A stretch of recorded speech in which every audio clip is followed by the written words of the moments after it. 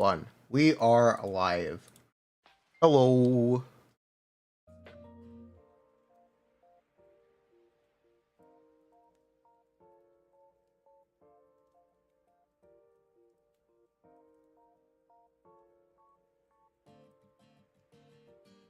At you correctly on YouTube.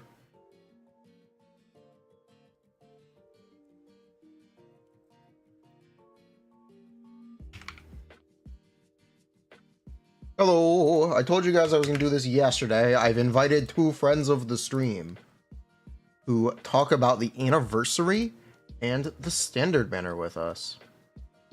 So, hello, would you like to introduce yourselves? I guess not. Hello. I don't really have anything to say. Like, I do guides on YouTube, I guess. You introduce yourself with your name. Oh, yeah, I'm Rivena. I'm bad at this, okay? And where people can follow you. On YouTube. Man, I fucking hate self-promo. It's all good. No, you're fine. And then, hello everyone. My name's Leifa. Well, you can find me on Twitch at LeifaVT. I do a lot of theorycrafting for this game, probably too much.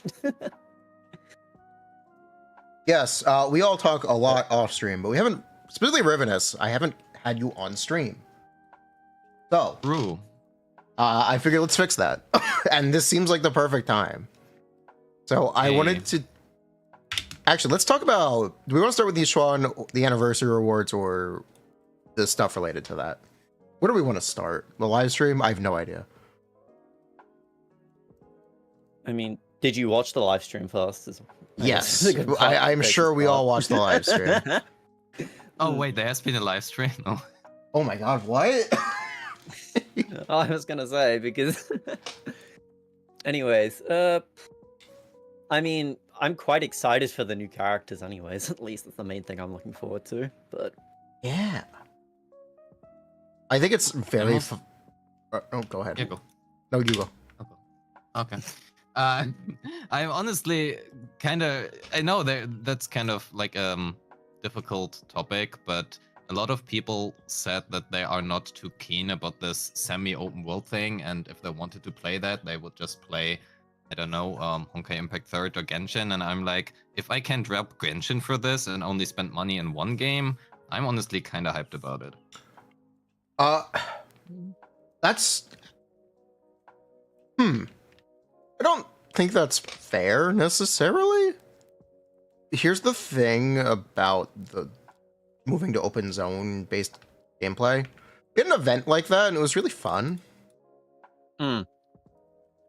It's also not a fully open world, which doesn't really matter.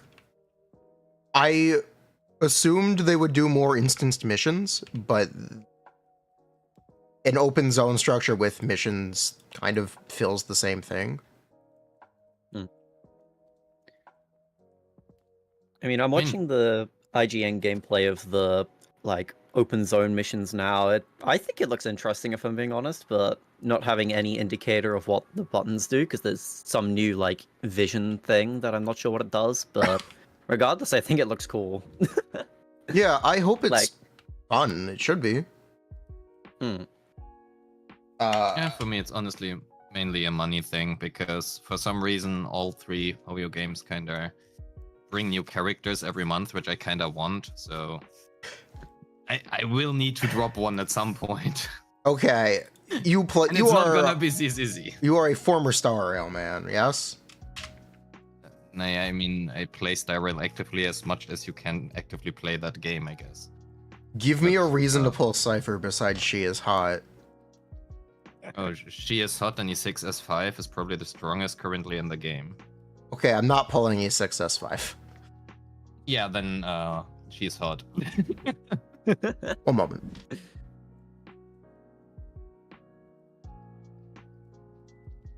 I mean, I can't really speak on Star Rail, considering my amount of time playing Star Rail is pretty much I log on, I farm Castaree's pieces looking for a new body piece, and then I log off. I don't do the endgame modes at this point anymore.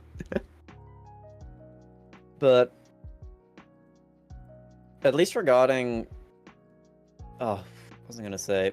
Regarding Yishuan, the gameplay we have, at least again from the IGN video, is pretty bad, but the what do you call it? The adrenaline mechanic? I'm kind of worried it's not different enough from energy. Like, they've said that it's different, but I don't know, it looks just like golden energy to me. Has a different color. I mean, yeah, it has a different color, but does it do something else, or did they just decide to make her energy orange? I mean, it is different even if it just is different color. That, you know. I guess. Yeah, I kind of agree. It doesn't really look that different. I guess it kind of makes anything ER related pretty useless on her, probably. Or actually, if it's a unique meter, fair enough. Did they mention if she has... Oh, I need to remember what they said in the live stream now. Because just watching this gameplay is not helpful enough to me. Because it's just mashing buttons. Where's the live stream?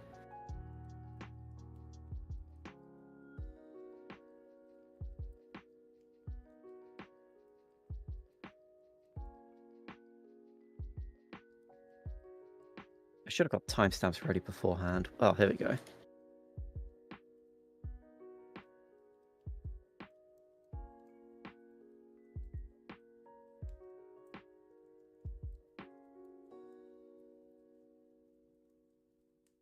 So sorry. Okay. You're alright. Convince me to pull Cypher. I thought we are talking about ZZZ here. Oh, okay. I don't know. Jason left and I moved on to another topic because I don't know Star Red stuff. Okay. What are we talking about then? I was just looking at the IGN gameplay, and I'm curious if adrenaline is actually going to be any different to energy, or if they've just said, "Nah, fuck off with energy." Because yeah, so giving it a different name seems to imply that energy regen stuff won't benefit adrenaline. Seems to be the implication. Like, yeah, I think honestly it's pretty smart because Rupture already has its, well, let's call it unique mechanic where you simply ignore the defense, and if they happen to bring out a support in the future, which is a pure energy support, essentially granting infinite energy to the team, they would need to balance that around Rupture as well, and this way they can basically just ignore that class. I think that's a negative thing. I actually think that's inherently negative. Oh yeah, for the player, 100%, but for the company, for the game designers, even it's for 100% the positive. Game designers, I think it's a negative thing. I'll say that. You want characters to be able to benefit from new supports. As a player and as a developer. When characters stop benefiting from new supports is when they die. Essentially. Yeah, but that can be an intention as well, right? Because that way they can just force a new meta, just like they did with Super Break and HSR. Yeah, they push the gimmick for a year and then drop it like a potato. Yes. Yeah, exactly. They can do that, and it Rupture really sucks for the player. Well, if anything, that could happen to Rupture. Yeah, I mean, currently bosses all have the same defense. Yes. I don't think they're really going to change that regardless. I don't think we'll get lower defense bosses at least anyway. I think they'll make higher defense enemies, and that will reward you for playing Rupture agents. I don't know if they're in 2.0, but I feel like it could very easily happen, especially... It's very easy to just do that. It's really very easy. Which is the big concern about a character that completely ignores death. It completely invalidates entire stat lines on main stats and substats and entire supports. I mean, at least Nicole still gives a lot of stats outside of the defense down, but the defense down is kind of the main selling point. That is the main stat she gives. And then Rena's just completely useless because get fucked. I mean, technically saying give Game Ball to Nicole, and she gives like what 36% crit rate. Is it actually that much? I know it's 15%. Game Ball is 20% at Yeah. P5, isn't it? Oh wow. Yeah, and then you have the M6, which gives 15%, so 35%. Oh, You do okay. well. I mean, Cool, at but that you point, but you just put the game ball on Astra. sure. The only point being here, you know, if you really want crit rate and you can just solely focus on crit damage and. But did they said on the live stream that she Can you scales of HP, right? Yes. They did. I have a question. Is there even a DPS that you can put plus 35 crit rate on? And have them be buildable? Is there a single Can be. character you can do that for? I know. Good point, because one of the new sets gives her 12 crit rate, so she's Her gonna have 12 at least. Engine gives her crit rate. Her Ascension is crit rate. That's a lot of crit rate. I'm trying to think. Is there anyone that just gives themselves tons of crit damage? No. It was Anby, and then Anby still gave herself 25 crit rate. Or 24 crit rate. 22? I think it's 22. Hugo has a good amount of crit rate as well. Yes, he does. Evelyn does. The closest one is Miyabi. I mean, Ellen usually gives herself just crit damage, right? Her SIG is 40 crit rate. It's 44. Okay, ignore her SIG. Let's put a better weapon on her. What is the better weapon? There is none. That just I don't Hugo's know. weapon Use is Heartstring close, Nocturne. Let me cope, okay? Oh, here's It's the still new 24 crit rate. Put Brimstone on her. I don't fucking know. Yeah. Yeah. Brimstone Goat.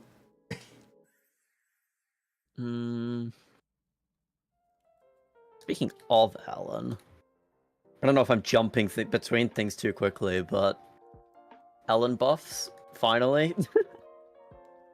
Took them long enough. I think it's so necessary. It is. It is super early in the game. But because it's so early, even a small buff is significant. Because she's not... She's pretty far behind, but she's not as far behind as she could be if they waited a little bit longer. We see this in Star Rail, where a lot of the 1.0 characters are so bad, even if you double them, they're still bad. You can do a lot with Ellen, just giving her like 50 or even double her damage. It would be really good. The other thing about Ellen is she is provably still the game's most popular agent. And the game's most owned agent. Well, being the first banner in 1.0 will do that to you, honestly. Yes. But it's significant. And the big reason in my opinion, that I was holding on to the idea that the Ellen boss would be in 2.0 when you all doubted, it's because of the returning player experience. You want returning players to be able to play their Ellen if they dropped off in 1.0 and have a good experience with the new update and not be that is a good point. ramming into a wall. Very good point, yes. That was the primary reason I really thought they would hit in 2.0. Yeah, I have my reasons for thinking otherwise, but I expected them to announce it earlier, but I guess 2.0 livestream does make sense. Like, they only said they will come in Season 2. They didn't say when specifically, is why I thought later. But... Also, it is official. Zenless Zone Zero will have its first buffed agent before Honkai Star Rail, and Honkai Star Rails were announced 6 months ago. Was it actually 6 months ago? Yeah, they announced it in the 3.0 livestream. Wow. I think more than 6 months ago. God. I mean, that's another reason to think they weren't coming later if Star Rail is this far in and we still don't have them. Crazy. But Star Rail is also doing them specifically for the Fate update, which again is the idea to draw in returning players and make sure they don't have the worst experience in the world. True. It's the same thought process with the timing for the buff. We also know basically nothing about the Ellen boss besides what they showed.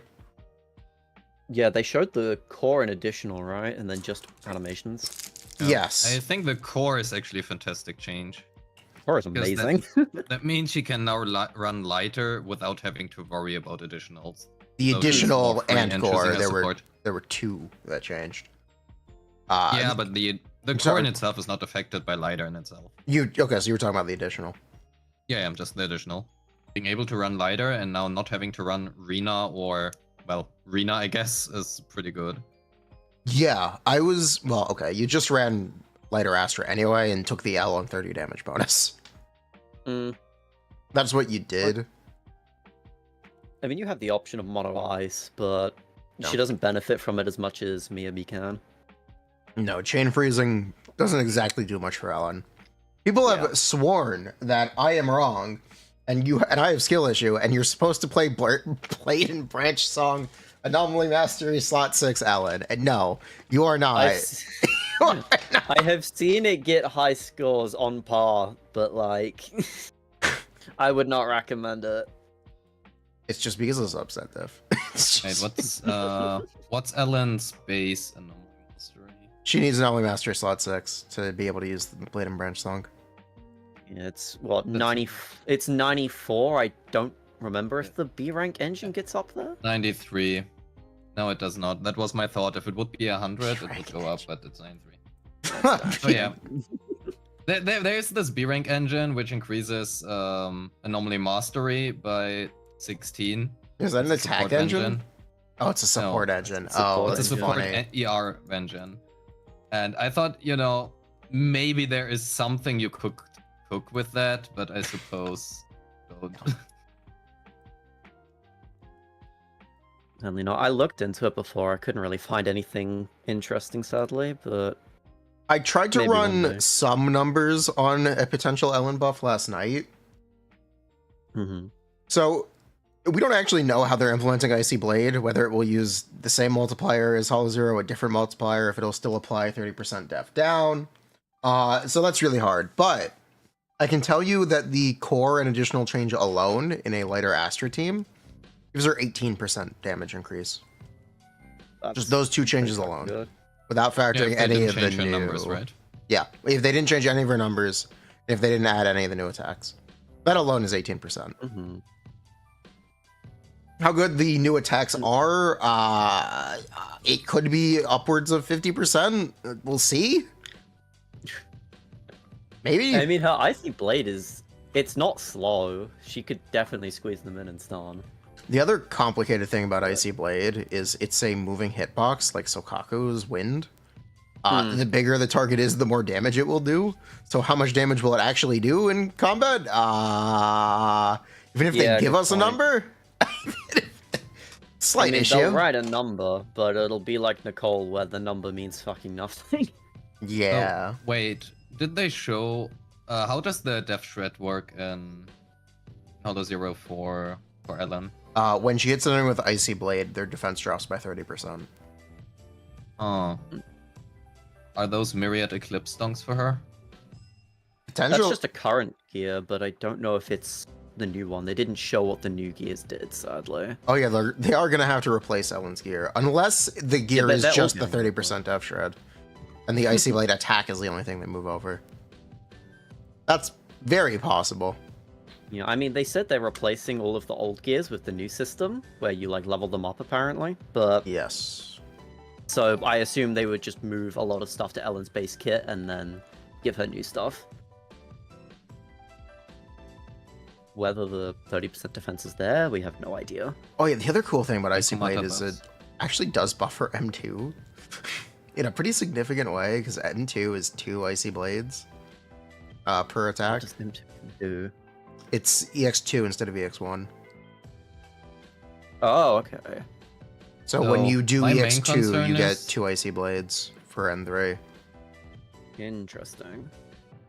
So the main problem I have with Ellen is that her charged attack just feels so shitty to play for me. Wouldn't it be cool if it had iframes? It would also be cool if it could parry attacks, and they actually did show that in the lives. Yes, they did. So God. that's a cool thing. So basically what I hope for mostly, damage aside, is that they make her less awkward to play, especially against high frequently attacking enemies. I don't know, if we just look at the new boss, that guy attacks like 10 times within 1 second. Isn't that just the mechanic though?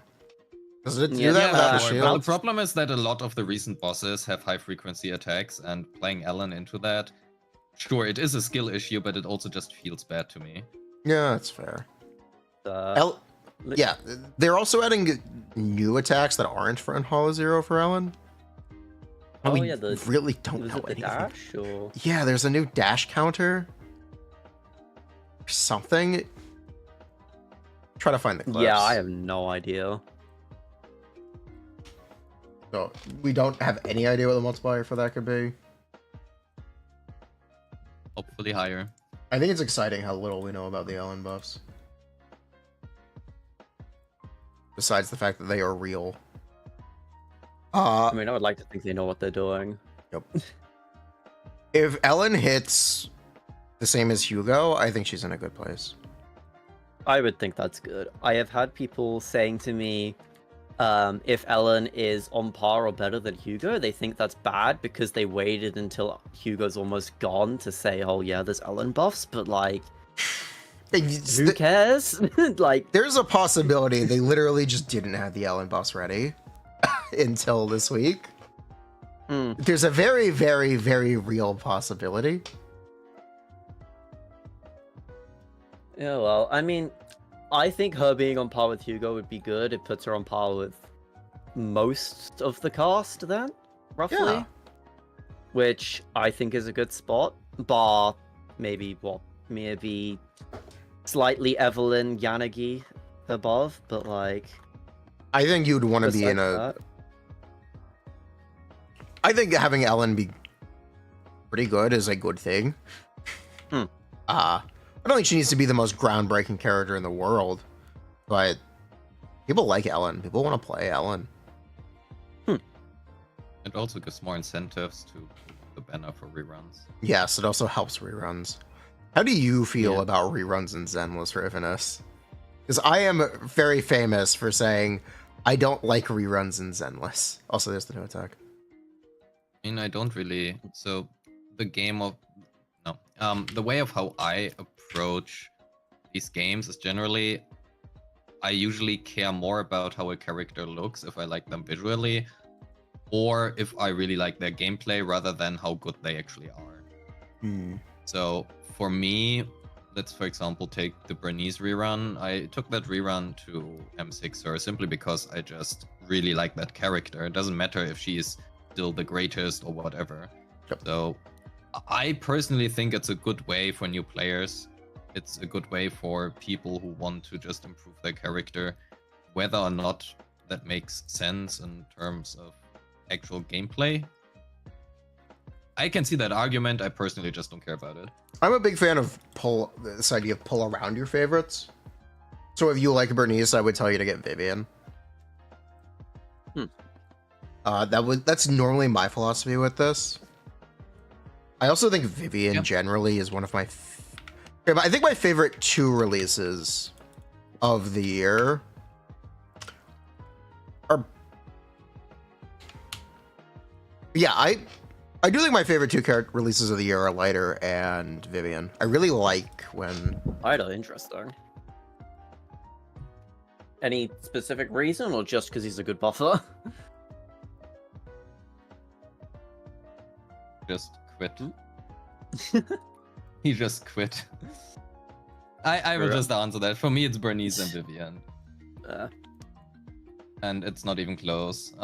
Even though looking at the animations from Yejuan, she might become my new favorite character gameplay-wise. She looks so good. She does look cool. At least for me right now, I think my favorites have been Yanagi and then Vivian. So I'm glad both of them work very well together. But in terms of attackers, I liked Sandy, but it's like I already have an electric DPS. I pulled her anyways, but if I want to use an electric DPS, I usually use Yanagi. Yeah, fair enough. Personally, Oh yeah, that also was a very interesting topic, which Luck Gamer has talked about recently. But let's do that later because I would like to know Jason's opinion as well. But for me personally, I just don't really, like even if I make like calculations or whatever, that's mainly for myself to know stuff and also to give the information to other people. They can trust it, they cannot trust it. Everything has a certain bias anyway. And for me, even if I would not recommend to play people, I don't know, there's like, as far as we can see from the live stream, during the entire boss fight, she applied like one anomaly, Gijon, I mean. So she's probably not really good with Vivian, but I just like playing Vivian, so I will play that team even if it's not necessarily good in the end. I don't know. I talked about the Ellen thing. I have tried Aster, Vivian, and an attack agent. I really, really wanted to believe it. Or I wanted to give it a fair try, okay? So I put a day aside and I played it on stream. It's not great. It's really quite bad. It's really quite... I mean, I don't know what you were expecting. I did try it. I tried Aster, Vivian, Dog Drag. I don't think it's very good. More power to the people, though. It's not like it's completely impossible to have fun with and play. No, I mean, you can clear with it if that's all you care about, but... Yeah, I think that is always like one thing. You have to keep in mind the people who usually watch guides are... I mean, it depends obviously on the guide. So for example, for J-Stern, these people want to optimize their shit to the maximum. So if he would say, go and play Vivian, and they get a 20k clear, they would be like, the fuck did you recommend to me? Yeah. But the people who watch like more casual guides, they usually want to know how to play a character, what is their best possible equipment, and then just hope they hit 20k. And then they're good with it. I would give you the other side of that. Sure. 20k isn't exact. Okay, it is easy, but for a lot of people, it's not. And it's easy to take for granted. To the point where suboptimal teams may not clear for a lot of people. Or may not hit this imaginary threshold that they see as good enough, whether that's 20k or 30k. Or 40k. Agree. A lot of people can take that stuff for granted. I would never go out of my way and tell people, yo, go play Ellen Vivian. I would just say, if you want to play it, I have been able to clear it, I just would not recommend it. That's like, tell people that in theory it can work well enough to clear the stage if you know what you are doing, but it is not something I would necessarily recommend. I mean, at least in my case, at least to me, there are a lot of teams that can get 20k, can get 14k even. So I'm less likely to mention them if they're only just about getting that. Because I feel if there are enough options that are just about getting that, then it doesn't really matter to mention, and if someone really wanted to play it, they would anyways. Yeah, I guess that is the other side of it. Could you play Triple Anomaly? Yeah. Yeah, but do you need to recommend it or talk about it? Not really. Not necessarily, unless people want my thoughts specifically, I guess. Yeah. I actually disagree with that. Okay. And the only reason I disagree is because of the comment section of my videos. There are such an enormous amount of people who ask for the most ridiculous teams simply because they want to play this team. However, if you tell them, I would not play this team, they actually will not play it. They are like, hey, I want to play Vivian with Ellen, but is that team good enough? And then you tell them, I would not play it, I don't think it's good, and then they don't play it. It is actually very impressive how much people listen to that. Sure, you obviously also have the other side, but... I actually subscribe to a bit of a different philosophy with this stuff, which is, tell me how to do something, don't tell me how to not do it. So it's a way to simplify instructions. If you give a million warnings and disclaimers, people won't read them. If you tell people how to do something directly, or what to do directly, they're less likely to make mistakes. Oh yeah, sure. But, it's often that, I'm not necessarily different from that, because if I want to play Vivian in every single team possible, I will at least try it. But there are people who just don't want to do that in the first place. They just want to know, is there a chance? What do you think about this? And if you tell them, I don't think it's good, they don't even ask. They don't even attempt it. They don't even care anymore after that point. It's like really interesting. I think the inverse of that is people wouldn't even have, some people wouldn't have even thought about it until you had mentioned it. I mean, yeah, sure, that also exists. That you are spotlighting that and essentially projecting it. So people are thinking about it when they otherwise wouldn't be. Oh, for surely that exists too. But as far as I have read on Reddit, there seem to be quite a lot of people who want to play Yijuan with Vivian, for example. Yes, I got a lot of comments about it, which is why I decided to try to play it with Ellen and Jian and who else did I try it with? Who else? Someone else. So I did give it a good, honest try because people asked. And because people asked and I tried it, I am comfortable not commenting on it. Because I do not want to bring more attention to it. I want people to know, hey, these are the Yijuan teams I recommend. Period. That's what I want it to be. I don't want confusion. Yeah. I think my issue is if I see enough people asking about a team, like as Riv mentioned, I've seen a lot of people saying Vivian Astra for Yijuan. I would probably mention it just because I see so much talk on it. Like, I remember... if we stop talking about it, it will disappear. Yeah. I don't think so. This side of it. I would rather say, hey, I see a lot of people asking about this. I don't think it's good, but you can clear with it. Personally, that's how I would tackle it. That's how I tackled Triple Anomaly with Vivian, but... yeah, I mean, both approaches are fine. If it's not something you would recommend, you don't have to talk about it at all. No.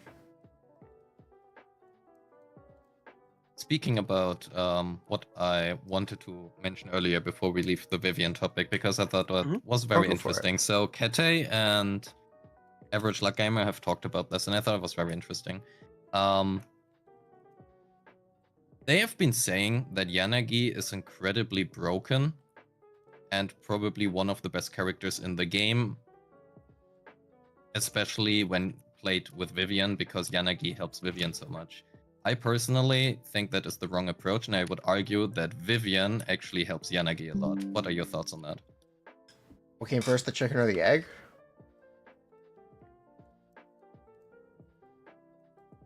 I mean... Yanagi Vivian is one of my favorite teams. I've been the one advertising for it, primarily. Oh yeah, sure, but the question was not whether or not you think the team is good, but whether or not you think Yanagi is broken, and because Yanagi is broken, Vivian is good, or Yanagi is a good character, but she now becomes very good because Vivian is very good. I actually do have quite a few thoughts on this, but I'm curious, like, do they think she's broken specifically because Vivian exists? Or was it due to other things as well? Because I've not seen their video. It was on live stream. It okay. was more of a generic thing, like she's generically broken with Anomaly, but for what reason? Vivian just I think Yanagi is currently our best Anomaly DPS agent, who is a DPS, or who is an Anomaly agent. I think that's reasonable. Because I have my reasons back from when she released for why I thought she was going to be very good and why I thought she's going to last quite a while. And it's mainly because of how Disorder works specifically. For people that don't know, Disorder actually does elemental damage based on the original Disorder as well. So if you Disorder Burn, it does fire Disorder damage, which technically lets Yanagi target different resistances. So even if it's an electric resistant fight... Even if it's an electric resistant fight, you can still target the minus 20% res on fire, assuming your fire anomaly character's stats are good enough. That's one reason I think that she's been quite nice, personally. I think the downside of that is you But- still actually do need to fill up your electric anomaly. It is noticeable when you are crashing Yanagi into electric resistance. Oh, for sure. To the point where I would just straight up say, don't do it. Well, you could argue that makes her resistant, but I think that doesn't exactly matter. I think it's still too much of a downside. I mean, for sure, fighting into electric resistance certainly hurts build up. It's definitely not something to ignore. It's more so if an enemy has, it's like if it's a neutral fight, I'm happy to take Yanagi into a neutral fight. Okay. And then if there's just another weakness on there, then well, she then benefits from an extra free 20% resistance at times. Here's a take. I think electric weakness is technically more important for the team than ether weakness. Because Yanagi's build-up is much lower than Vivian's. That's true. I don't know if I want to say this, but I would argue having electric on your account in general is more important than having, say, ether on your account, just because a lot of ether weak enemies are ice weak at the same time. So the most populated attributes are electric and fizz for DPS agents. You are pretty likely to have an electric DPS. You are pretty unlikely to have an ether DPS because there are literally 2 if we count Yishan. So there are 5 fizz DPSs and 5 electric DPSs. Yeah, and Where then are the fizz weak enemies? Well, that's a good question. Where are the fizz weak enemies? The fizz characters are they're not irrelevant. Piper and Jane do well, but Vivian's helping them a lot, who is, well, one of our only ether characters. Yes. Even if it wouldn't be Vivian, even against like stuff like Pompeii, like Jane actually has a surprisingly good matchup into Pompeii simply because due to the attack frequency. But I think in that case, the she fight is either has outscaled Jane's ability to play into it. Oh yeah, Jane alone for sure. But the thing, what I meant to say is, even though the matchup is surprisingly fine for her, she is hard carried by either Bernice or now Vivian, instead of the matchup actually being good, or well, her being good. Right. Which is sad in its own way. But I think the complicated thing is you do somewhat need to talk about literal damage. It doesn't matter if Jane is a mechanically good matchup if she isn't doing enough damage to do well. Yeah, I mean, I don't Which have... is the frustrating thing about Jane. I mean, I have Jane and Bernice. I don't have their signatures, but at least me playing into Pompeii with Jane Bernice, it was fine when Deadly Assault first came out. Over time, the scores have gotten worse to the point where I'm not happy with it. Yeah. Whereas playing Jane Vivian, I am significantly more happy with the performance of that team. I think even on Fire Weakness right now, Vivian has outscaled. It's more so an issue with Bernice, I think. She's burn and not really anything else on top of that. She's 3-second burn duration, which increases disorder damage. Yeah. That's what the kit is. But I mean, Vivian has disorder damage bonus in her kit. She does. Corruption. So and then she has that on top of the Ablooms, which she didn't even need if she wanted to compete with Bernice, but... Okay, but we wouldn't have gotten a meme without that, so... I love Bernice. I wish... I do really love Bernice. I love the design. I love the personality. I think she's fun. I really do love Bernice. I don't want that to get construed. No, I also think like Vivian older otherwise has it's a lot more difficult to use Bernice than it was, which is it's really unfortunate.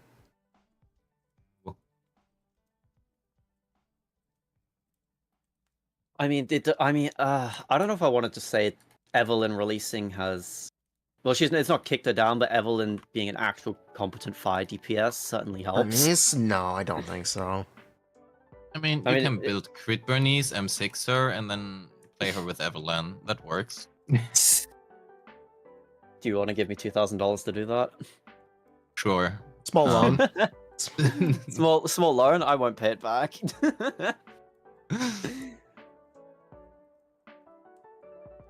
Speaking of fire characters, have we talked about anything with Jufufu yet? No, we haven't. That's the best agent in 2.0, though. That's the ball cat. She's adorable. I like her a lot. Jufufu is the actual best agent in 2.0. It's a fact. I don't know anything. They said... Let me double check specifically what they said on her kit. At least in the press release, we have... that she boosts crit damage and chain and alt damage bonus. We know those Yishuan two, doesn't use attack, so maybe she'll benefit more from crit buffs than other agents. Potentially. I mean, she also has 2 ultimates, so having 2 ultimates also helps ultimate damage bonus. Oh, probably. yeah. Yes, probably. Yes, probably. I mean, it should be decent scaling at least. There we go. Let me double check what they actually said about Fufu. Cool. Please don't call her a cat. Okay, she is not a cat. She is a tiger. She is not a cat. She is a tiger. The stream Wait, said, please that's- do not call her a cat. I thought you were going to say the press release said that. Oh, no, it doesn't. I don't think it... They don't say much on her. They should say They more. They quite literally say, Jufufu and her mighty weapon Hule can accumulate might and momentum to do Hule? physical and fire damage. From Honkai Star Rail? Not Hule. Oh my god. She's literally whipping him around. They don't even say that she does aftershocks or days, but they say it in the stream. They don't even say what the panda does in the press release. That's Jufufu is really not a funny. cat. Yishuan is not a Void Hunter. Can we talk about Void Hunter level? Void Hunter No, don't get me started on Don't get me started on rivaling that. power? Don't get me started. I'm so pissed off with that shit. Quote from the live stream, the Void Hunter level investigator. They said it 4 times in the stream alone. They've said it in the press release. They said it when they first revealed. It'd be really funny if she's just not great because she's not a Void Hunter. Oh Like, man, that would be really funny. That'd be I'm the sure ultimate community would punchline. appreciate that. It really would be the ultimate punchline. like, if they're gonna say Void Hunter level, like, they literally said when they introduced her kit, let's look at Yishuan, the formidable power on par with a Void Hunter. Very close quote, and it's like, okay, if you're gonna hype her up this much, is she actually gonna be Miyabi too, or are they bullshitting me? Probably. Because I don't know numbers. There's the gimmick about Rupture, which is that it completely ignores enemy defense. So Yeah, that's what I've I'm been worried telling about. people is it doesn't even matter if she does more or less damage than Miyabi. It's completely irrelevant because she completely ignores defense. And that is something that is very easy to cater to. That's Did you true. know completely ignoring defense is a 50% damage increase on current defense? On bosses, or? Current enemies. Yeah. 54%, right? No. Yes. That's what happens when you remove the def multiplier. Now, what if they made the base def multiplier higher? Just for Yishan. That would be really funny. I mean, it just effectively makes her, quote-unquote, do more damage because other agents It makes, do less. yes, it makes her do more damage because other agents do less.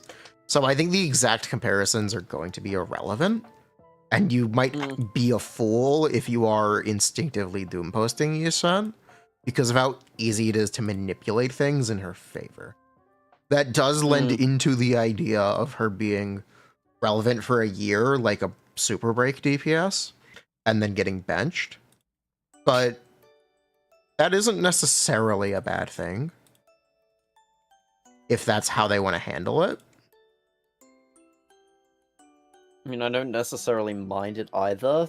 Like, even after a year, we're not getting significant... Like, Deadly Assault's not really received any updates whatsoever. So... You got I one don't new think we're gonna- boss.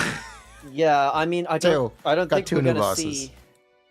Have we had to? Oh, we got Bringer. Well, no, We got, Bringer was in the no, same we got update, wasn't it? Notorious Pompeii and Notorious Oh, Dead End yeah. Butcher. Mm. Those were the then- new ball. Actually, okay, Notorious Pompeii was there day one, Yeah, except he wasn't implemented. They took him out of the opening lineups, so technically it's Yeah. only one. It's just, I don't think they're going to release a ton of Deadly Assault bosses for the next year, because we've barely been getting weekly bosses as is. So, at least in endgame content, the only place we're going to see necessarily new enemies would be Shiyu defense. I actually want to address a comment. I see someone said it's easy to manipulate things into Miyabi's favor. Yeah, they do. They have. They have been. I don't know if you seen the Deadly noticed. Assault bosses? I don't know if you noticed, but they have been. It's why I would like more Deadly Assault bosses, because I'm like, what, 3 of them are almost directly catered to Miyabi? Yes. Like, we have Marionette that gives ice and electric damage bonus. That one's not We have... really okay. That It's one's not catered to necessarily a couple for people. her, but That was not it's more so- specifically targeted. Bringer and It's not Notorious specifically Dead End for Butcher are specifically targeted Miyabi bosses. yeah, those two, yes. It's more so me finding it funny they released Notorious Marionette in the same update, and it's ice and electric specifically. You could argue it's for Haramasa as well, but the fact that Yanagi Miyabi works so well, it's kind of telling to me that they wanted her to do well into it. And then the other Ice Week boss is just the weakest boss in Deadly Assault, so it doesn't even matter. It is literally the easy fight, yes. I think they should really do a Fizz boss. They should have done it. They should do a Fizz boss. It My makes this solution incredibly for fun. adding... Okay, here's the thing about Deadly Assault. It's somewhat a repetitive game mode when they don't continuously introduce bosses. The changing buffs isn't enough to add variety. What I think could be fun is if you tweak the matchups each time, you can change the weakness and resistance on a boss. Or just change the weakness. I would really like if they did that. Just to shuffle it around. They don't even need to recolor the enemies. Just like, what if Marionette was Fire Weak once? What if Bringer was Fizz Weak once? I would really like if they did that. I don't know if I expect it, but... I wouldn't expect it, but it's a simple way to add variety to the game mode. It will, Just by like, changing matchups. Without changing the fights. Like, one day you could suddenly have Jane scoring extremely well into Butcher just because it's Fizz Ether Week rather than Ether Ice Week, for example. Yeah. It also makes you think more about it instead of playing the same teams every time against an enemy. Because now we're basically trained to see this enemy play this team. Yeah. It is somewhat a variety of challenge. And then... Actually, to go back, sorry, I'm wondering, did they say anything on Panyan Hu in the stream? I don't remember. Yes. They showed his gameplay, they talk about Panyan Hu. Yeah, I mean, he has essentially one team, so... Yeah. Yeah, What? it's hard out here to buff a single agent. How many Rupture agents do we think we'll get this year? Ooh. Good question. I said 3. I also would have said 3. I don't know why. It just feels like... It feels like 3. I feel if I say 4, it feels weird because it means you're leaving out one element, assuming they're all different elements. Is? I mean, okay, good point. Good point. I don't know. I would like Alice to be a Rupture agent, but if she's Electric Rupture, then boy, I have every electric DPS. I will be fucked. I don't need another electric DPS right now. So many electric DPS, so many Fizz DPS. It can't all be electric and Fizz. I need Okay. a fire DPS on my account. I'll be honest. I didn't pull Evelyn's. You pulled Anby. Make crit Bernice work. True. With, At this point, I with should. the thing is, with Aftershock now being a thing, you actually can trigger her afterburns while she's on field. Oh, that's clever. I mean, you can trigger them while she's on field regardless with Vivian, because the poison triggers them. Oh yeah, sure, that as well. And then But you have that's not stuff like crit Bernice. Astra Yeah, can fair. trigger it as well with her Tremulous. Then you have Pulchra and Trigger who can trigger it. And likely, if Jufufu also does off-field stuff, and I mean, they did show that, that would work as well. Yeah, they showed the aftershocks. And if you have a well-built crit Bernice, they hit 420k per Aftershock, so once every 1.5 seconds. Is that M6? No, that is M0. Okay. It's 100k at M0, and at M6 you can go up to 120, 130k out of stun. Nice. Mm-hmm. Big bunnies. I mean, nowadays it's not that much anymore, but it's serviceable enough that you can on-field her and still get like 40k against Pompeii or something. It's like Soldier 11, basically. Did you? Oh yeah, did you pull Lighter this rerun? Speaking of I which, haven't, no. I was asking I pulled Rivenus, for him. as I know he Oh, didn't sorry. pull him originally. Yeah, I know he didn't as well, but... Pulling males in my waifu Gunnar game. I guess that answers the question. Bruh. I did pull for Lighter on the first banner, but I lost 50-50, and then I said, fuck it, I'll carry that over. Got Miyabi in the next temple. I should have just kept going. Yeah, well, I probably won't pick him up at this point. I don't think he's a bad pickup on a rerun. I am like half between telling people to pull him because he's also been good with Ellen.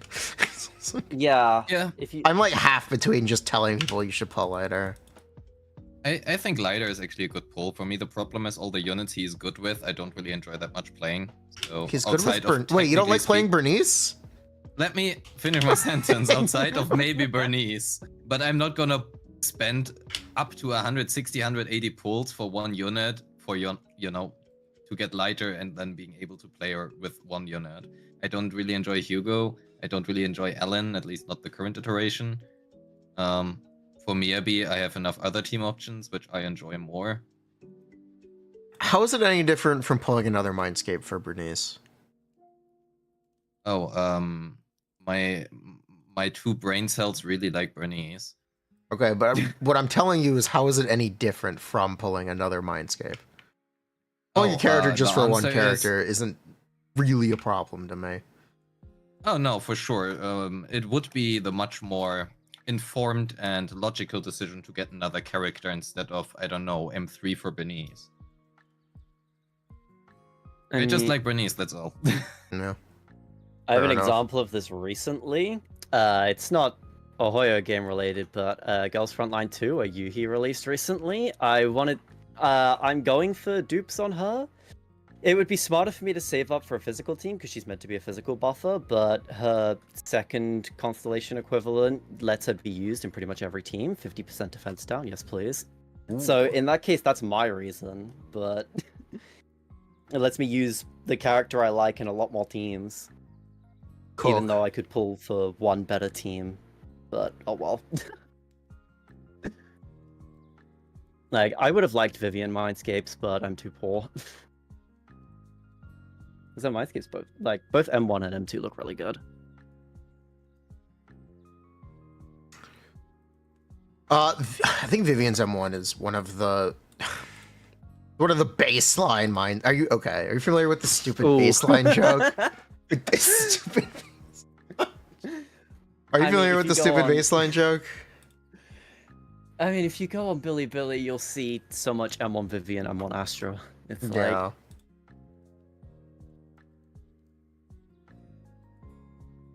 Would I recommend would I recommend it? Sure, if you want it.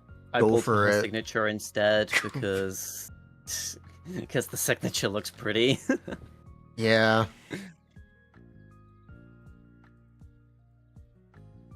With the engine, I really like attack slot 6 on Vivian, actually. That's what I play the most. Yeah, that is actually what I play the most on Vivian. I do Vivian Yanagi, I run Anomaly Mastery on Yanagi and attack on Vivian. Yeah, I actually think it doesn't matter too much whether you run a tick or Anomaly Mastery. I also run two-piece pen, and your website keeps telling me my set choice isn't valid. It's wrong. It's very good. Oh, did I not fix that yet? No. Oh, I maybe should do that. Yeah, SMH my head. Do some cleanup. I should actually double check on your website if Sambi's base attack is still wrong, because no, it's I remember fixing that. before. Oh, okay. Because I remember it's still trying to get me to change the slot 5 attack. Fuck off website. It's because there of solo calcs. Do you have it? I mean, it's not. Oh, it's not. I mean, anymore?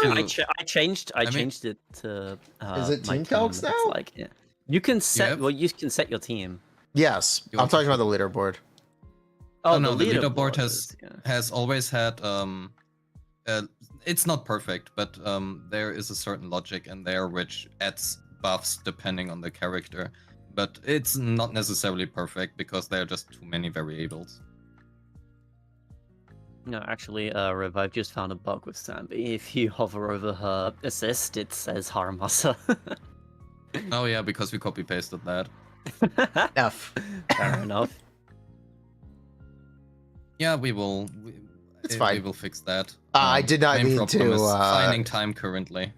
Yeah, I did not mean to come at you for the website. I think it's very clever and very well done. I just wanted to mention it. SMH.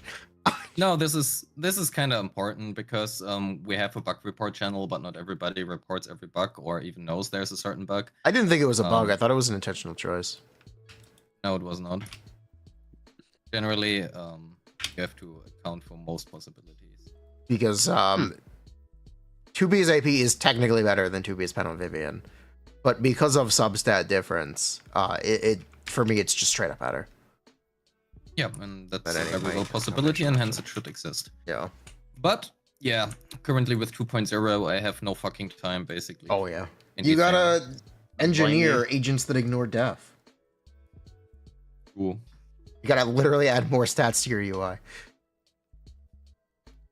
Alright. AMS. Yeah, sheer force. How is Anchor gonna... The Anchor's probably just gonna replace stats, I imagine. I imagine that's what they'll do. Because not every agent has sheer force, as far as we're currently aware. Maybe agents will get sheer force retroactively put in. I mean, probably not. They mentioned it was a Rupture specific thing, so probably not. It's not. But it's not impossible. Possible for them to go, hey, this attack on this agent is considered a sheer attack. True. And their sheer force is derived from this, this, and this. It's not. Yeah, they would have to specify impossible. that character gets sheer force outside of the normal ways. Yeah. Because where do they mention it? Yeah, they mention in the press release that Yishan deals all damage based on sheer force, increased based on her attack and max HP. Oh. So they can just do that. They can do that. So she uses attack and HP. Do we think she'll get full value from attack buffs? Or less? I think the fact that they're specifying HP as well makes me think they're going to want to focus on HP. All the gearing gives HP, yeah. But all of our, or most of our support agents. Oh, the 2-piece does as well, actually. Yeah.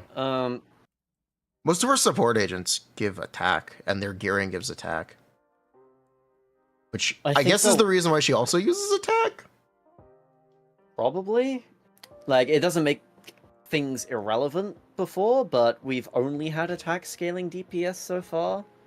Unless we count Ben's W engine.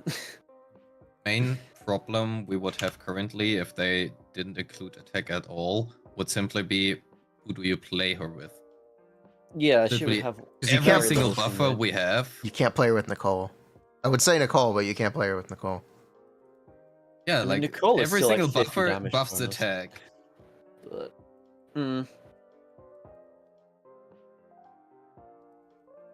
I was gonna say not everyone. We have Rina, but Rina doesn't work either. Rina doesn't work either. Speaking of Rina, would you guys like to talk about the actual reason I brought you here? Oh shit, yeah. Yeah, I want to talk about the standard banner. Who are you picking from the selector? Nekomata. Also Neko. What engine are you picking? Ooh, the engine, I'm not sure. And why Neko? I want the name card. You just give the same answer? Yeah, I mean, I have a M2. Oh my god. Oh my god. My option is M3 Neko or M0 Grace, because I have everyone else at M1, and I'm never going to use M0 Grace. Yeah, my option would be M1 Grace. I would never play Grace. M7 Lycon. Why would I do that? M7 Soldier 11. Why M7 would I do that? is +5 wishes. Yeah, but I already have them wishes is M6. interesting. You know, I could get 5 wishes, but I instead could just get Nekomata and hope to get her M6 somewhere to be able to actually use her and get her. Oh, you want to? Okay, so you do want to play Neko. I really like Neko. My main problem is just she's kind of not that great. Yeah. You know, I was looking at Neko's. I have a theory. I think Neko at one point was going to be the 1.0 limited agent instead of Ellen. I have a theory from her Mindscapes and her gearing. Because her Mindscapes are notably better than the other agents, and her engine is crit range stat. So the main thing is, if you have played her during any of the betas, the way of how she currently is, she is just literally a leftover from the beta. Yeah. She used to be very different, and then they just kind of scrapped everything. Tell me about this. I mean, Oh, I'll let Riv go on. He did a video on this, so... let me actually find it because I don't want to say anything. So in the second closed beta, wait, the first one, the second. Both? I mean, the first one was very different. The second one is closer to how the game is played currently. Yeah. So her additional ability gave her 20% fist damage when attacking stunned enemies, when there are at least 2 slash agents in your squad. That literally was just removed. Oh, it was a slash mechanic? I mean, it still exists They were in the very game. focused on that. Yeah, they still give it to everyone. They give it to... It doesn't actually do anything. Her it does it base, for one bang boo. Her base core passive has been that whenever her dodge counter hits an enemy, she gets 30% damage dealt. But they changed that to also do like quick assist. Also quick assist, yes. So you don't have to dodge. Yeah, that makes sense. And the problem is mainly from the first beta, but I'm trying to find it. Here. Where are the talents?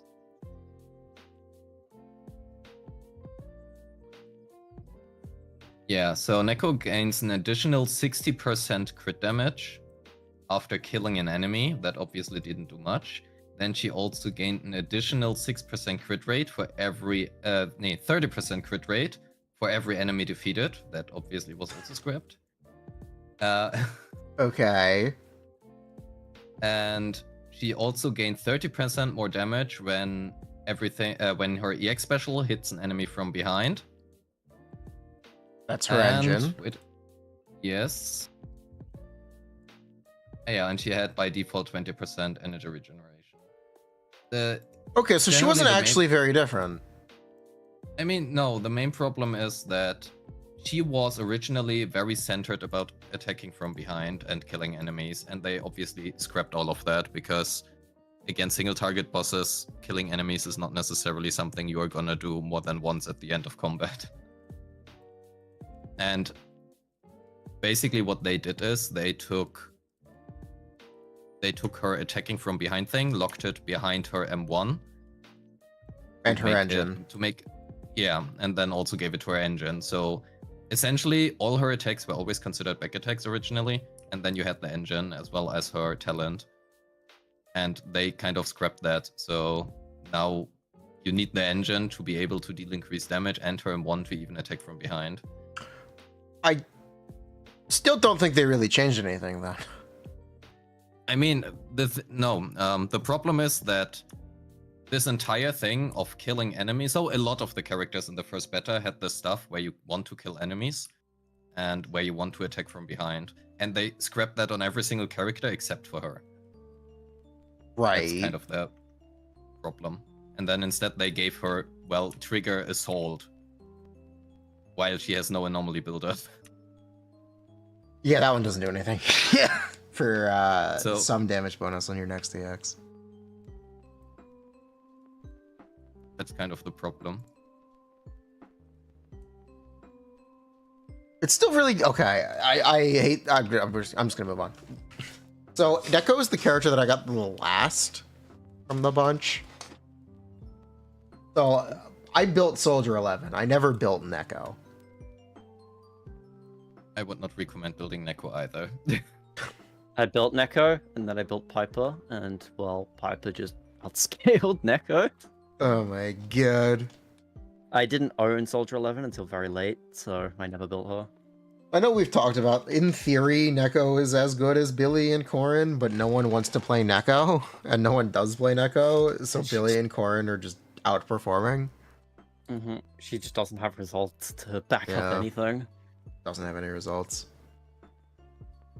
The only thing I would argue which plays a little bit in Neko's favor is that her mindscapes are actually good. So so the thing is, if you compare even M2 Neko to M6 Corrin or M6 Billy, she's still kind of outperformed. But the moment where you hit her M6, she at least has a higher ceiling than the other two.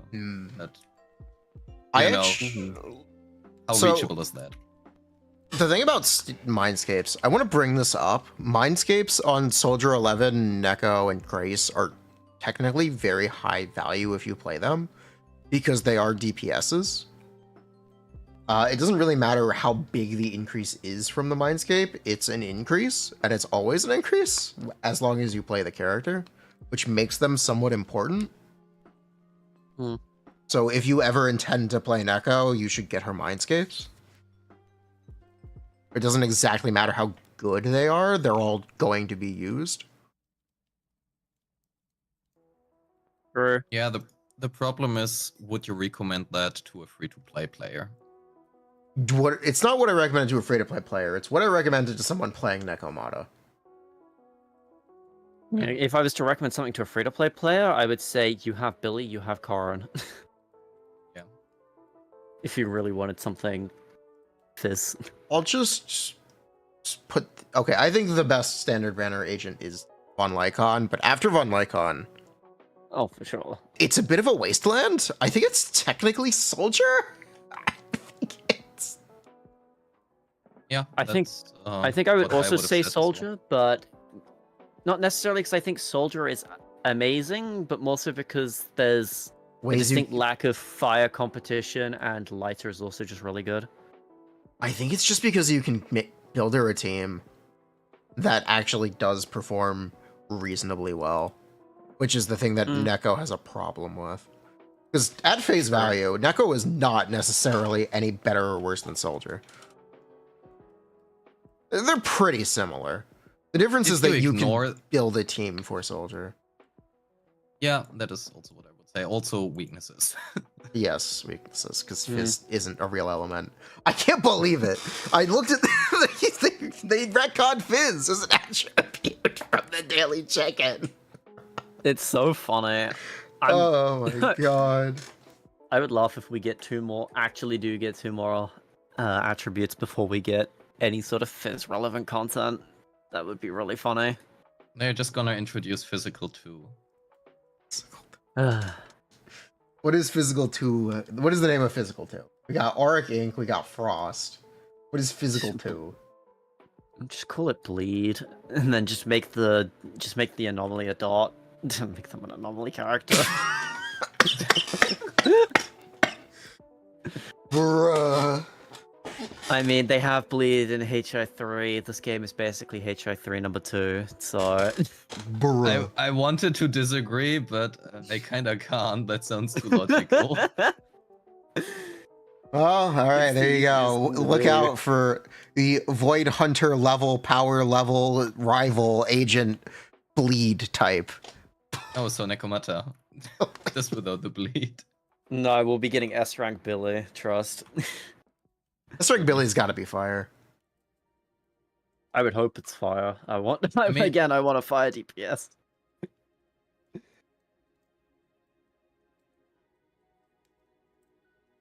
Riv, Yeah. we're speaking. No. Oh. Wow.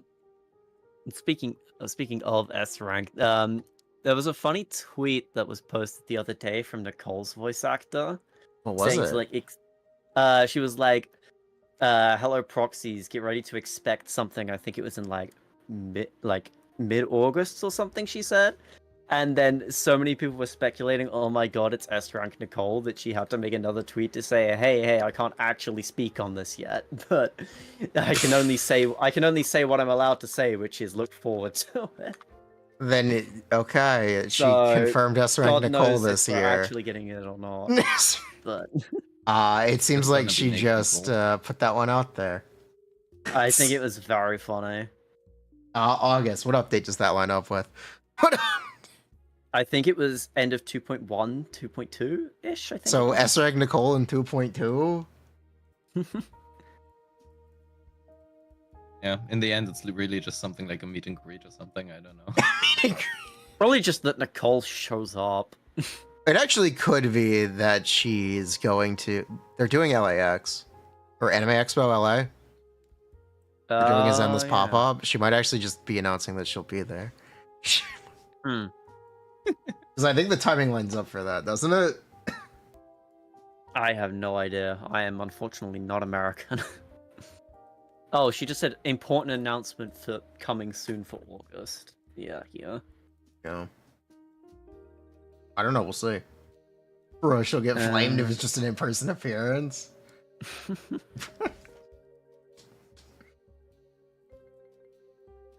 Nicole dies. Nicole dies. Wait, is Nicole the... Okay, wait, I think I like this. Nicole is a Rupture DPS. Thoughts? S rank would be Nicole kinda Rupture funny. DPS? That would be kind Sure. of funny. The defense down Ether character eruption. plus defense. Ether oh. Rupture. Physical... No, Nicole used to be Fizz in beta. She could be Physical Rupture. She was Fizz because they But then hadn't she would be finished trash. implementing Ether yet. Yes. Because technically Ether existed at the same Nicole is time. the true but... Void Hunter. Void Hunter Nicole. Sorry, Void Hunter level Nicole. Oh, don't say the level. Oh, I'm gonna guess. Nicole, the Void Hunter level investigator. I would, if they say Void Hunter level again for the next, like, tagged character, I'm going to cry. Just make everything a Void Hunter level at this point. I mean, that's the joke, right? It doesn't mean anything. Well, Or It's it means you literally have pointless. expectations. It's literally... it means you get a variant element, and it means you get a higher base attack weapon. Yeah. All it means. By now, that is just a phrase to heighten the sales, even though it doesn't mean anything. Yes, that is Yeah. also the... Will thing only about work it. once, though. You underestimate the community's power. Really. Yes. Imagine As long as- Yujuan is on a level of like Nekomata and everybody pulls for her because Void Hunter level. And then she turns out extremely trash, and now the community lost will not trust care. in the worth No. of They Void will Hunter save. level. They They will will... say Void Hunter level again, and people will be like, "Oh, that means Miyabi. It's not Grandmaster level like Ishan." No, Ah, they will okay, actually true. just take it at face value and go, yeah, East One's broken. You're wrong. Oh, Rude. fair enough. Yeah, it's your fault. Yeah, no. East One is actually broken. You're wrong. You're right. This I tactic forgot worked about forever in Genshin. No sheets. You would genuinely underestimate their power. D-Luke is OP, guys. Trust. Venti is OP, guys. Trust. Let's see. My C6 Yoimiya agrees, he's broken. Zhongli Besides is that, he OP, doesn't do guys, damage. trust. Raiden is Yeah, OP, boy. guys, trust. You genuinely underestimate their power. Okay, fair enough, convinced. Yes, people today still say Raiden is broken because she's an Archon. God. It's still a thing. It's still around.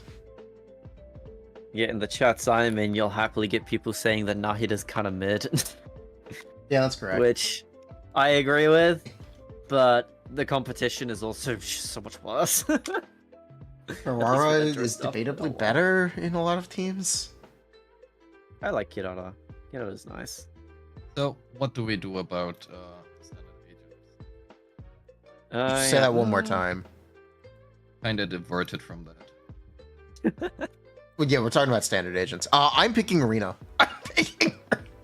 I'm at M5 Rena, and did you know Rena's M6 is literally better than her M1? Why would I want 10% pen when I could have 15 electric damage percent? You want less carpal tunnel, that is why you get M1. I'm sorry, it's true. Rena's M6 is technically better than M1. Why are we not batting at Rena's M6, people? Do you want to have- pay for my Rena M6? No. No. Exactly. There we go. Hmm. There we go. That is why we are not batting Rena's M6. Jesus Yeah. Christ, she's wearing nothing in her M6. Oh, you wait, you haven't seen all the M6? I have not seen it. No, Jesus Christ. This is Grace. No, I'm looking at Rena. She's wearing a bow, and that's basically it. Grace is wearing a blanket, and that's it. I actually think her M1 and M2 is kinda good for Anton Hadomasa. Grace's Mindscape art is literally she's in bed. It's literally she's Where is Grace? in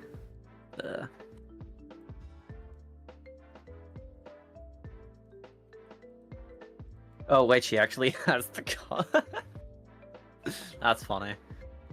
Except the feet take up more pixels than her face does. Bruh. Yes, I have M9 Yeah. Grace. But yeah, I think I'm actually gonna take Rena. I want M6. It gets us closer to 5 wishes back. But mostly it's I kind of do actually want 15 electric damage bonus. That's something I can see myself using for Yanagi. But that is most of the reason why I'm going to be picking Rena. Do you have a W engine decided already? I don't remember if we asked that or not. I don't. Okay, so I was gonna pick Steel Cushion because it's the only one I didn't have. I now have a Steel Cushion. Oh, okay. I now have so I'm not picking Steel Cushion. It's either gonna be Fusion Compiler or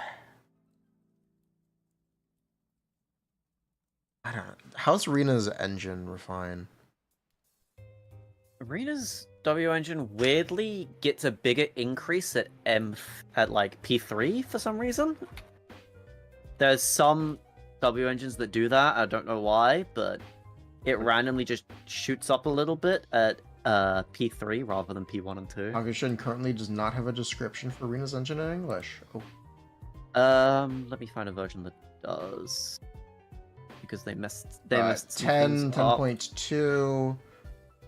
E3 is 15, 15. E5 is 20 and 19.8. I guess I'm gonna pick Rena's engine? Yeah, I have 2 copies of Rena's engine, so it would get me to P3, which I'm It's interested 15, in. 15. But I don't know, I also don't have a Brimstone. The only thing I don't like about Weeping Cradle is it's not an energy regen main stat. Yeah, and the energy only works off-field, so it's not an Astra option. But, I mean, Astra has good options anyway. I was thinking about having Nicole. Yeah, I use my Weeping on my Nicole at the moment. The extra 1 second is actually quite nice for the buff up time compared to her signature. I just don't like that it's less energy regen than the Vault. I think that's really problematic. I don't necessarily have issues at the moment. Like my Nicole is like level 40 out of 50, I think. I definitely don't have. I don't even have her on like max energy regen, and I'm generally fine at the moment. But I can definitely see how more would be nice. I'll pick Weeping. It was either gonna be that or Fusion Compiler Refines. Because Fusion Compiler it's kind of like Brimstone, where it's generally quite good. Yeah. I don't have either of Brimstone or Fusion.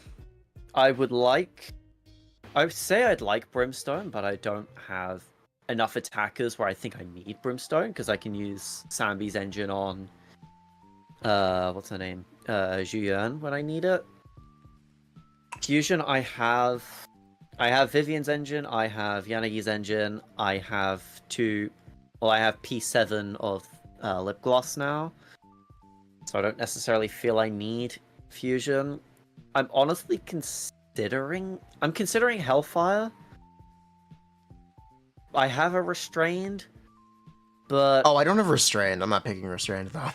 I wouldn't recommend Restrained. Yeah. But I'm considering Hellfire just because I have Chingy's engine, but Chingy's engine doesn't work on all stunners, and I don't know if I want to pull Jafufu's engine, so at least Hellfire is an option I can give her, but also Fossil exists, so I don't know, it might just be Weeping, even if I don't know if I would recommend Weeping to everyone. So when we talked about this off stream, Rivenus said he really liked Weeping. What did you like about Weeping? So there's nuance to it. I don't really think Weeping is necessarily a great choice for every player. I personally think if you are a new player and you just came to the game, Weeping is surprisingly good, simply because the amount of support vengeance which are in the game, which you can obtain as a free-to-play without pulling on specific banners or buying the battle pass, is literally zero. Except for, like the B ranks. But we have 5 support vengeance.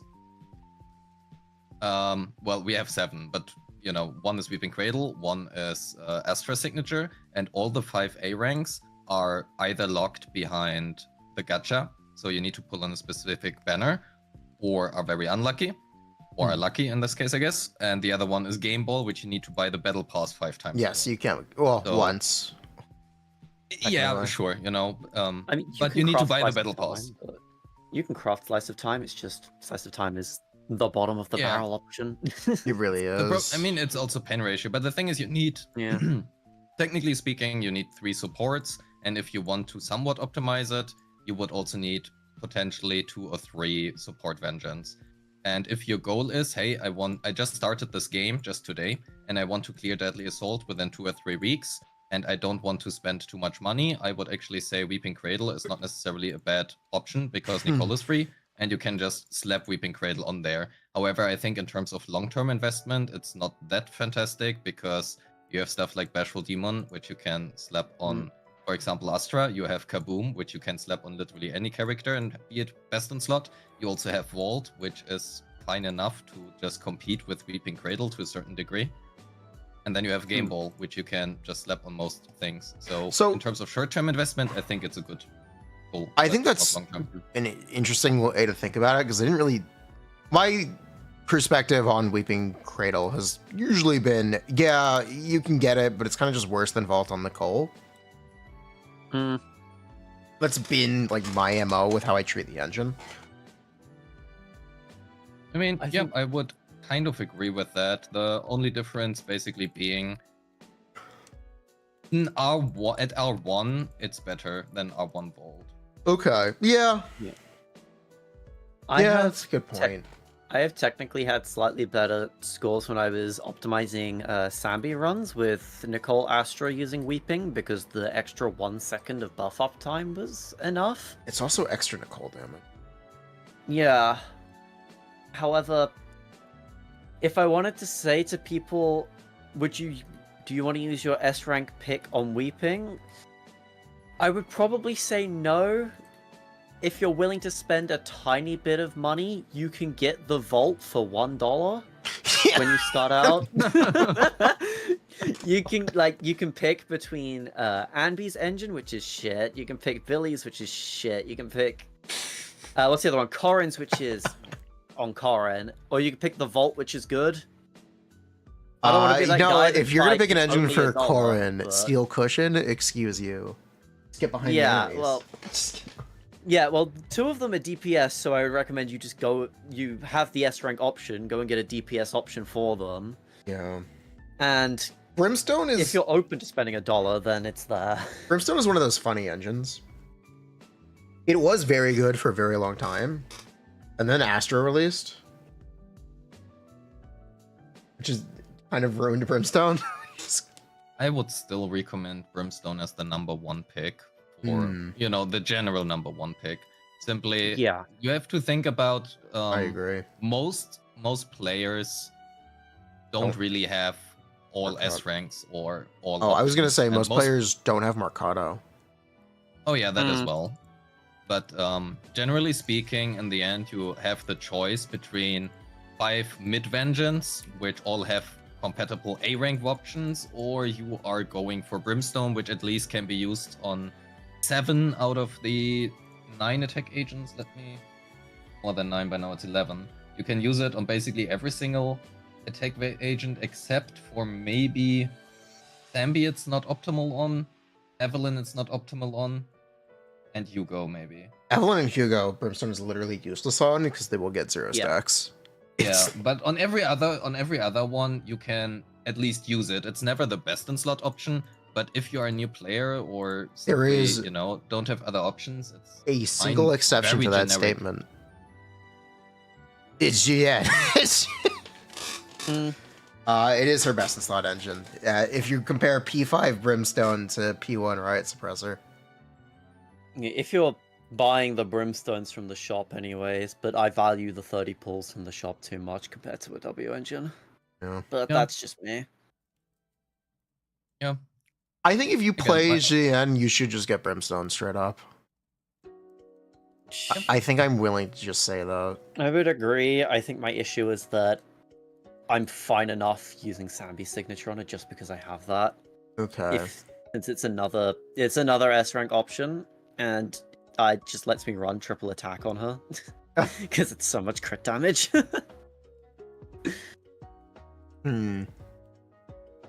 Which, in Brimstone's case, you then build crit damage on her more instead because you get so much more attack. My personal take would be I would recommend Brimstone the most, regardless of what kind of player you are. Otherwise, Fusion Compiler is a good option as well. However, Fusion Compiler has many other A-rank options which work as well, or sometimes better if you're not willing or able to put in the work you need for Fusion Compiler to make it work on certain agents, such as special cancels. Hellfire Gears is usually a side grade to like Fossil or Steam Oven. Restrained works on like 2 characters. Steel Cushion you just don't need, and Weeping Cradle is fair enough. I would probably recommend that, and 3rd place probably. I think that would be my take approximately. Here's a take. With a little bit more nuance to it. What was the take? I forget. What was the take? Fantastic. Oh yes, I love your take. I have the checkmate card. Okay. Here's the thing about Fusion Compiler. It's Miyabi's 2nd best in slot.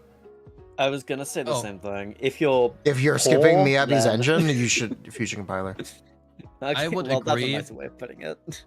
But then you go and look what the actual usage rate is on Why do we care about usage rate? I mean, because it matters. For example, you're talking about the fact that 90% of Miyabis have their engine? It's more than 90%. Yeah, I know. That doesn't actually matter to me. I mean, it's the fact of if you own Miyabi or are going to go for Miyabi but not going to go for her engine because you don't have enough pulls or just because you don't want to pull engines, then it is the 2nd best option, and your options after that really start to hurt. Yeah. I don't think the statement should be, if you play Miyabi, you should have her engine, period. Yeah, I don't like that statement at all. Saying that even. As good as a W engine it is for her, just because everything else is kind of shit, I don't like saying it. No, I don't like saying that either. Yeah, I don't like saying it either, but I feel like it kind of is the case if you want to have like good performance on her. Ooh. Ooh, I think okay. she does good enough regardless. No, Okay, well, that's a It's a- take. Ooh. It's a 30% plus damage difference. That's every What? engine since 1.4. Sambi and triggers. No, Sambi and not triggers. Sambi and Evelyn's are a 30% increase. Hugo's is a little bit less. NB's was more until they nerfed Well, yeah, it. damage loss. Just before the Yeah. release. Since I reversed my calcs. Yeah. Yeah, I had Sambi at basically bang on 30% over free over. Are you talking about over or under? Over free to play option. So damage increase, not damage decrease. Yeah, damage increase. I do Okay. percentage. I do based on a rank baseline mainly. Okay. Yeah. So I need to clarify that because I- we do it differently. Yeah. totally true. I actually want to give you the reason why I think of like that. Okay. The main reason is that in the end you have to think about, okay, would I rather get a new character or would I get Miyabi's weapon? And the question is Astra, for example, worth it as much as Miyabi's weapon is? The worth word. Let me finish. The word. Sorry. There are two things you have to take into account for this, and well, more than two things, but like two main things in this. Number one is Miyabi's weapon. You can only use on Miyabi. However, it is a massive damage increase. For Astra, you can you can use her in every single fucking team, and in my opinion, she's the closest to a must pull which exists in Zenless, even though I don't think must pulls are actually a thing. But on the other hand, you can lose your 50-50 much more likely on Astra than you can lose your 75-25 on the Vengeance. Well, engines While are overall also statistically having this- cheaper. They have a higher base drop rate. Yes, but also less usage rate. That is like always what you want to think about, I guess. Okay, here's the thing. Characters by default don't come with their engines. When I express how much you're getting from an engine, I don't assume you already have the engine. I assume you're thinking about pulling for it. So the relative number should be the damage increase you get from the engine, not how much damage you lose from not having the engine. I think That's a very fair point. way to I think explain the it. main problem, which you can argue against that, is that Hoyo designs the characters with their signatures in mind. Yes, they certainly do. Like Trigger for Yeah, like in every They single certainly game. do. I think while true, the content at the moment for a lot of characters, I personally feel it's, well, at least to me, it's easy enough that you don't need S rank W engines to clear. It makes it easier, but if you needed S rank W engines to clear, then, well, in general, it would be a problem. But if you personally can't clear without S rank W engines, I think that's. Oh, it's a skill issue. I think. Well, Ooh! I think there's more. I think there are other things at play rather than you need the S rank that otherwise you're not clearing. Like skill could be one thing. It could be your builds that are another thing. Like Astra's Sure, but W engine, isn't- for example, is I wouldn't really recommend Astra's W engine because it's very similar to other options that exist. Besides, it makes her easier to build. So Sure, I agree, you but pull that it- you pull it actually, if you're lazy. but by saying that, you kind of agree with my statement, no? Because if you say, hey, you can't clear without the S rank agent, there are probably other things in play, I would such tell as you. skill issues. I And mean, if I skill would issues tell are an you- issue, then Fusion Compiler is probably not the best suggestion. I guess Yeah. with Miyabi it works a little bit better. I mean, Miyabi doesn't really care for the anomaly proficiency from the special council, so you don't really need to care about that. Good. It's Yeah, just but- that it's a pen main stat and it gives attack Yeah. percent. Hmm. That is the thing about Fusion Compiler. It is an offensive main stat, and it gives attack percent. That's why it's good on Miyabi. Also has slightly higher base attack than the gear rank engines. But I think it I is. think If you intend to pull Miyabi and are not pulling for her engine, get Fusion Compiler. yeah, I Like, think that is yeah, a straight up recommendation, period. I think even outside of Anniversary, it's one of the few things that I would say the 30 pulls are worth going for instead in the shop. Just Hmm. because the other options are very dire. But if you have 30 pulls sitting there, then try for the engine, I guess. Still kind of like Roaring Ride on Miyabi. It's a bit of a meme. It's the option that Hoyo gives her in trials because they know they don't have anything else to give her. Normally, they will always give either the battle pass weapon or a crafter ball, never a character signature. This is the one exception. I didn't know that. I don't know if it's true elsewhere, but I know throughout the entire of Chapter 5, I think her story was, she's on Roaring Ride. But they also give them level 12 drive discs, so... Yes, they with no stats. Yep. Trigger with no crit rate aware. 12% crit rate trigger? Say no more, fam squad. Fuck me up. So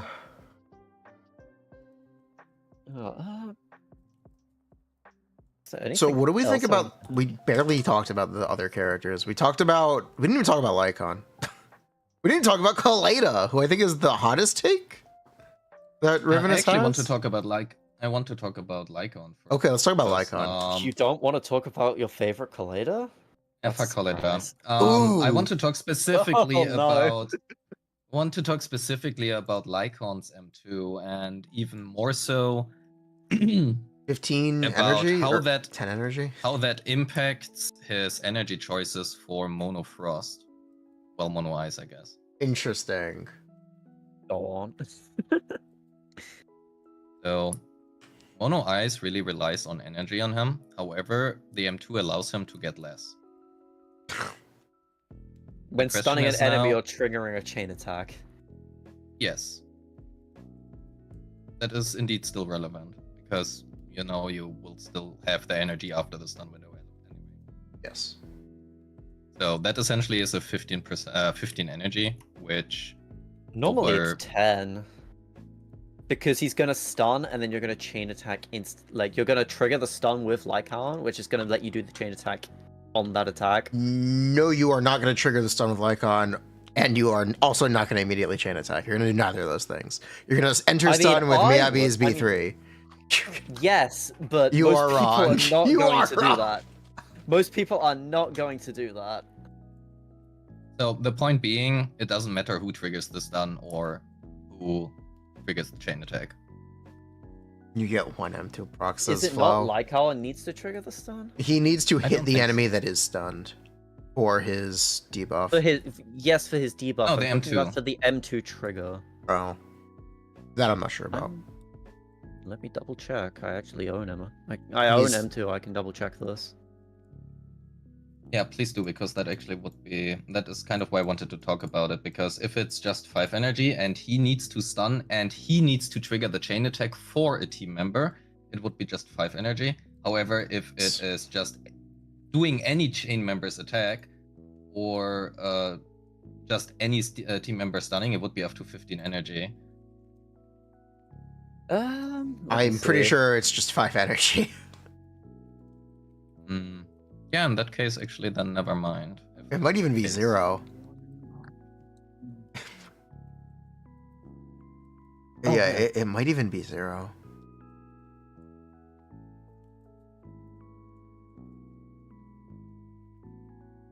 I'm actually not sure on the stun. In a Hugo team, you can get 10 proc or 2 procs on this. You can get 10 energy.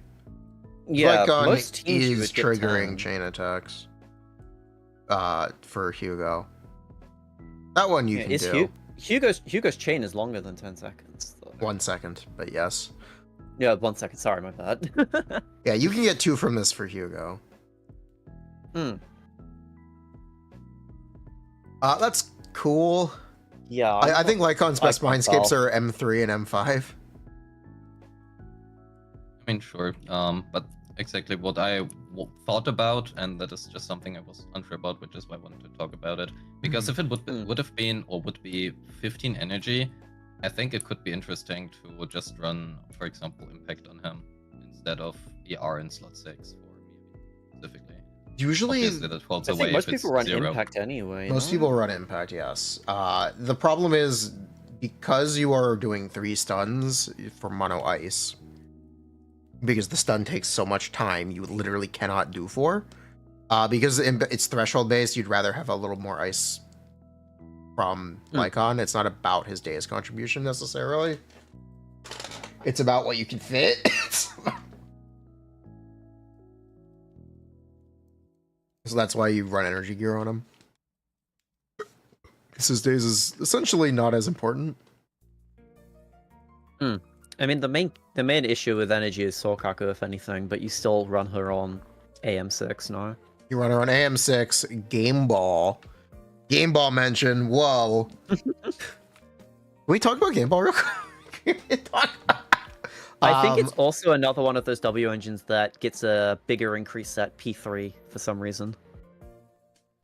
Game Ball is maybe the why. most slept on engine of all time, and I'm now trying to raise awareness for it. Game Ball is really good.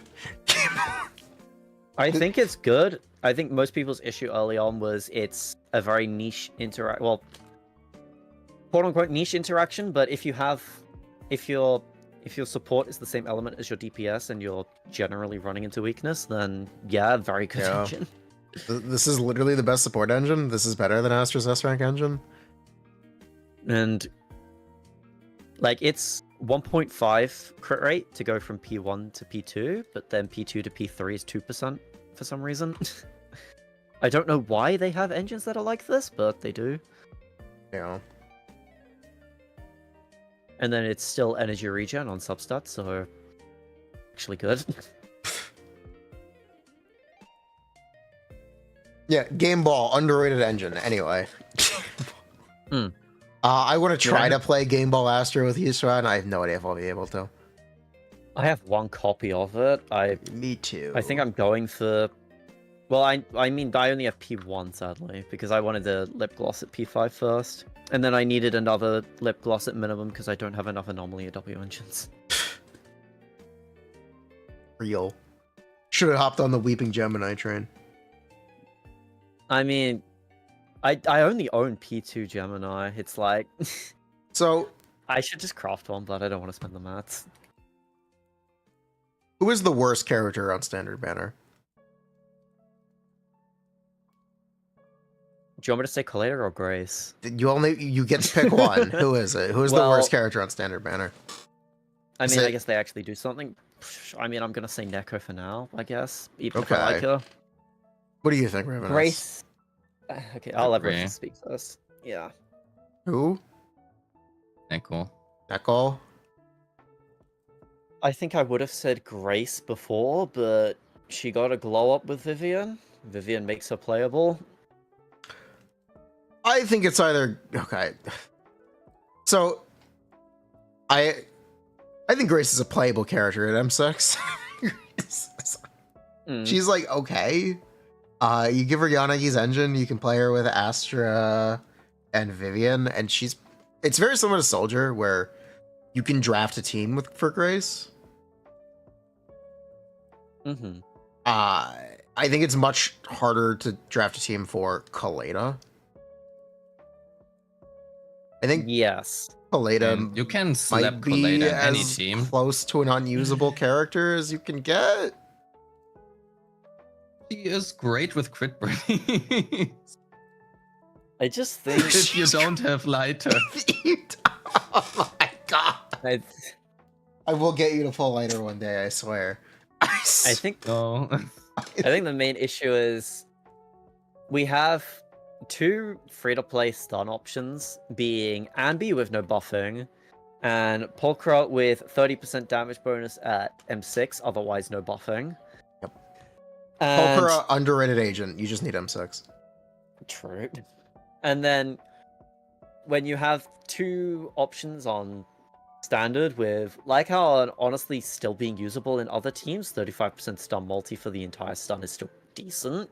It's a lot better. He doesn't get that if you don't have an ice agent.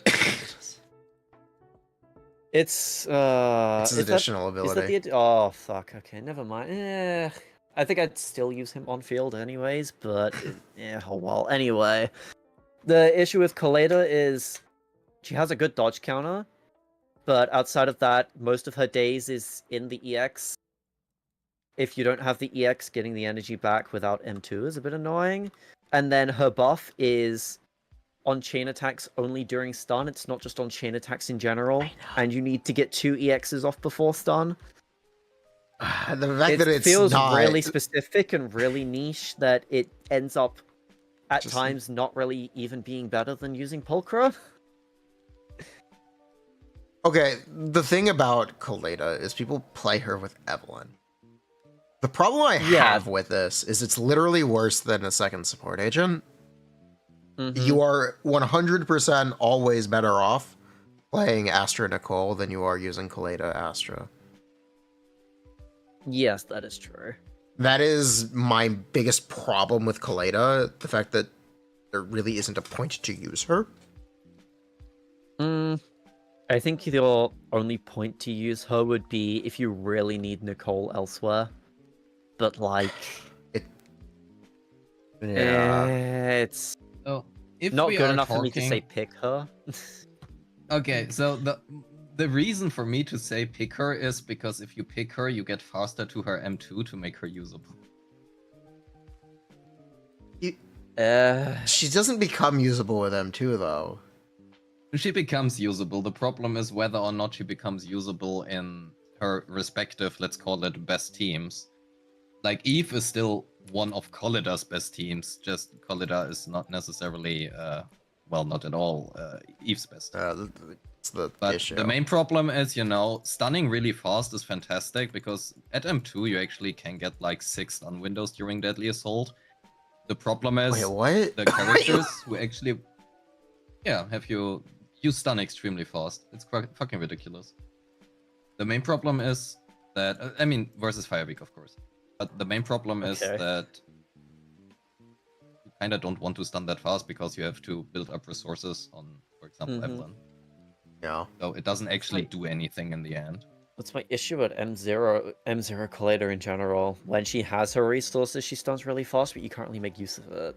And then otherwise you kind of have a lot of downtime after that. Yeah. But yeah. That's why I made a choice. I recommend playing Kaleda with Hugo before I would recommend playing Kaleda with Evelyn. For my upcoming standard banner video. Because I think I am more comfortable telling people you could play her with Hugo than I am Evelyn.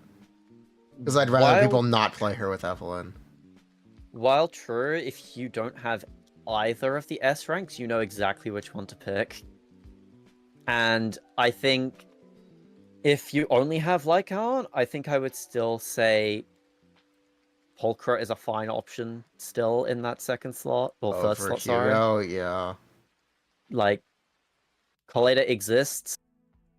Is she significantly better than using Pulchra again? Still not really. I think the answer is actually just straight up no. Yeah. You need M6 Pulchra, though. Yeah. Hellfire Gears is a very good engine. King of the Summit is a really, really good drive disc set, which we can talk about. It's official. Locked in, 15 seconds, 30% crit damage. Yeah, extremely good on pretty much every stun agent. My issue is if you were going to say that Hellfire Gears is good for the energy because it lets you use your EX more to have the set up, I think I would disagree going forward, just because the last 2 stunners now have been Aftershock agents where the off-field energy regen does nothing because they're still considered on-field. So Hellfire Gears then ends up not giving any energy. I was thinking about Hellfire Gears as a free-to-play option for ladder. You can get the 75 damage bonus. It makes this combo a little bit more awkward. But your other option, if you're wanting to use lighter, is Steam Oven. Yep. Which is fine. It's 10% less damage bonus. But not really. I mean, if you're playing it well, it can get up to 65% damage bonus. Yeah. Whereas the Hellfire Gears combo to get 75% damage bonus is quite awkward because you have to interrupt his combo with the EX and then you have to get back into it. Yes. Which extends his on-field time quite a bit. Speaking of gearing, what are your guys' opinion Trigger and Pulchra in regards to Summit. I think you put the set on pretty much every stunner if you have one stunner in the team. I think Pulchra has the advantage of Astral Voice. If your team doesn't already have it. If your team already has Astral Voice, then yeah, use Summit on Pulchra, I guess. 60 energy is a lot, especially for an Aftershock agent. I think you just use it going into stun anyways, and I think it's fine. So the problem is that isn't guaranteed with Trigger. There are specific play styles in specific teams. I know that sounds a little bit ridiculous that way worded, but some teams do not actually get free stuns with Trigger if you actually do Summit and want to use the effect from Summit. Because you would need to use the EX special directly before the stun window. Assuming which weakness is this? This would be with electric weakness. Okay, so you're saying with electric weakness you may not get 3 stuns with Trigger. Yes. That depends obviously on a lot of factors, because if you are like Lin Null, who just swap cancels literally every single move 20 times per second, and you get in a lot of basics and stuff, you might still get that. But for like the average player who just presses EX once and then leaves the off field for the next minute, that is not gonna happen. Because I was gonna say I've been testing Trigger recently in regards to that, and I mean I've still been getting 3 stun windows even though I'm getting the damage in stun, because her ultimate out of stun is pretty good. I used to use it in stun quite a bit just because it's quick and decent damage. What if she did double the damage and was a tiger? Double the damage, I would. And was a tiger. Love that, what if? We will see. I am hoping, because I was hoping Trigger was going to do more damage because she's kind of coming in and out constantly. The damage, like, at least in Hollow Zero, where they have the damage distribution, it's not as bad as I thought it would be, but it's not as good as I thought it would be, which is, it's fine. So if we get an Aftershock character that is more focused on damage, then yeah, we'll see. I was gonna say something besides that. We're talking about Trigger. Trigger and the new set. So I think the thing I am cautious of with Mountain King on Trigger, we're talking about the days with the EX Riv, which I agree could be really problematic. Also, just that people won't play around it. That's true as well. Even if we ignore that. I mean, I would say the same for Astral for a lot of situations, though. Even though we have Astra, who makes it extremely easy, a lot of people like to just sit on one character anyways and just fuck up the uptime. Oh, that's true. I tried it with it was Ambi. Ambi was the 3rd character I tried Astra Vivian with. It was Ambi, I remember. Do you get Ambi's additional in that? I don't remember what the condition was. It's a support or a stun. Oh, okay, fair enough then. And Yeah, well, I take it you still didn't like it? No, I still didn't like it. Yeah, well. I mean, she's an anomaly character that benefits a lot from having an anomaly teammate with good stats, so it's... Yeah, do you think we'll ever get an anomaly agent that moves away from Disorder again? Or do you think we are Disorder locked forever? I think they wanted to with Jane, and I think Disorder was just too strong for what Jane did. I mean, I would argue actually kind of opposite. I think they intended you to play Bernice with Jane. I think they intended it as an option. Yeah. But... You don't think they intended it to be as overwhelmingly good? Yeah, I think they wanted Fizz to be more competitive on its own. Okay. Which, it's kind of how I see Fizz at the moment. I feel, because of how neglected it is, I feel they want the elements to kind of do their thing together. Like, you've got the 3 dot elements that disorder all really well. You have Ice, which is a more supportive one, and then you have Fizz, which is more raw damage on its own, but weaker disorders, which is why I feel they wanted Fizz to be a more solo anomaly rather than disorder. Or do you think they just The screwed ish- up? Yeah, I think disorder is just too good. Oh, okay. That I feel the scaling for Jane's 50% crit damage just wasn't enough to make her want to solo carry over disorder stuff. And then they made Vivian, who not only lets her benefit from the crit damage, which is really good, but obviously Vivian disorders very well herself. So it just locks that in. I think that's interesting. I didn't really think about it that way. So my thought process was that they had always just intended you to play Bernice because of synergy with Caesar and the Sons of Calydon faction. That was what I thought for the longest time.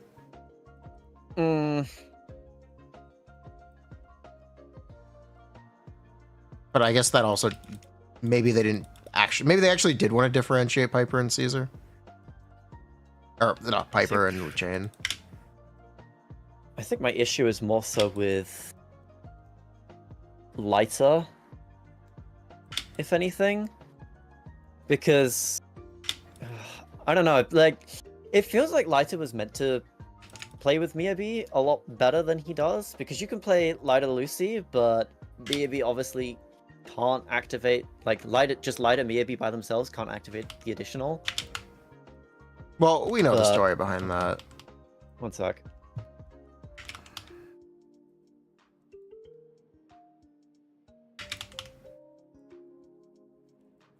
So, Lighter Miyabi, we kind of know what was up with that. They changed Miyabi's additional to move away from it. I do think they actually wanted to at a point.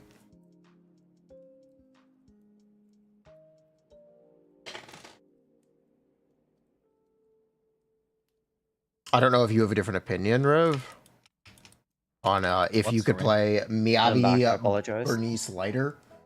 Because it would have essentially just been Miyabi's best team. Probably still might be. If they released it today. If it was possible, it would be extremely fucking good, yeah. Yeah. I think they intentionally moved away from it. They wanted you to play Yanagi, and they wanted you to be able to play double support. Which seems a little strange, but it works. We were upset at the time when they made that change, but it clearly worked out. I mean, I think I'm fine with it now, but I would have liked it. I would have expected Bernice, Lighter, Miyabi to be more of a focus, and then they shifted away from it. And then we have Caesar, who I feel is the way Caesar's designed, where her attack buff only affects the on-field character, makes me think more towards Jane, because, well, you can use Freedom Blues on Caesar if you want to, and it incentivizes you keeping Jane on field for a long period of time, rather than swapping out to another character. And if you're playing Bernice, Caesar, Jane, Bernice's afterburns aren't getting the Caesar attack bonus, so you lose out on quite a bit of stats there. Yeah. And the afterburns aren't a majority of her build-up, but they are noticeable. Caesar's a really unfortunate agent. I wish she had more going on. I wish her ultimate did something. She's a stun agent, and she has a shit ultimate, so she didn't benefit from the decibel changes.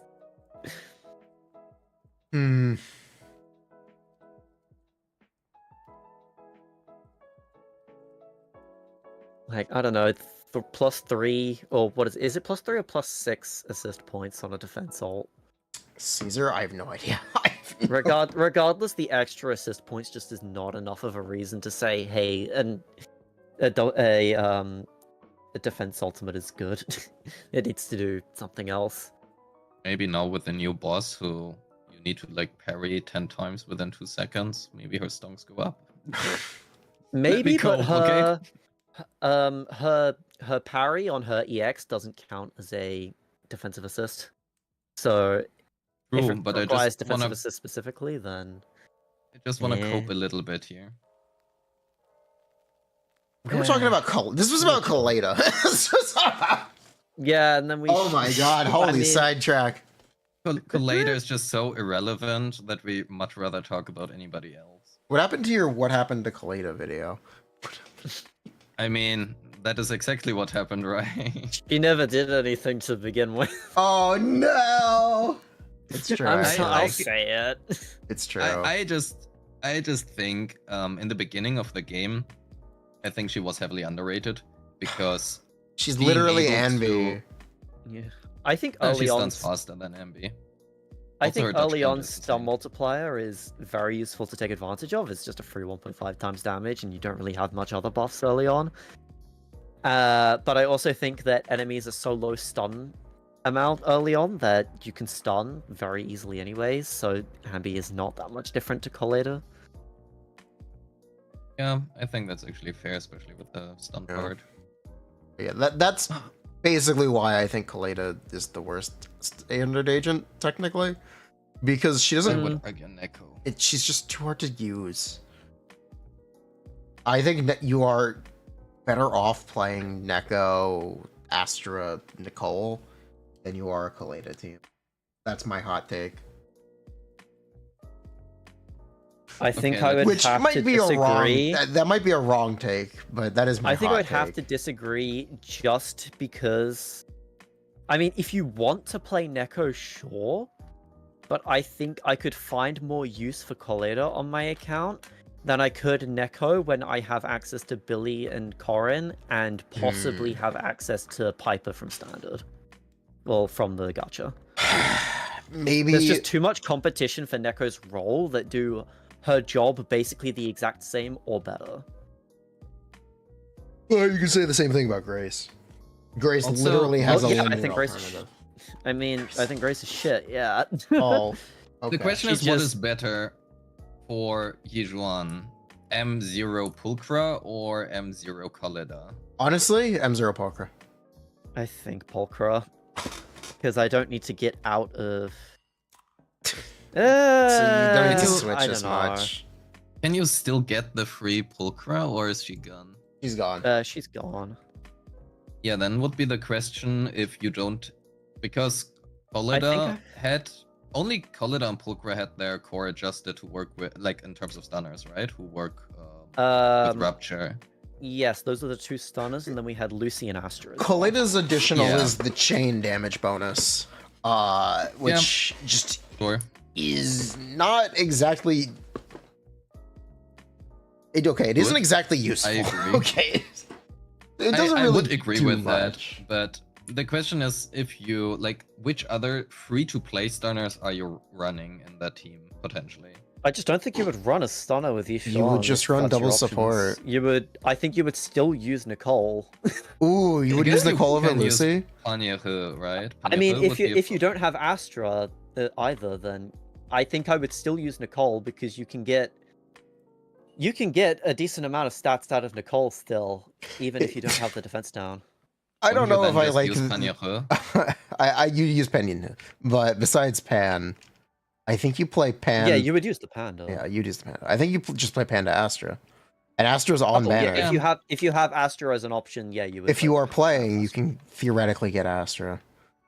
Okay, Sure. then let's just finish on the line of she fucking sucks. Oh, okay. You were the biggest Kaleda defender. I think it mean, I depends can- how much Yishuan relies on stun. I'm not sure if she necessarily does or not. I mean, the IGN gameplay makes it seem like she can out of stun decently well, but it's also the boss is I don't know how the boss does boss things, I guess. So it's hard to tell, and they're not playing very well. Yeah, there's really no real information there besides it looking cool. It's It like a does look mummy. cool. But I mean, I think the gimmick looks interesting, where it spams Yeah. parries. Here's a take. So I made a video talking about how to rush content on a free-to-play account. Oh, was that with the Hugo Clue, yeah? Or... Yes, which is something we're putting into practice. The idea is essentially that you make a lighter team and a Yusan team, because there's no other DPS available in 2.0. It is Jifufu, Caesar, and Astra Yusan. Because of that, you just kind of have to use a lighter team. And whether that's Hugo or Soldier 11 is going to depend on your luck. So because of that, I think Soldier 11 is technically a good recommendation on the condition of you pulled lighter. I agree with that. Which honestly. is if you're an interesting way to look at it, because that is under the assumption that you are trying to rush content. yes, But assuming you would also actually- start a week early. yeah, if someone saw the live stream recently and saw like, hey, they're giving out this stuff, maybe I should start a little bit before just to get a head start. Yeah. I think it's I know quite a lot of people that joined at the start of 1.7 because we were having 2.0 soon. And because they Sure. liked, well, they also liked Vivian a lot, but getting a head start is always quite nice. You can farm up a lot of the polychromes early and get ready for Yishuan banner or whatever banners are coming up. I would agree, except that I would take lighter out of that equation. You would take lighter out of the equation. What would you say then? I would just say that Soldier 11 is generally quite a good pickup currently, because which other fire DPS even exists for a new account? I think Soldier 11 might be so bad it doesn't matter that she's a fire DPS if you don't have lighter. I think I think what lighter provides her is a bit too good to ignore if you were trying to clear content effectively early on. I think Personally? if you are able to pick up Yejuan and Astra can literally carry any team. So you are able to just get Soldier 11 Intervention from the selector, then you get Astra and Yejuan, which is not At that point, difficult. what's the difference between Neko and Soldier, though? That The Soldier fact is that- better than Neko. Is she, And also though? Pompey is a thing. Yeah, sure, because there are 0 physical weak enemies, if at all Okay. physical resistant. And at least we have Pompey, which is relatively often in the rotation. There also is a chance that because Jufufu comes now, that the new boss might be weak to fire as well. Hmm.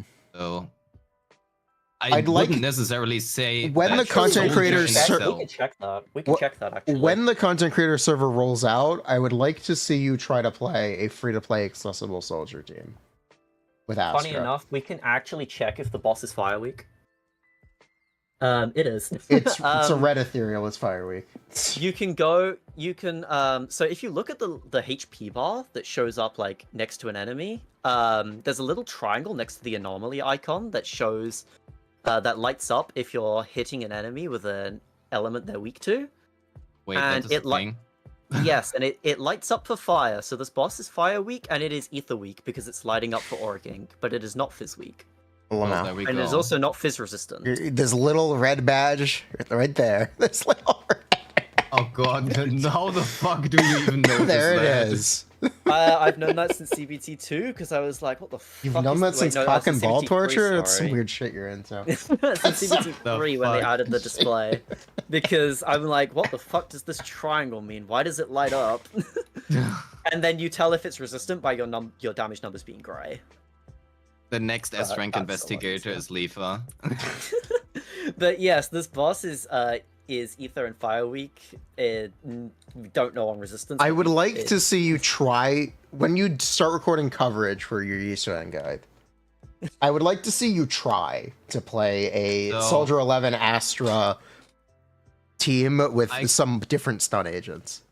I cannot say too much because NDA, but I don't think I can do that. They won't even let you play it? I cannot really talk about it because NDA, No, so... from what I know, I'm not in the creator program, but I didn't see anyone test on Bringer during the creator program for That's like correct. the videos, so I assume that no one is going to publish the new boss either. I know they've posted like the IGN gameplay, but I was just I'm asking you to assuming try they it. would I don't need to hear it. I don't need to see it in a video. I'm just asking you to try it. Yeah, but even if I would try it, I wouldn't be allowed to talk about it. That doesn't matter. The idea is to adjust your perspective. we can test Because it on I live think you are wrong. regardless. I think you will struggle a lot to get 20k. I think another issue is if you're wanting 2 teams, because you need 2 teams for 6 stars and 2 teams for Deadly Assault, for Shiyu, sorry. If you're skipping Lighter and you're pulling Yisha and Astra, but you're also picking Soldier 11, what 2 teams do you make? Because you can't put Astra on both playing teams. Astra, you just don't play Astra with Yishan. Because Yishan is a void agent with power rivaling Void Hunters, the Void Hunter level investigator, the Grand Master of Yunqui Summit herself. Theoretically, she should just mog the content and bulldozer it, right? And it wouldn't matter. Yeah. So she's what the Void I Hunter. would do is I would pair Soldier with Astra and probably Nicole. It's not optimal, but that probably allows me to play Pulchra and Lucy with Yejuan. You have Panda. That would give me 6 stars. You would true Pulchra, Panda, never mind. Yeah. Lucy's also not on banner, but Pulchra is. So it's likely that you get Panda Pulchra and you play that. Panda Pulchra. Yeah, fair enough. But that would be probably the 2 teams for the 6 stars, which I would do. Yeah. Well, it should be.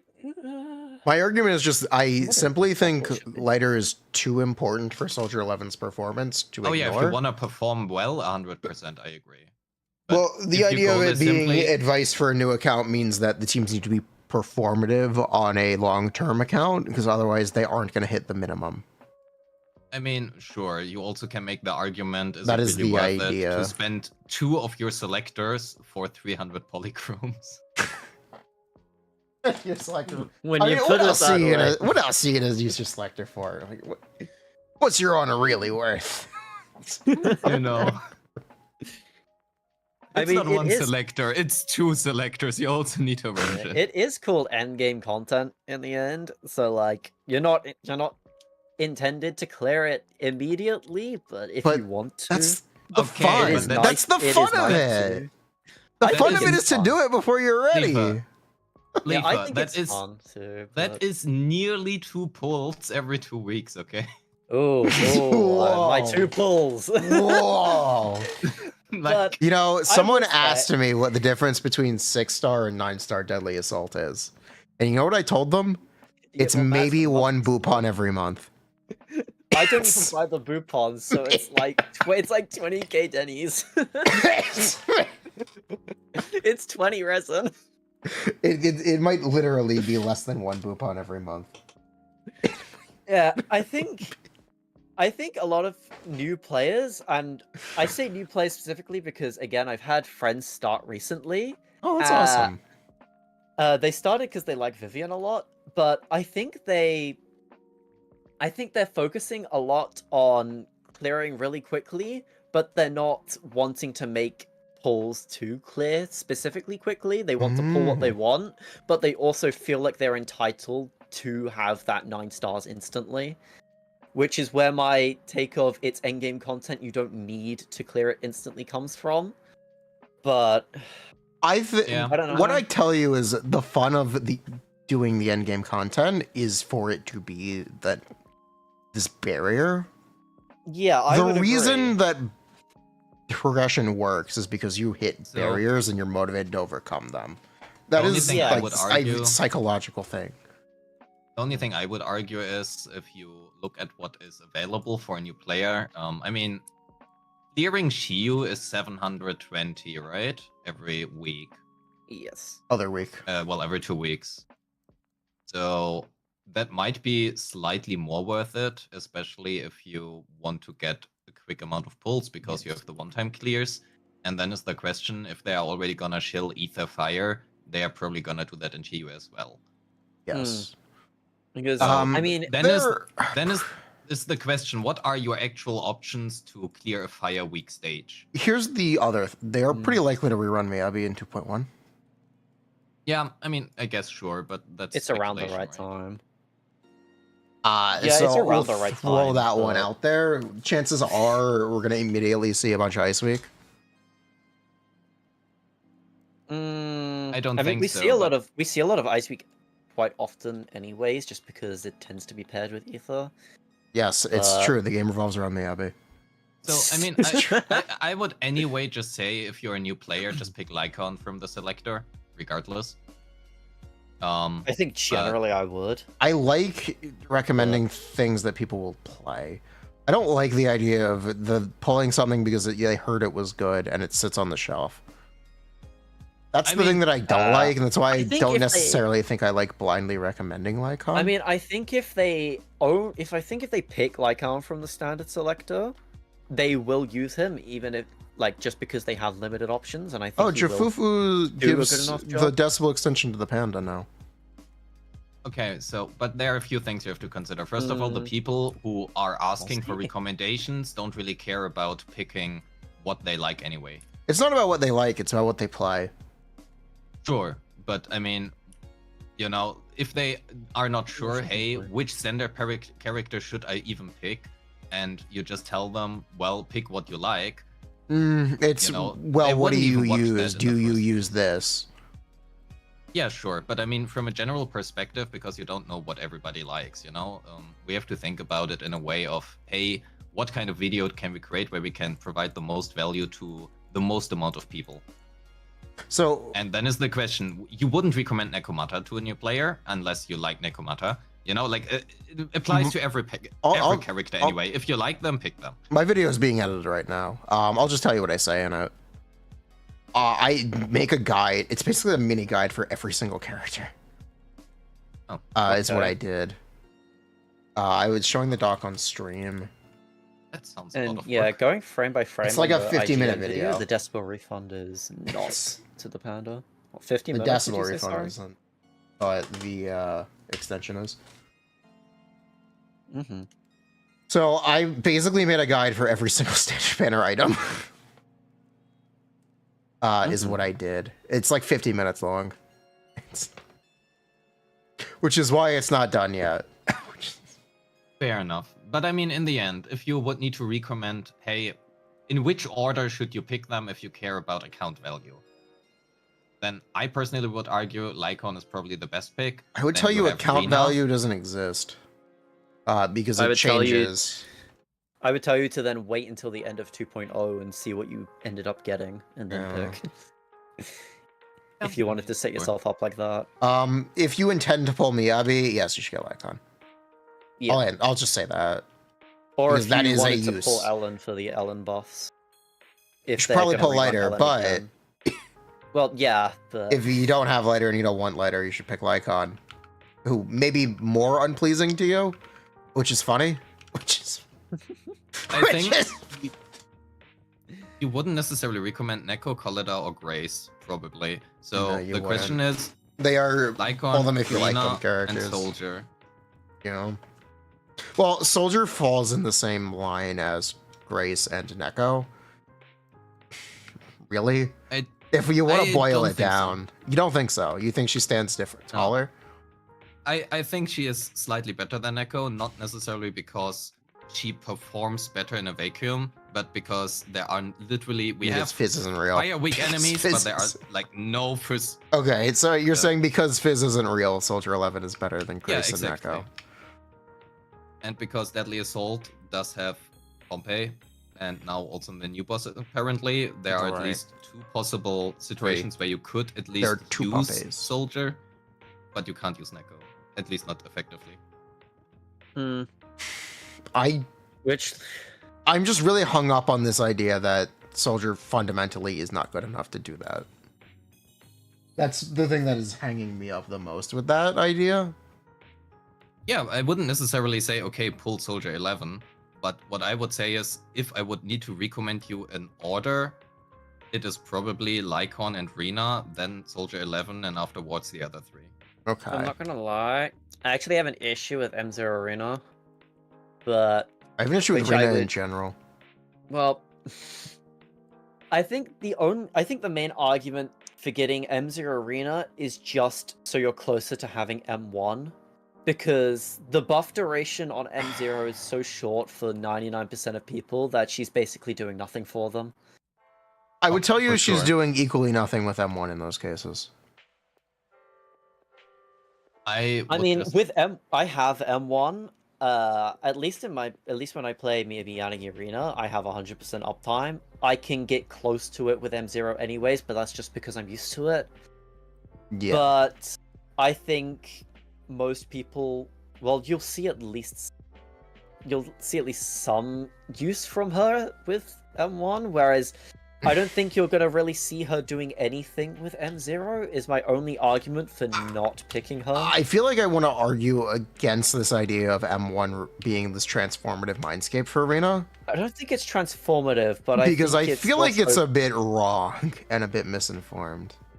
I think it's more so just that she goes from people have 0 uptime to they have some uptime, which is better than should nothing. you play her at all? So yeah, that's my issue. It's like. So I have two arguments. One is pro and one is con. So first of all, well, two are cons actually. The first con is she provides pen ratio. With Rupture now coming out, that might not really be that optimal. Yes, it's completely useless with the new agents. Then Astra exists, but the only argument which in theory you could attempt to argue to spin it into a positive way is we have 5 supports in the game. One is Okaku, which is free. One is Nicole, which is free. But Nicole also doesn't do anything with Rupture. So the question is, do you have Astra and Lucy or do you not have it? But if you need 3 supports, potentially up to 3 supports, Rina is like your only other option which you could guarantee with the selector. I would tell you, why do you need a support in that case? I can make a cope argument for, technically. Okay. I think it is. If we're getting... I think Rina is really simply, she's a Yanagi buffer. You would only ever consider playing Rina with Yanagi. And the fact that she's not a default first choice kind of says a lot. Considering it is literally her only use case. I think I do think Rina is very good with Yanagi. I just don't think she's a default option because the default is technically Astra. I think Yanagi is competitive with Trigger though. For Yanagi, which is significant, and I think that's great that Rina is the runner-up choice for Yanagi. And I do think that is Rina's, like, that is her niche. That is her home, and that is what she is. Yeah, I think that's fine. Although, I think the one other argument I would make is if we're getting Rupture characters which completely ignore defense, you can quote-unquote speculate from that we will be getting enemies that have higher defense or increase their defense. If they increase their defense rather than have a higher base defense, then, for example, Nicole gives negative defense, whereas that would be additive with defense increases. So you would need, quote-unquote, more defense down to get rid of that defense, whereas you still only need 100% pen ratio to get through that. So you could say the pen ratio is getting rid of more defense, but it really depends how frequent that is if they do it. And even then, I feel it's extremely niche of an argument to make. Yeah. But I think it's something interesting to bring up. It's too niche until it exists, and even then, I still don't think you'd even use Rina. Yeah, it doesn't make her, like, immediately amazing, but I think it is maybe something to keep in mind. Just because we still have a bunch of attack units that don't ignore defense, funny. I do think that, specifically Yanagi Rina is a really solid synergy. That is Rina's home. That's where she lives. And yeah, it's a good home. So. I feel like people want to use Rina in teams with any electric agent, and that's their mistake. I'm sorry, people who play Harumasa Rina. I think it is bad. And I would not generally recommend playing it. I know people love it, and I know people stand by it. I think they are wrong. I think the argument there is if you, for some reason, farmed Thunder Metal and want it to have some actual uptime, but then you would also need either Grace, who Grace Harumasa Arena is not good unless your name is R2 with M3 Harumasa, or you're playing Chingy and you can get decent shock uptime. Yeah. I just Nicole is so good with Harumasa. Yeah. I think Nicole is even then still just better.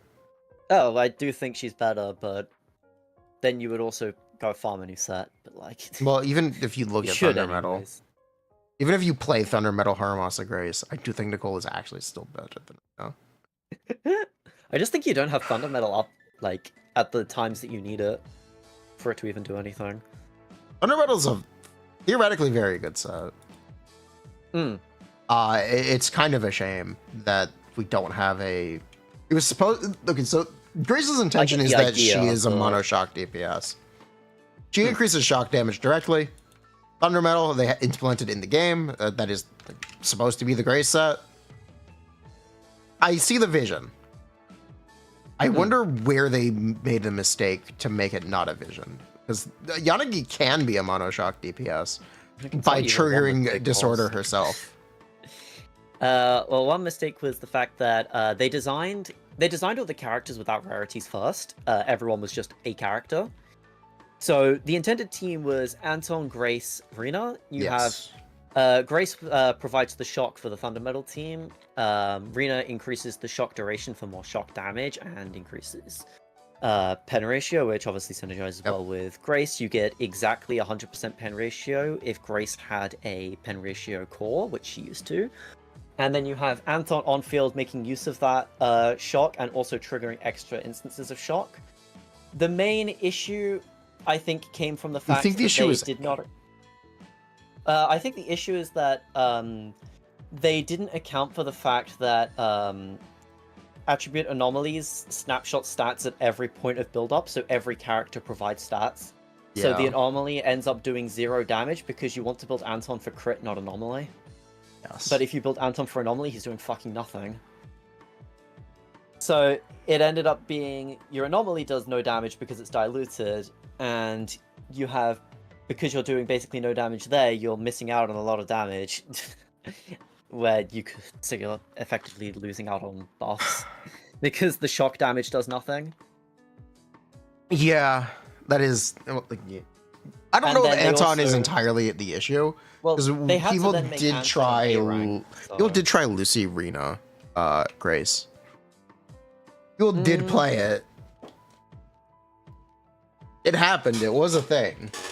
I mean, I can see it being a thing. It's just that's where the original team was with the 3 shock-oriented characters, and then they made Anton an A rank and had to downgrade the fuck out of him. So. Hey, he still has an 850% quick assist. His quick assist is really funny. I'll give him that. But yeah, don't sleep on the 850% quick assist. I mean, I've seen the Astra Anton runs are honestly really funny. Gigabar. It's not like Rina's activating quick assists consistently to give Anton access to that. No, she isn't.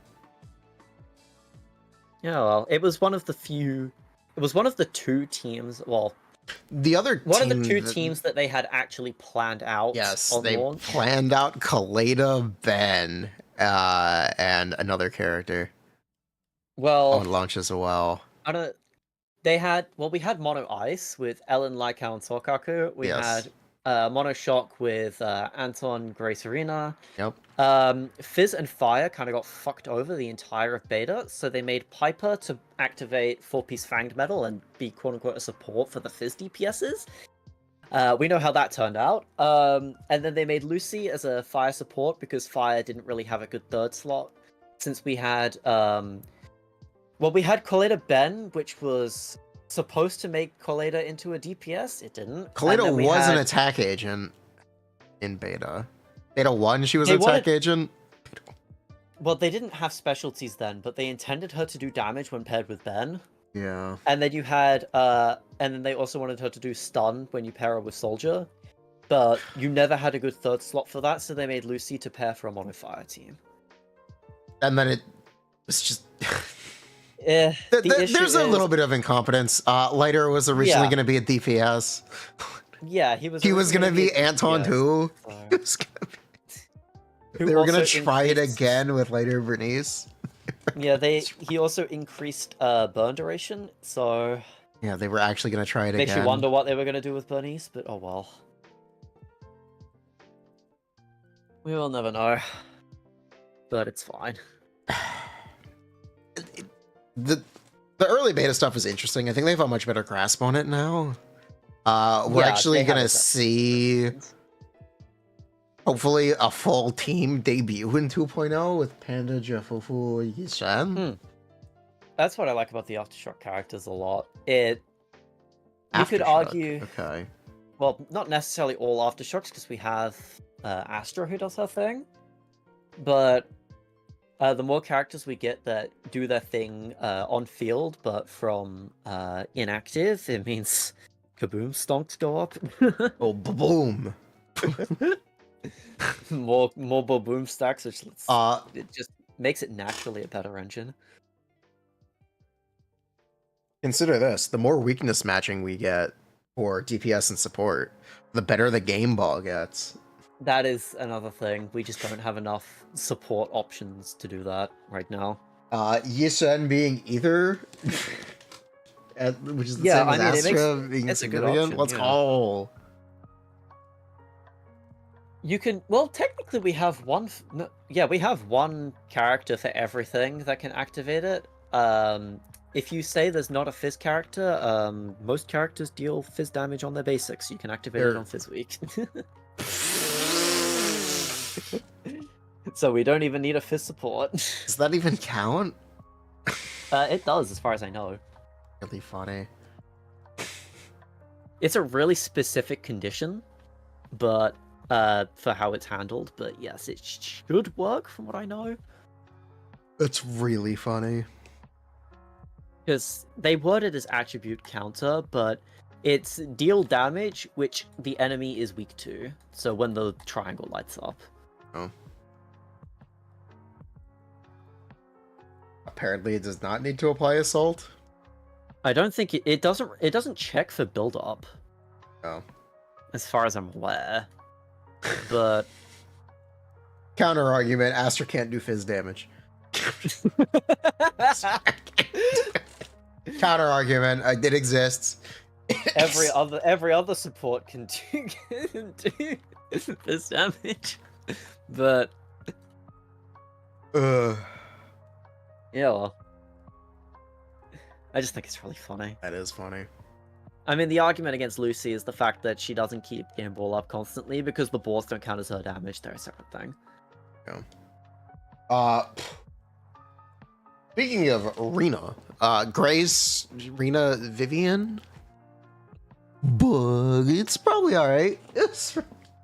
I mean, I got better than 20k with it, so it's good enough. Try M6 and Grace. Try. I could try playing M6 Grace. I know someone with M6 Grace, but you know, my issue is if I could be bothered to log onto their account. Yeah. I don't know if I want to. M6 Grace, M6 Grace, M6 Grace. Let me in the CC program, Hoyo. I want to test that. Oh well. Bruh. Is there anything else we wanted to talk about actually regarding the stream? I'm trying to remember if there's anything we've missed. Is there anything you guys want to talk about? Or are you falling asleep? I'm not falling asleep. I'm just wondering if I've forgotten something. I just wrote a first-time message, sorry. Was miasma introduced to make Spring Embrace more functional? The Spring Embrace doesn't do anything for miasma, so it's certainly not, no. Did they reveal the passives of the W engines? The A rank ones? No. Ah, no, fuck, they did not. okay. Because there's a new defense one, and I'm wondering if it's Do actually you decent think or not. Yishuan will be the Miyabi level agent? Yes With or how no? much they're saying it, I fucking hope so. Yes or no? Will she be the Miyabi level agent? With how much they're saying it, I hope. I'm expecting no, because Miyabi's the special child. Ooh. I think they have a soft spot for that girl. I don't think they intended to make Miyabi as good as she is. I feel like they made a small mistake. I don't think they meant to drop Triple Ellen. Well, true. I do not think they intentionally dropped Triple Ellen. 3 Ellens on top of each other in a trench coat. Which is kind of what has necessitated the Ellen buff. I mean, I also don't think they intended. Well, this is kind of weird, annoying for me to say. I don't think they intended Ellen to be as bad as she is comparatively to the current level of characters either. Yes. They were. But maybe they're learning more about balancing now because Hugo is quite good. Ambi is quite good. I think Vivian makes older agents quite good. I think it's more so that Ellen's release, she's the 1.0 character that's designed to exist to get you through the first Shiyus if you just want an easy time. Yes, that is. So she's balanced generally just in line with the other standard characters that exist. So she's not necessarily designed to be quote-unquote future-proof, if you want me to use that word. Future-proof and long-term value? I mean, the devs have said they want characters to have that. So I'm glad she is getting the buff, but she wasn't designed to be like that in the first place, I don't think. She wasn't designed to be future-proof long-term value. She was designed to get you through the first Shiyu, like CeeLo was designed to get you through the first MOC. Yes.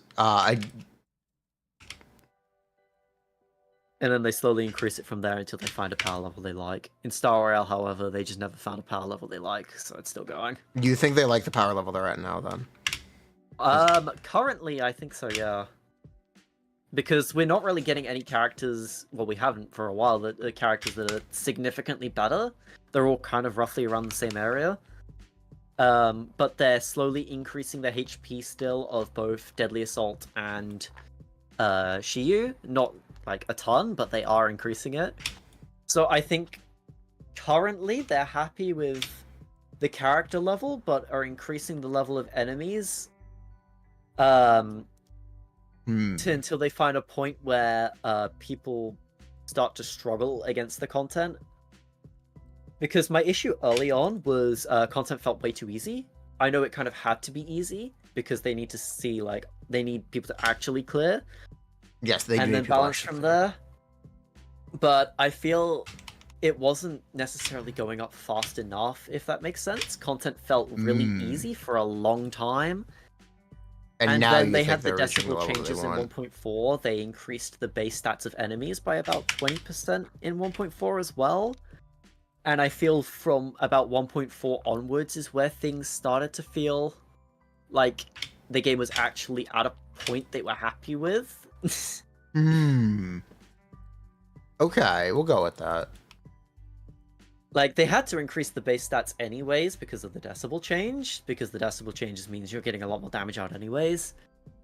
And it's a lot easier to change the baseline for all modes than it is to just give all the modes HP percent. Why are we changing the M1 Astra for all the game modes? Pardon, sorry? You said baseline. Oh, okay. I was gonna say, you cut off for a minute, but I just read M1 Astra, I'm like, huh? Huh? But I think I actually watched this one random video that showed up in my recommended of like why I don't think HP power creep is a problem or something from some random guy who barely gets 20k on Deadly Assault. I randomly watched it and okay.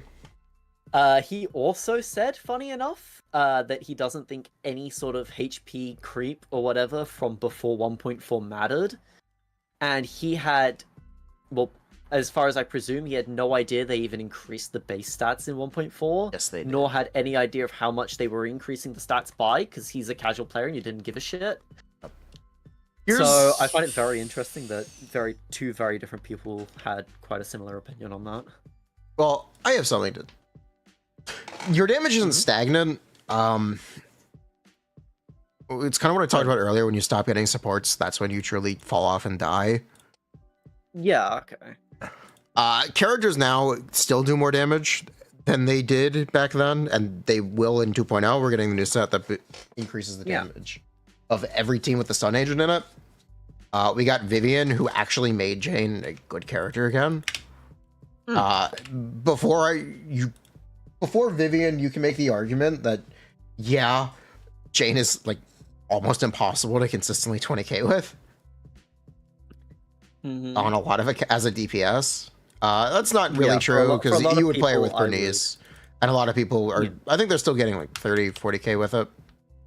Yeah. So that is a bit of an extreme statement. It's but a lot harder for people to get that 20k. Yeah. And I think essentially releasing a character that buffed Jane made her do more damage, which essentially acts as a buff. Yeah, I think it's a really creative way of buffing her, so I'm a big fan of it. They do it all the time in Genshin. Yeah, I would say Effie is not a very creative way of buffing Freeze. It's just negligence. Escoffier is the most overpowered character in Genshin Impact history. Yeah, because they had... And she genuinely had to be. Yeah, because they had 3 years of giving ice characters absolutely nothing. And then they said, oh shit, we've done nothing for ice, but want to do ice stuff now, so fuck it. The baseline, the baseline has gone up. C0 Escoffier is the baseline for Freeze. You do not play a Freeze team without Effie. If you play a Freeze team without Effie, you are losing pretty much half the team's damage. Yes, but again, I don't want to say that they were essentially forced to do it.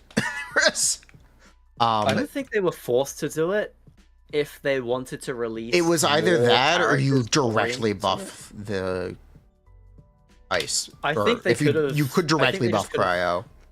Those are the two options.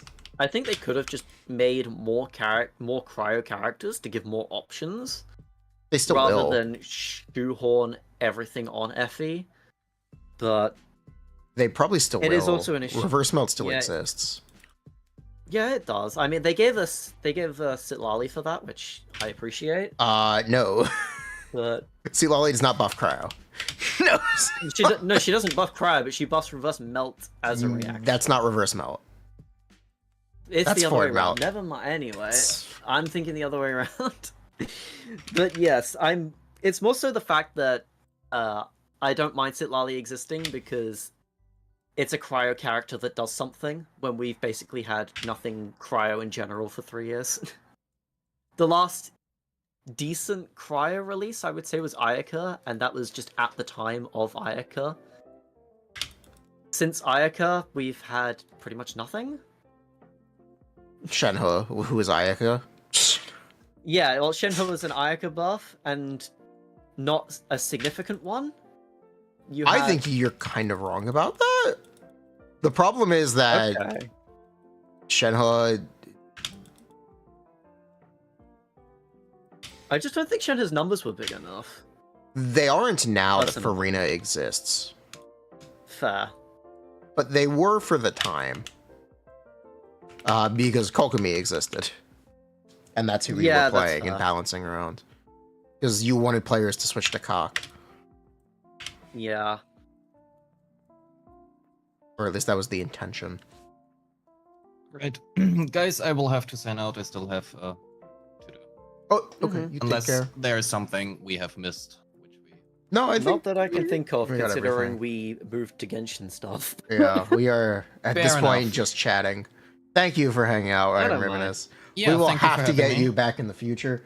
We should do a co-streaming thing. I want to help you take off on Twitch. Yeah, happy to do that after maybe the next 2 weeks. They are slightly busy for me. Yeah, Gishan. Good luck. Yeah, thank you everybody. Thank you for having me. I wish you a great evening, day. Whatever. Where can people follow you? On YouTube or Twitch. Where?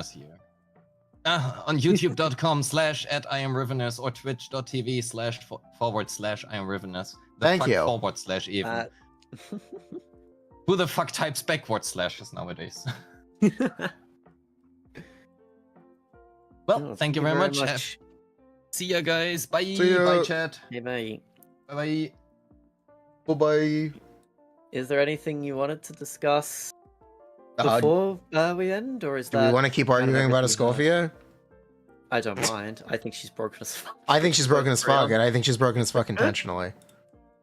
I mean, it's definitely intentional. I think they genuinely, it was either that or they directly buff the characters. I still think Cryo Resonance itself needs a buff. Oh, Cryo Resonance is depressing as fuck, the fact that you can't freeze bosses, but... You can't freeze bosses. It's not just that you can't freeze bosses, it's that the cryo aura gets removed when you freeze a boss and leaves you with nothing. Goes away entirely. Yes. Also, just to check, also, are we done? Are we done with said video, or? Oh, it's just a live stream. There's no video. Well, no. Before I say, are we? If we can talk about Skirk or not? Yeah, we can talk about Skirk. Okay. Before I start bringing up leaks on stream. But I don't know. You've done calcs of Skirk, right? Yeah, she's good. She's really good. Yeah, because I haven't. I don't know if she's changed recently or not. It's just, I just remember without Effie, she's real bad without a Escoffier, but it doesn't matter. Because you should hopefully pull Escoffier. I think it matters with the fact that they're releasing Effie first when Cryo has had nothing for 3 years, and we can't just immediately assume. Well, okay, we can tell people if you want Skirk, pull now. Like, we can do that. Yeah, it's obvious enough that we can just do that. Yeah. Oh well. That is within our power. Yeah, I think I would have liked if they had released Skirk first and then did Effie. Do you know how bad Skirk would be if she released without a Escoffier? Yeah, that's my issue, because if they wanted to make Effie as good as she is, they can't make Skirk like good enough to stand on her own. Which well, that's talking about the passive requirement. Which they could just get rid of the passive requirement. The I guess issue is people would play Melt. They could have just made Effie weaker, personally. I think people would actually just play Melt, and they didn't want people to play Melt. Because Melt uses extra stats and it has a ton of whale scale and EM buffing. Yeah, okay. And it literally uses extra stats. People would actually just play Melt Skirk. Yeah, true. If you get rid of the freeze lock, you would just play Melt Skirk. Yeah, well, I'm not expecting to get rid of the freeze conditional. I just wouldn't expect Effie to be as good as she is if they didn't want to bring up older cryo characters at the same time. Maybe. They could have put more into Skirk. Individually. I mean, they're doing it with Yishan, so... There aren't characters riding the back of Yishuan and Jifufu the way that there are Ganyus and Ayekos and Ristleys. Yeah, true. Who are literally in Ellen condition. If we want to like draw this comparison, if the intention of Jifufu was to also buff Ellen, then yes, you should make Jifufu very good and take from Yishuan. True. I do wonder almost 5 years in now if Genshin ever would like directly buff a character or not. They do this indirect buffing thing. They give characters sets. Xiao got a new set. He is officially a 74k DPS character. It's true. I mean, it's good. It's good. Xiao is as high DPS as Skirk is without a Escoffier. It's true. That's technically a fact. Funny. That is really funny. I can't. They keep Xiao eternally bad. It's really funny. He's always just on the edge of unplayable. He's always just on the edge. The eternal state of Xiao. Eternals. I really wonder if they're just gonna make an Anemo DPS and they just like at some point and just say fuck it, they're just an actual better DPS, because Anemo characters are just raw damage. We have Xiao, who's been constantly. They made Farazan, who made all Anemo DPS better DPS. Yeah, but I mean, has Scar's not really gotten anything? No. Has he? Yeah. No, it's like, the easiest thing in the world. Just make an Anemo character that can hold scroll. Just yeah.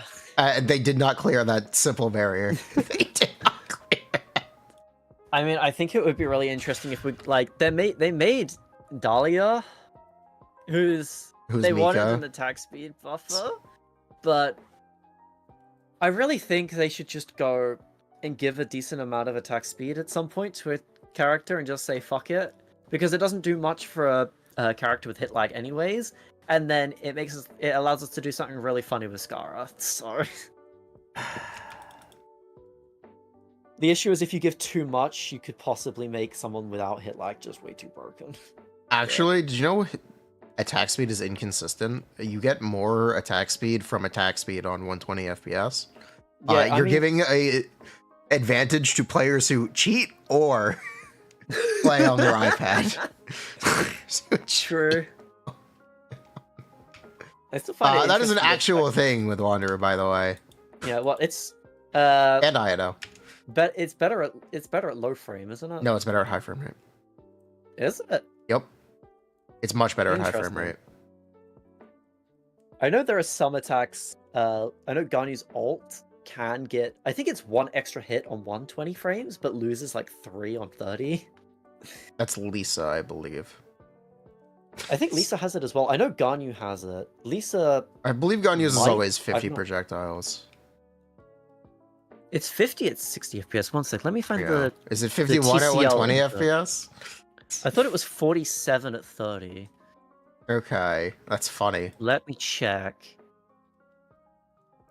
I thought Ganyu's was just always 50. I know Lisa's is inconsistent on frame rate. I remember there being something on the KQM database of Ganyu's ult getting less hits. Bruh. If I can I will never advocate for modifying the Genshin Impact client. I think that's a really, really dangerous thing to do. Did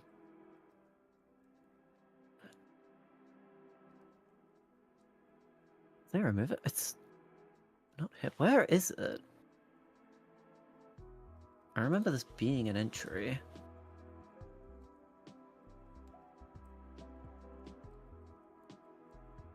Like, I swear I'm gaslighting myself now. You could be. Maybe I am.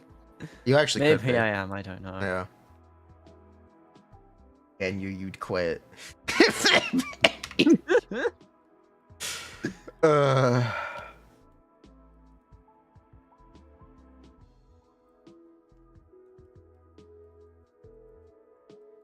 Yeah, because the latest entry just says 18 frame interval at 69 frames at 30, which shouldn't lose anything. Yeah. Oh, maybe there's another character I'm just forgetting. Oh, it's well. Lisa. I know it's Lisa. I know for a fact it's Lisa. I thought it was Lisa on top. But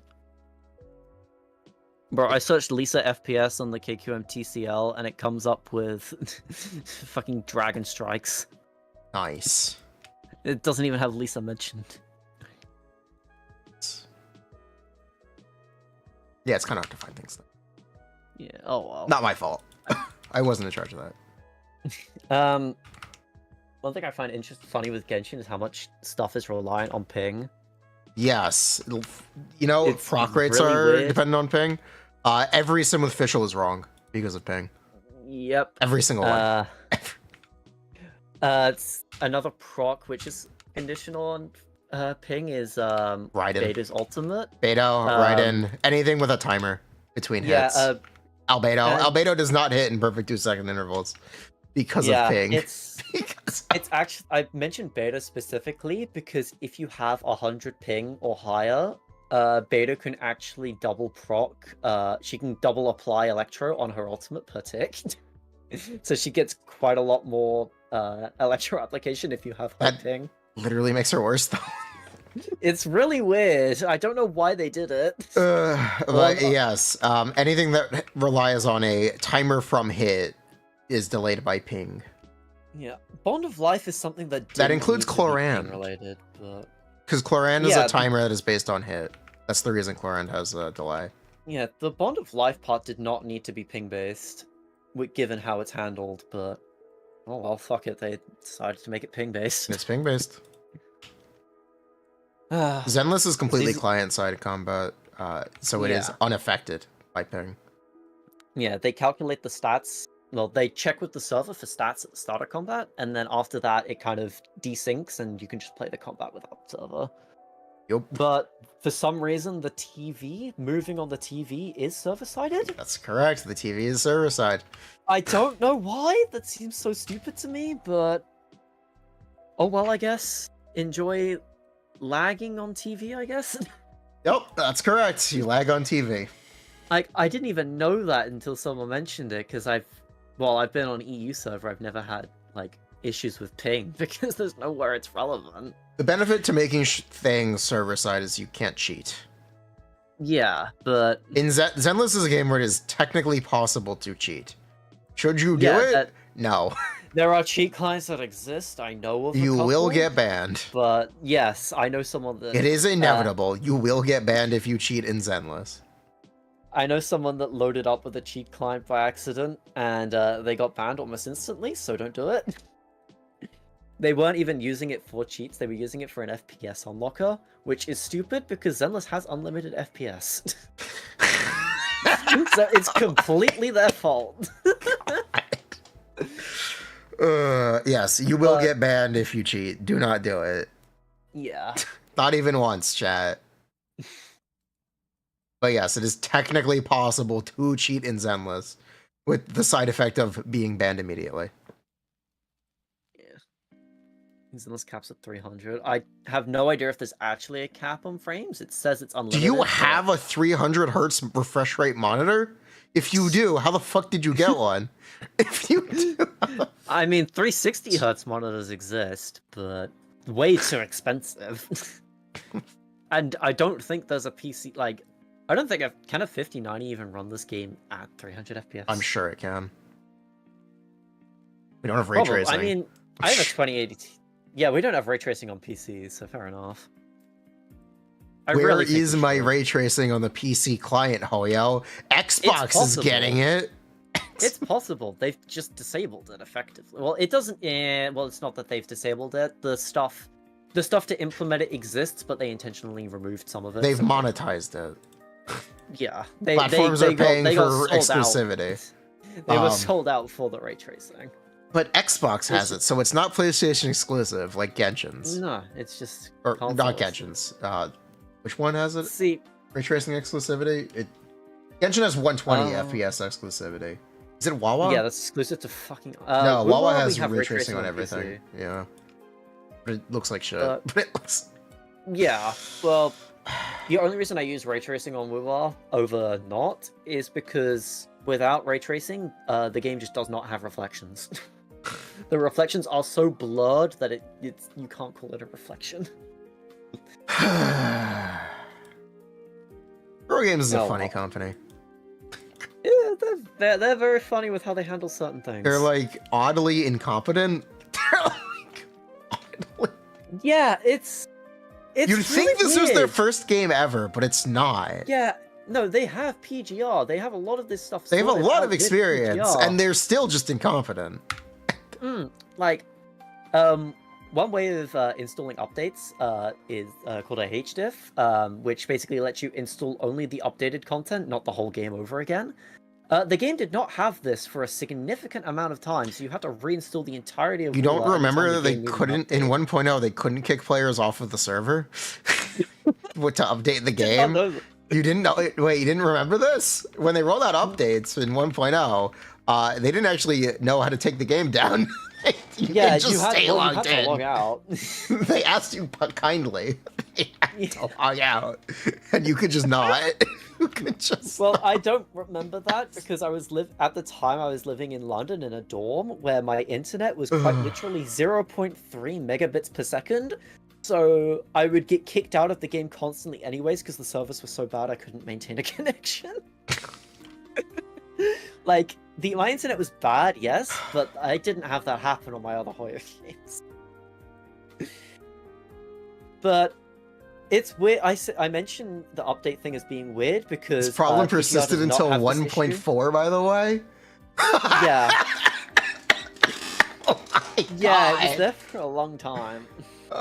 You just couldn't. You could just stay in the game. And even now, when you load up the game for like hotfixes, it installs the hotfix and says, "Hotfix installed. Please restart the game." It does not automatically restart the game for you. Yes, that's correct. Which feels like something really easy to do. You can write a batch script in Windows to do that in 2 lines, but it really feels like something they should have. It's just one of those small things. Bro. I don't know. I don't understand Kuro games. There's a lot regarding their beta stuff as well that I feel they should have under wraps, and they just don't. It's really weird. I know they don't pay very well. I've heard about this. They don't pay their developers very well. They don't pay their content creators very well. I do know something with the content creator program. Something I do know. They don't pay on time either. Yes. It's not that they don't just pay well; it's that they don't pay. Oh. So back in 1.0, I was not in the program, but this got posted publicly by people because they were that pissed off with it. So they were meant to pay their creators, but they for like coverage over like the 1.0, they got given an early client to like test things and record things before the game came out. I don't know if you remember MTash making like 3 videos on the beta server before the game released when they said don't do that. No. But he did, and he posted them. He took them down, but they couldn't really do anything about it because they didn't send out NDAs. They just asked people not to record. They just asked people not. And they didn't send out NDAs because they couldn't, or something. Their reason was that they could not do it. So they couldn't do anything about it. Oh my god. Anyways, it gets worse. So they were meant to pay the creators like a set amount for doing the coverage for 1.0 because obviously it's advertising. The deadline comes for when they're meant to be paid. And they didn't get there paid. is no news. Yes. They had nothing. to hound them, yes. Yeah, they had to. It took a good. This is what I meant when I said so. they do not pay on time. Yeah, they took a good. I wouldn't say so, they don't pay and ever. then tried. I don't No, think that's they paid necessarily eventually, correct. but Yeah. when they first offered the payment late, they tried to. They tried to undersell them, lowball it, yes.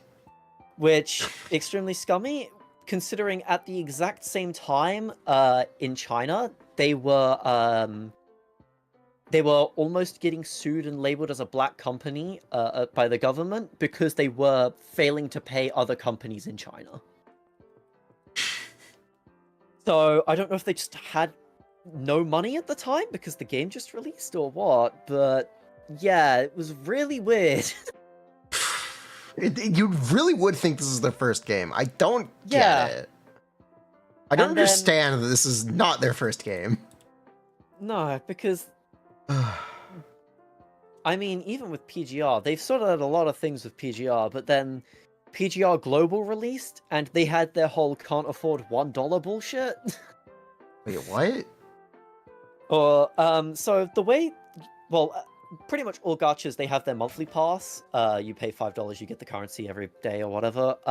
Yes. In PGR on the global server, this was not $5, it was $6. Whoa. So Inflation hit hard. well, the issue came from the fact that you bought it with currency rather than a straight payment, from my knowledge, and the bundle only gave you enough currency at $5. It didn't give you enough currency for it. You had to pay more, and a lot of the admins, like on Discord or whatever, they were like, "Oh, you can't afford $1 extra for this."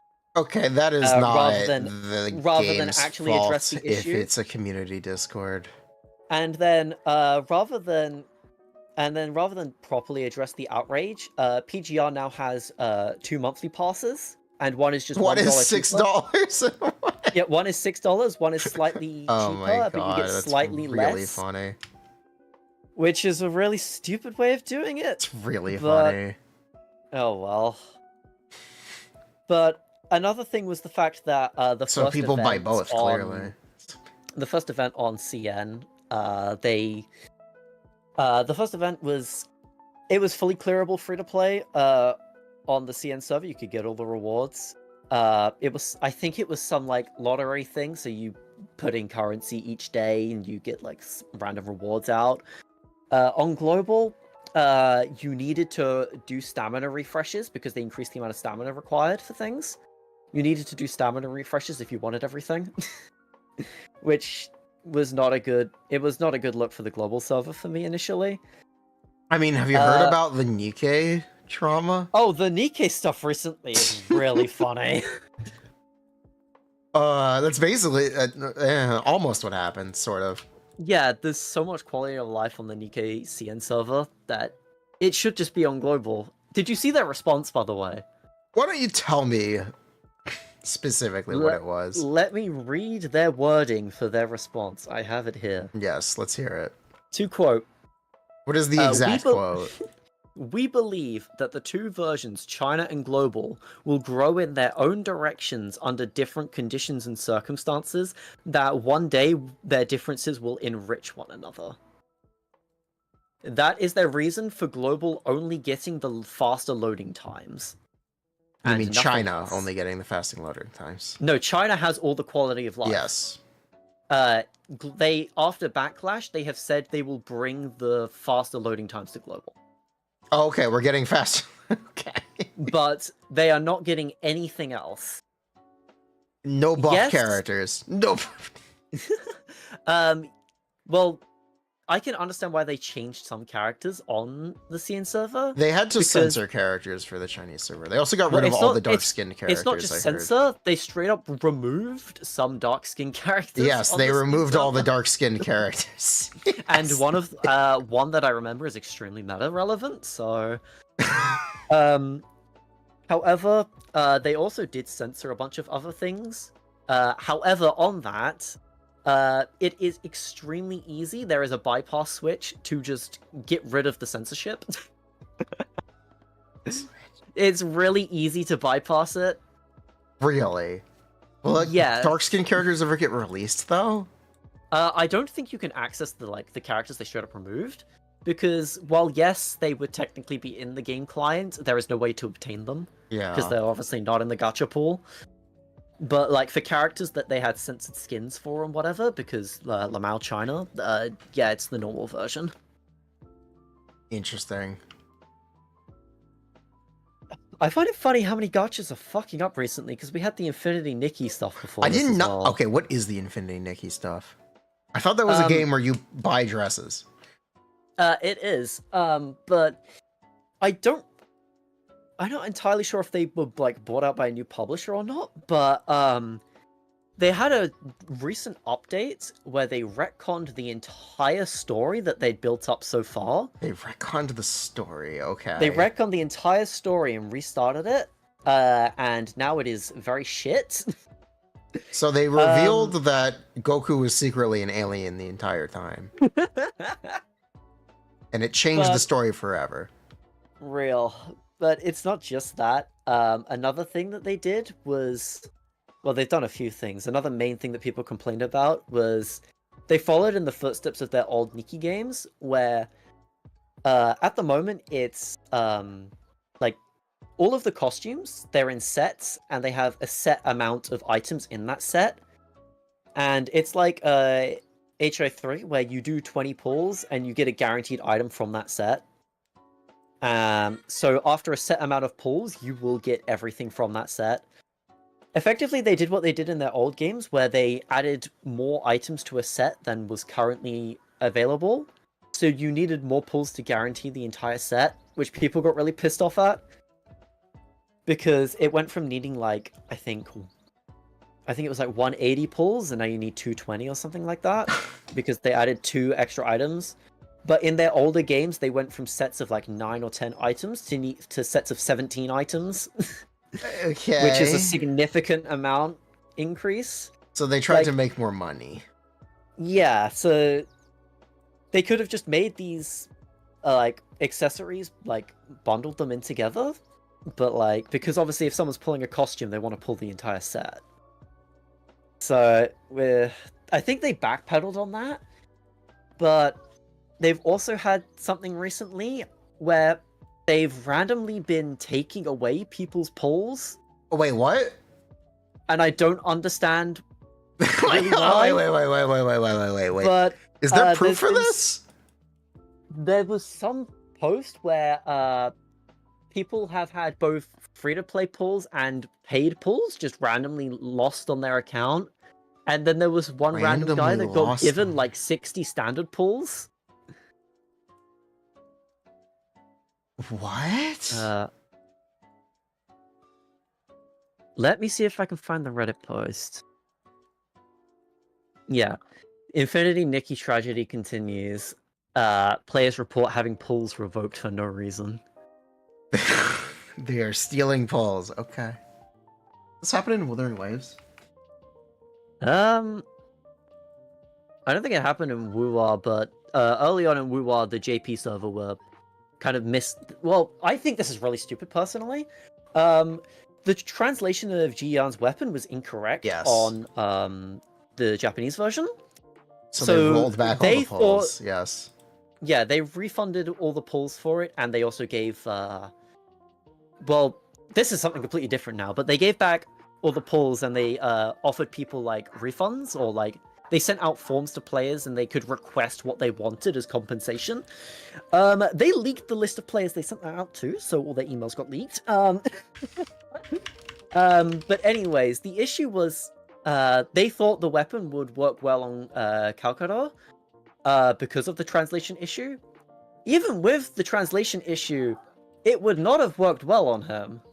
So I don't understand why they thought that. So I don't want to say it was slightly stupid. Oh my god. But it's also not something that should have happened in the first place. Oh my god. Oh yeah, if you want to hear another thing that happened with Nikki, in the same update where they fucked everything up, there was an event, like, you know how Genshin does their events, you get the currency, you buy stuff from the event store? They had an event like that. They had a bug that let you get the currency faster, so you could clear out the store faster. You could clear out the store even without this bug, so it was just, you got your stuff quicker. The devs didn't like this, and anyone that had it happen on purpose or accidentally had their event currency taken into the negatives and had the rewards that they got taken away. So there was no real reason to do that because it didn't benefit anyone, but womp devs, well done. Bruh. I find it weird how much live service companies are fucking up recently. It's really weird. But oh well. I'm surprised how much of this shit I remember anyway, but I guess I keep up with it. So. Yep. So keep up with it. Yeah, I don't even play Nikkei. I just saw it on Reddit this morning or the other day. Bruh. Gotcha. So thank you, Ed. Yeah, well, actually, what is the time? I should probably let you be because it's been, I'm just doing this Genshin event that I didn't do. Yeah, what is it? I've not played Genshin in a while. I don't know. What do they need you doing now? They need you to walk around and talk to people. What else Oh, is new? so the game's not changed. They need you to walk. What else is new? It's been over 3 hours, and I need to make dinner, so I think I will let you be if that's all right.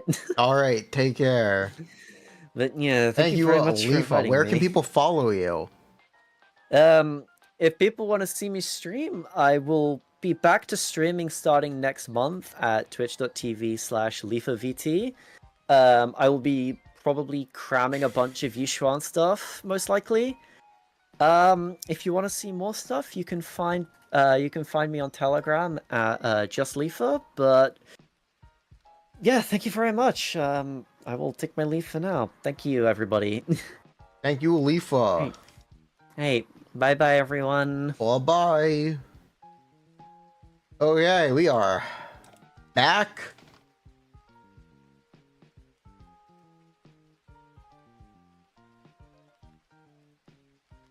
Whew. Chat, we're alone. We did it. We beat them all.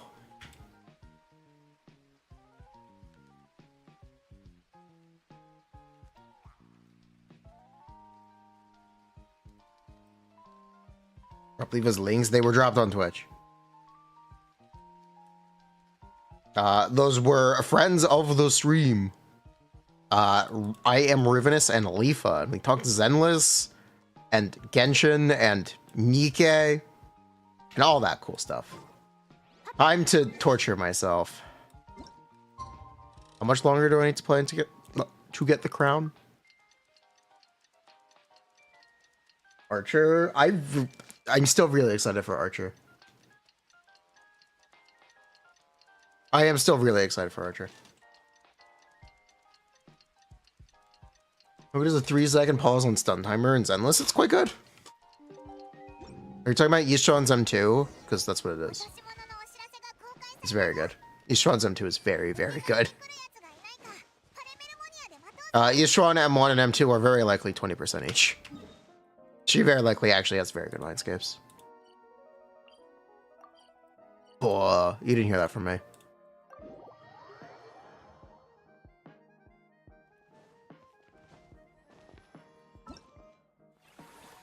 You're supposed to be doing the theme park? Am I not doing the theme park? Wait, what am I doing? Wait, is this not necessary? Do I not have to do this? Am I wasting time? Why the fuck? Get back to the goddamn theme park.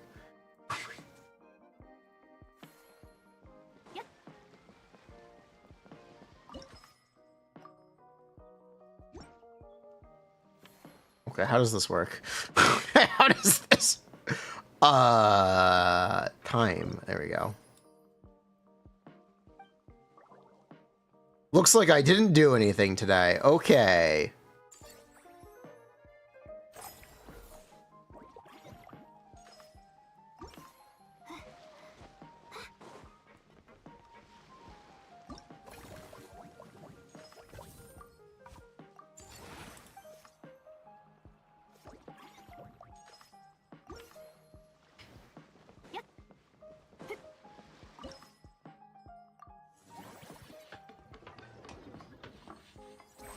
All facilities unlocked.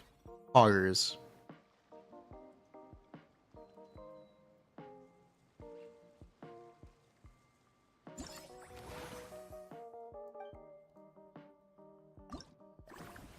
Low satisfaction. Animals. Oh, that's a whole lot of 0.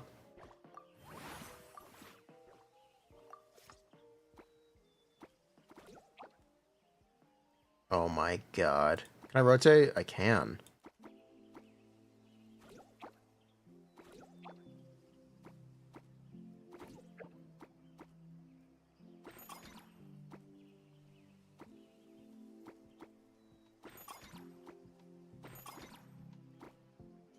Put down some birds instead. Why not?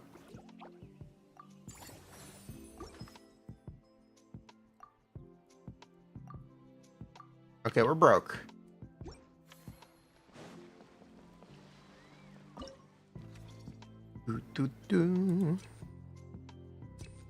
What do I need? I need someone to work the manor. No one wants to work the manor. Why do people these days not want to work? How do I level you up?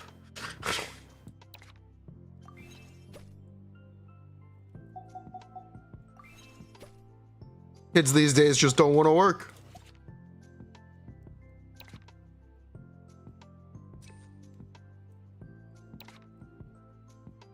Aline? Allah? We'll just go. Alright, Escovier, what you got? What you got, Escovier?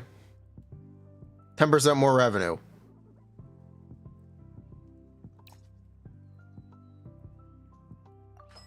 30% less next time I upgrade an attraction. Whoa, no way.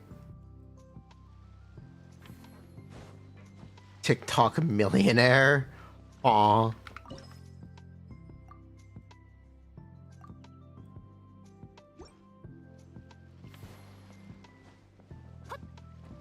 What can I spend clocks? Do it. You know what? It's fine. We're just gonna move on to the next day, I guess.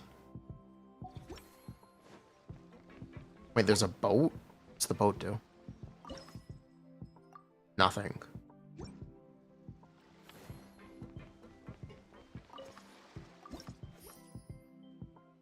Stonks.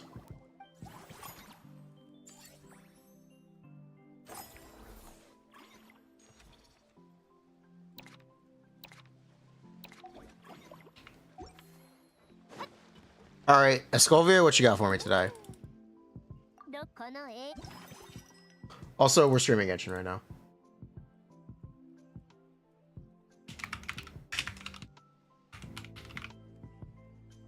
Oh yeah, by the way, chat, it is my birthday tomorrow.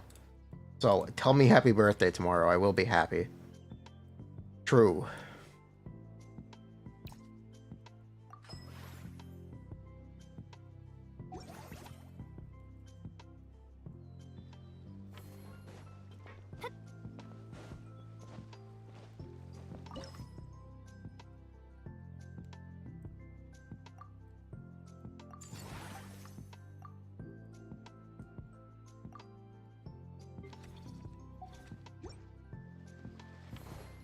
Show dog?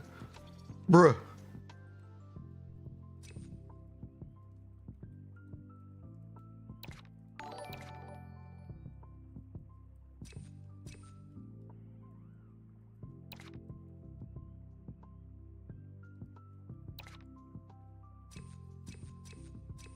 Wait, hire... You know what? I'm gonna hire a Melazine.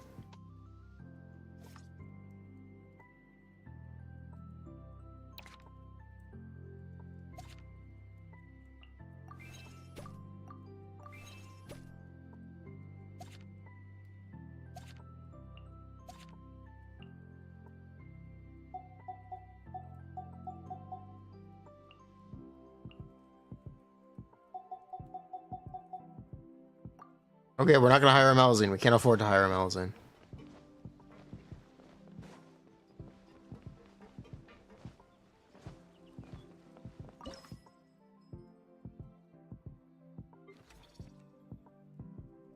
Wait, I'm supposed to have staff here?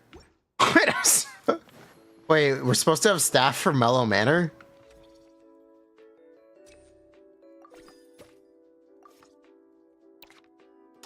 Oops.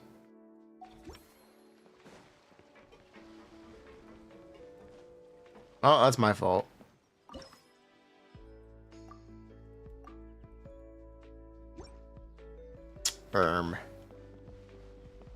Yeah, that is my fault.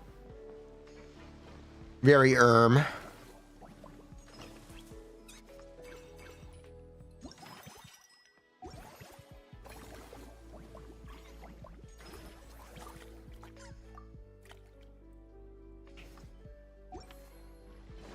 Well, I guess we're moving to the next day. Oh no, my profit went down.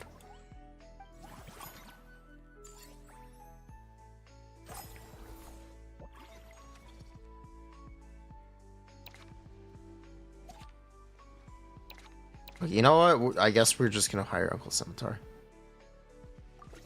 I don't think I have a choice.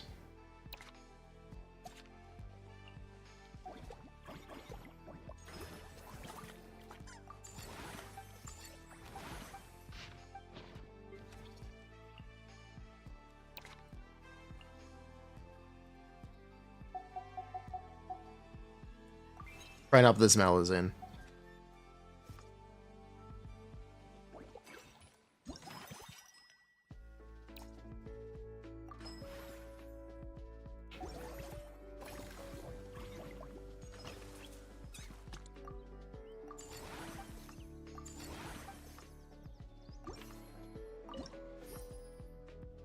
There we go. There's my profit. Growth plus profit equals profit.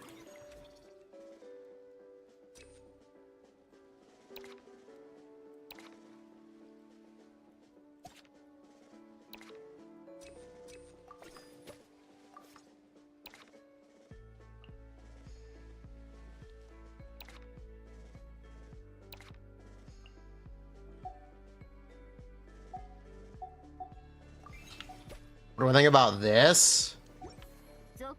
I have no... Alice is a horse tyrant? Yes. Is she a horse tyrant? I've heard people argue about whether or not she's a taper or a horse. I currently believe she's a horse. I'm gonna say it. I think she's a horse.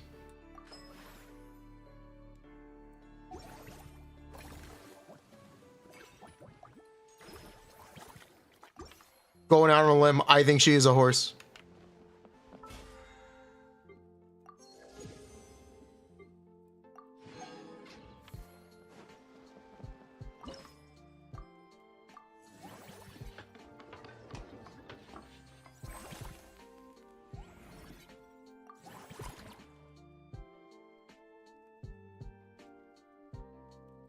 Capybara Thyron. Okay. What is?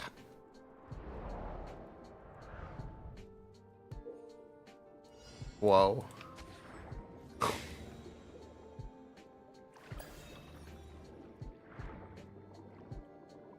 What is happening here?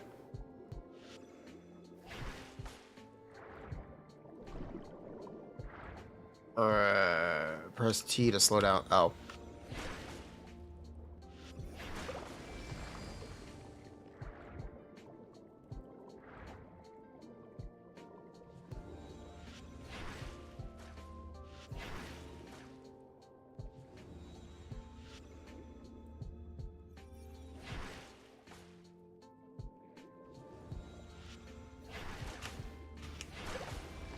I see.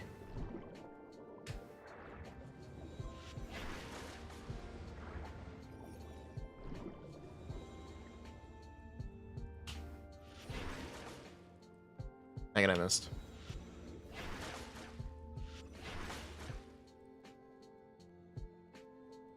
Okay, ready? Go.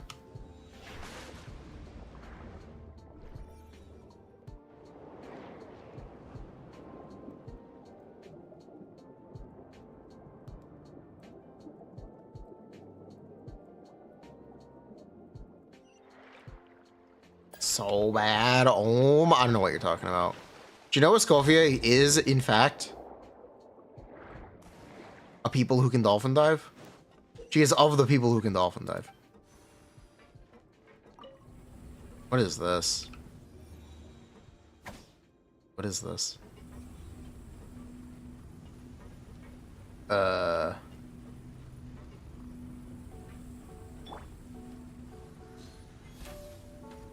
my god. We're so back.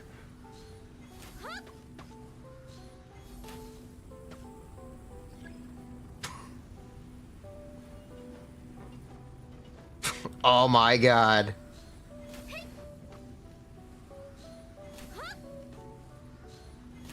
Haters will call it cheating. I call it spill.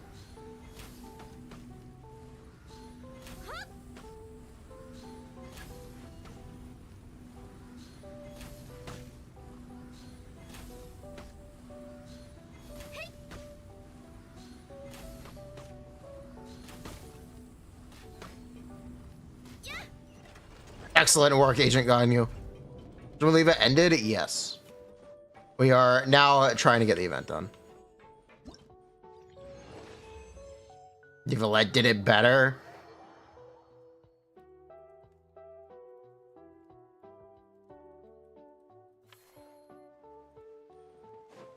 Bruh. Can't have shit in Teyvat.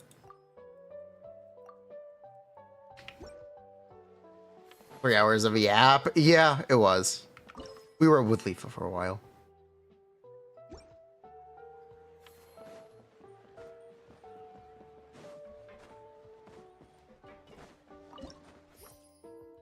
Look at that profit curve.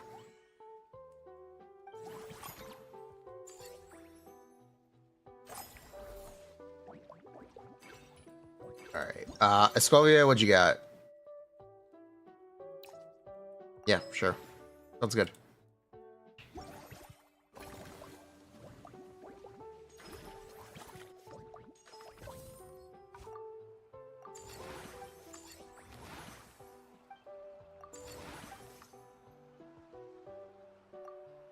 Reach business level 6, Corpa. Okay.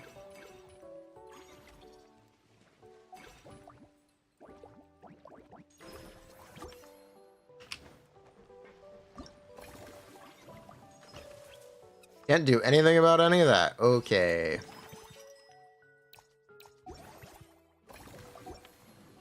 Pack it in for the night.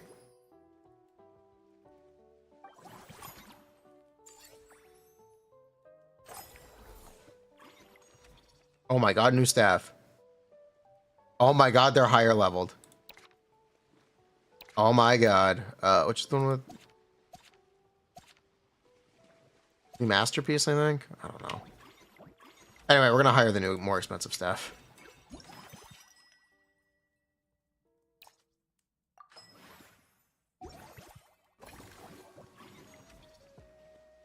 Alright, Iron Belly, you're hired. Hajand, you're hired. You're also hired.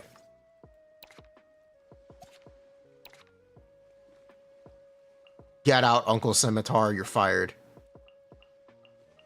Captain Fermento Juice and Hala, you're also fired.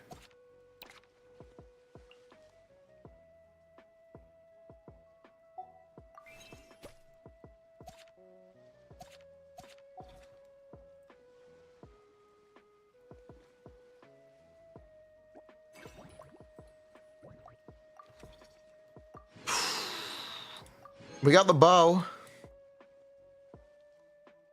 I didn't realize they had names. Silverwolf Season 2 propaganda.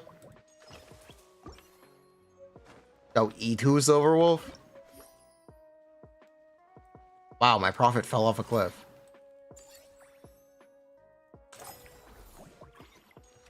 That's a slight problem.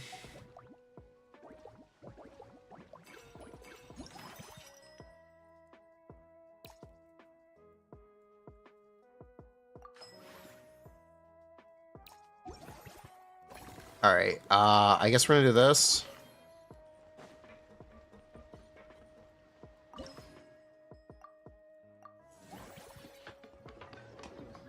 E2 Silverwolf, let's go! What even is Silverwolf C2? Who's my favorite agent in Zenless? Evelyn. Skirky gameplay equals press basic attack? Yes, that's true.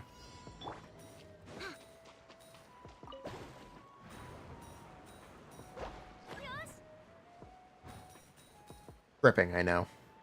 Hey, sometimes you need to dash, which is a step above some other characters.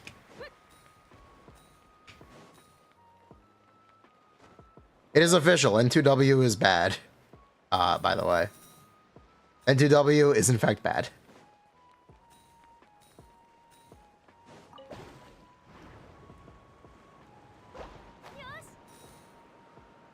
The cope is over.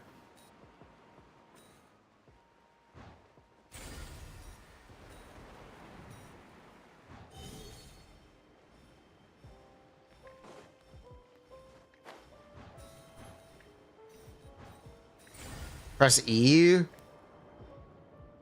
What? Why are we flying?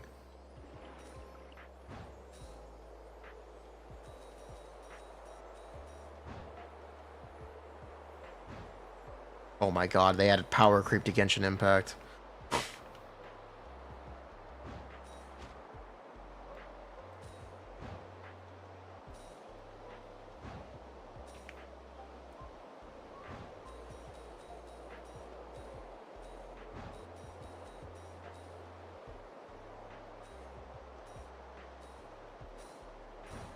Yeah, Furina, you got this, girl.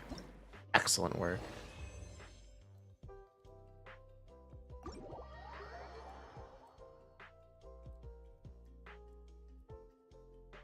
What is this cat? What is O-tag? Chat, what is O-tag? What is an O-tag?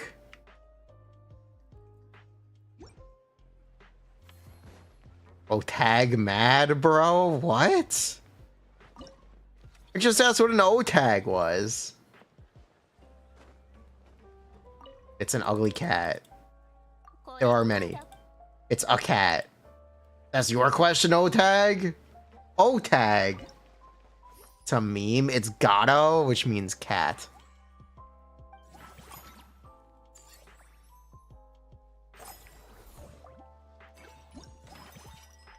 Okay.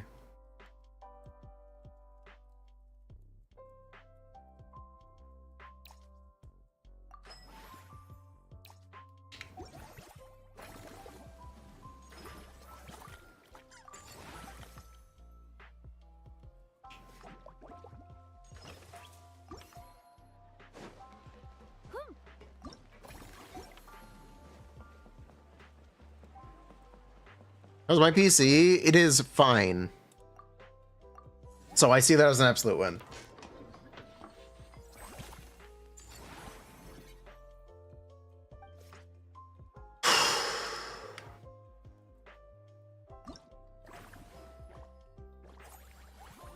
Invite more animals, please.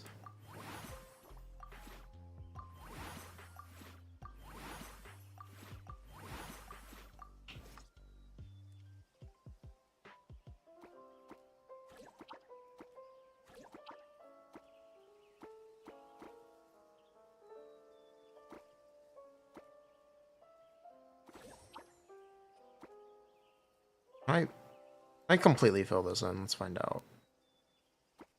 Alright, you know what? I have played these games before.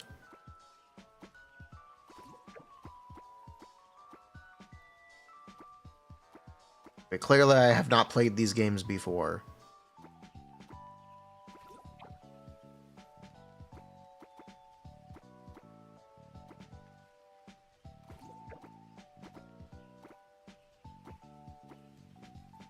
One empty space isn't bad.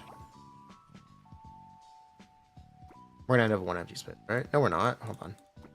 Yes, we are. You know what? One empty space isn't bad. That's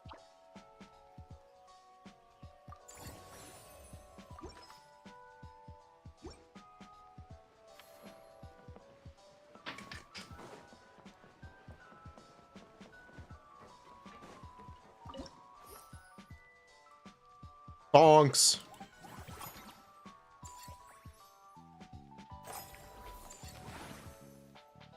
You're corpo level 6.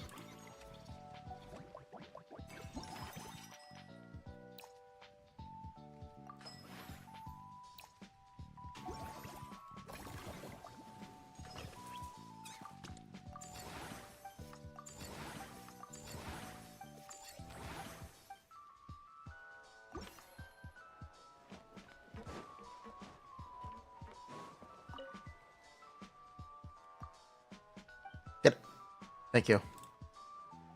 Out of my way, woman.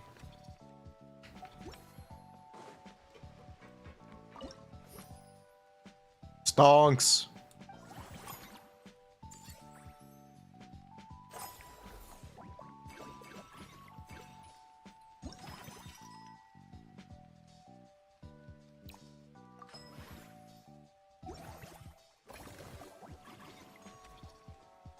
Okay, we are looking to hire people. For eclectic escapades. Okay, thank you. Thank you. Boop, boop, boop.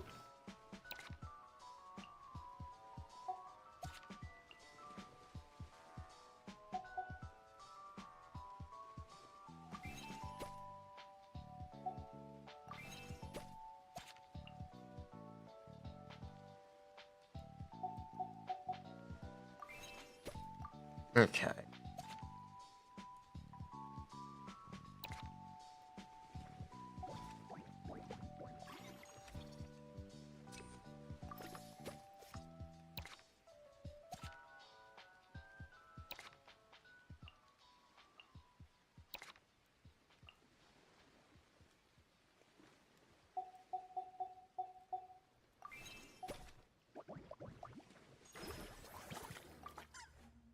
And I'm broke.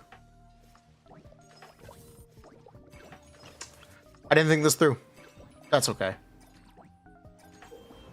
Check friendly encounters.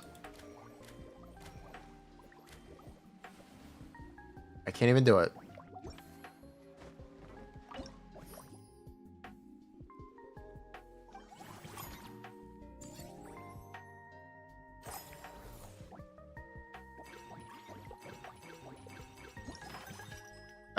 Eclectic excavated metal manor. Movie masterpiece. Movie manor, I guess.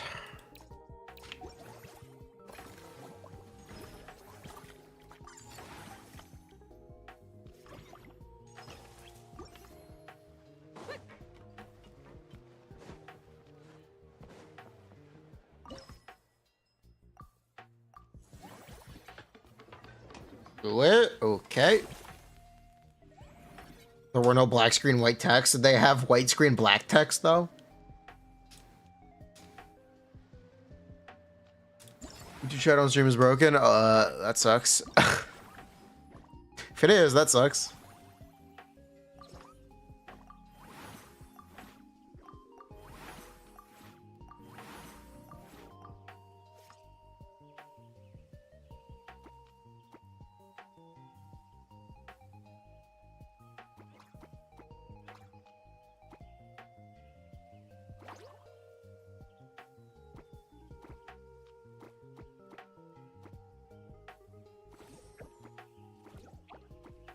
Achievement unlocked.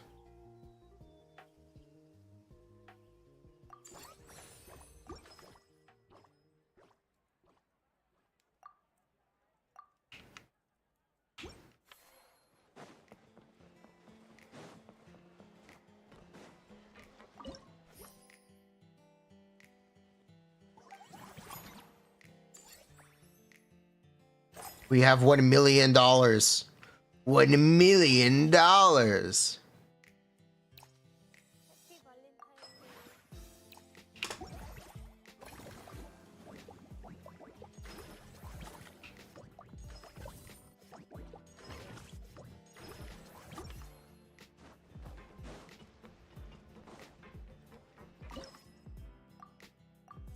Expand that facility. Woohoo! It was a black screen without any text. Oh. That's really funny. That's really funny. Genshin fun? This event is probably not fun. No. No, I can't say I recommend doing this event.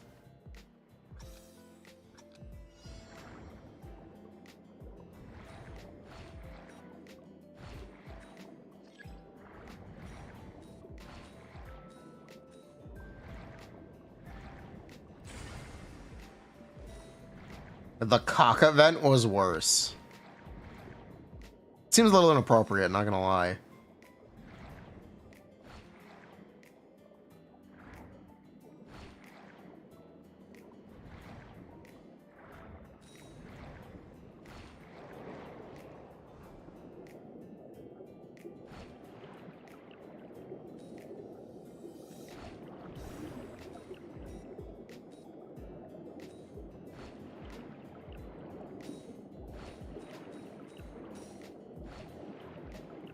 I don't even know what the cock event is. What is the cock event?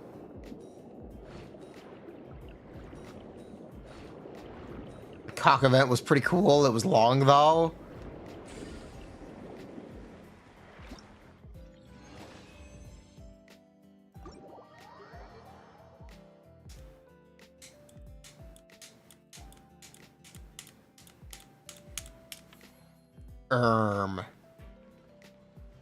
Pogga, did you finish Expedition 33? Completely unrelated to your comments. You finish E33? No? Bruh.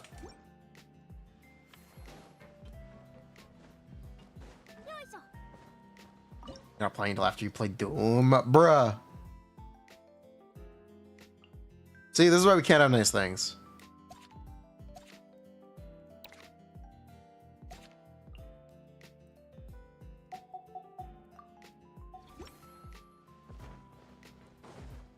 You didn't like it. You don't like turn-based. Bruh! Turn-based is a timeless format. You are wrong. Oh no, my profit went down.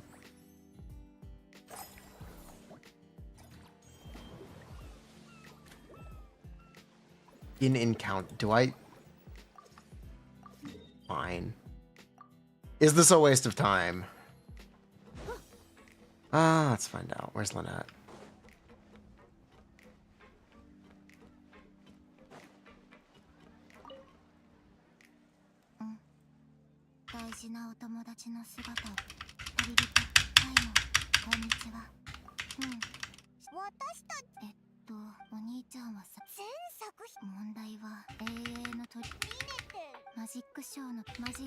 Magic.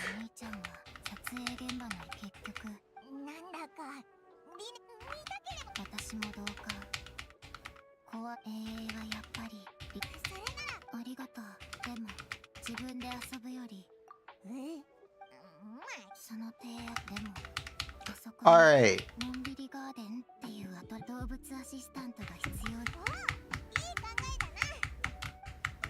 Can they please get a skip button? Please. Can we please put a skip button in Genshin? I beg. I beg for it every day. Please?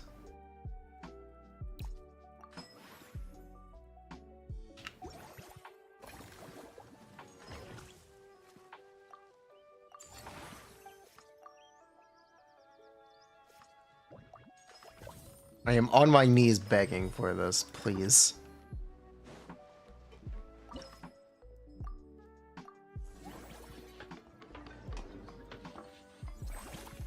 Maybe in 7.0.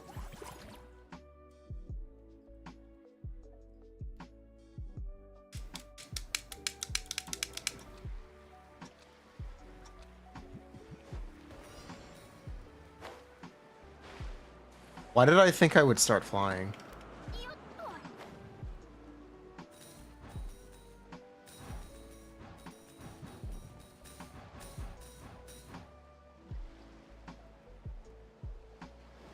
No. No way they make you get in the boat. No way. They brought back the boat? No way. Mualani, take care of this.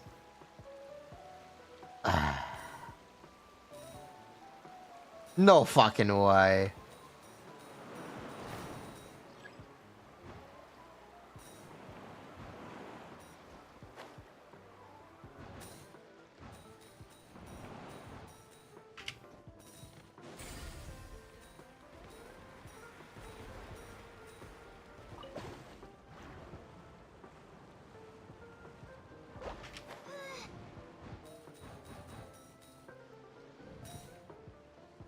No more Natlan, no more boat. Get in the boat. Natlan is over. Get back in the boat.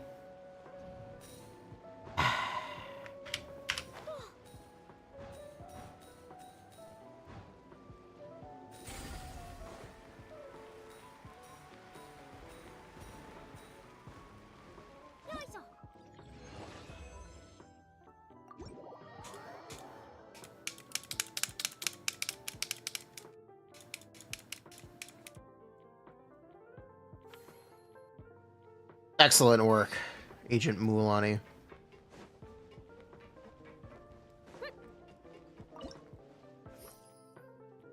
My profit went down.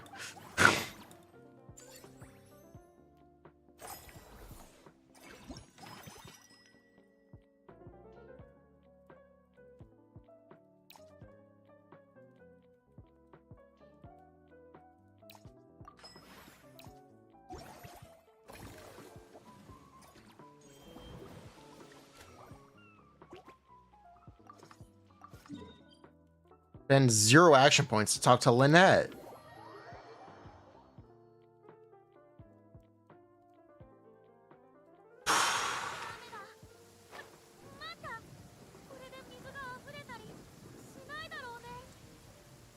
Changes? Skirk essentially had not a single change.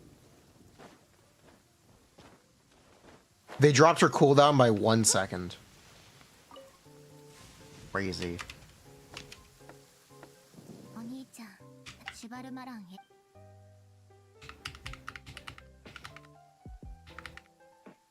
Genshin betas are not the same as they used to be. They used to be more exciting, I swear. I swear they used to be more exciting.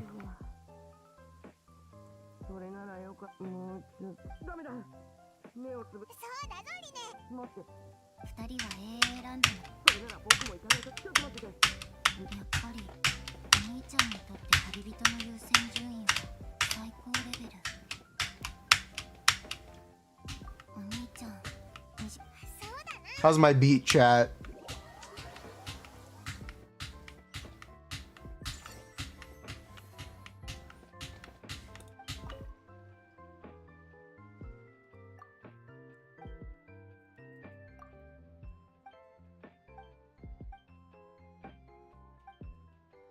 Bongos.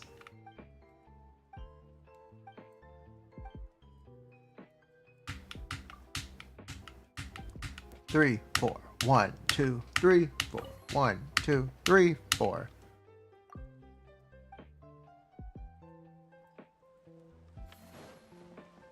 Skips dialogue in quotation marks.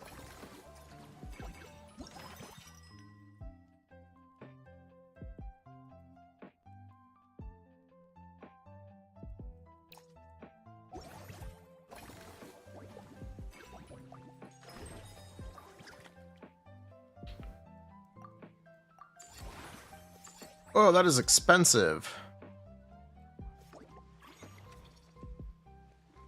Oh, we got 3-star staff.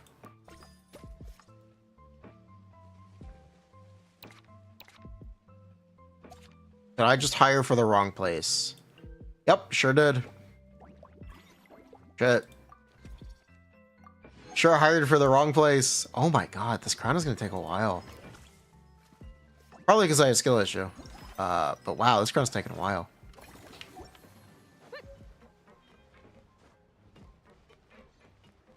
I'm playing community accounts watching the corner. We kind of did everything.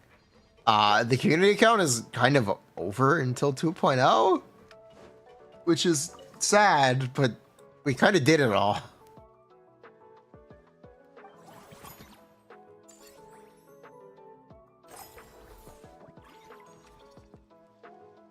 Oh my god, it's a blubber beast.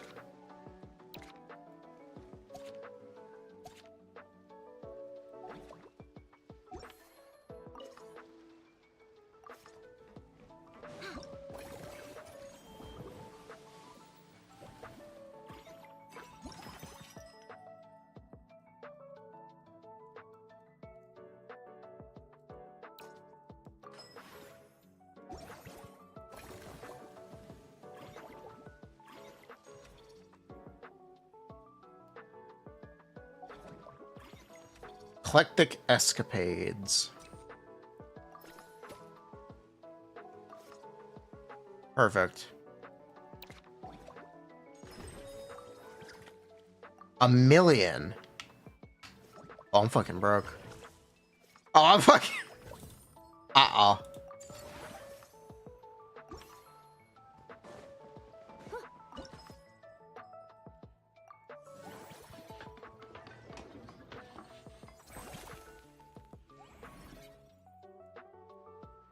Yeah, I'm broke.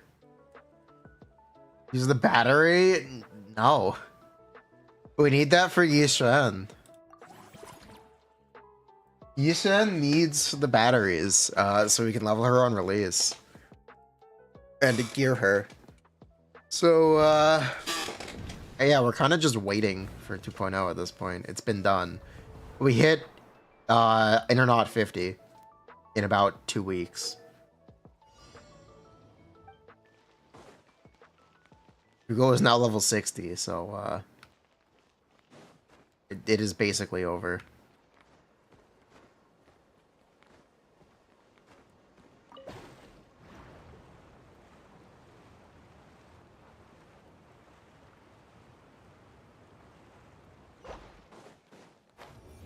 Sad, but true.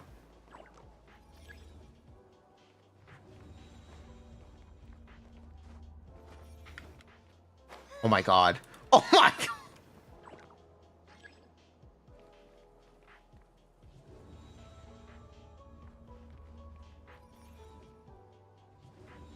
What?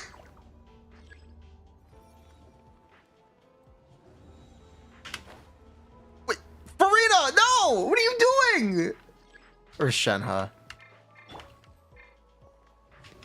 Shenhe would make that jump.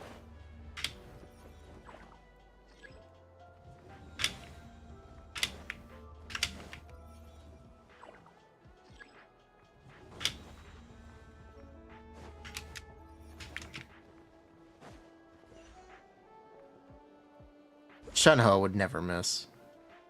Would you lose? Nah. I'd win.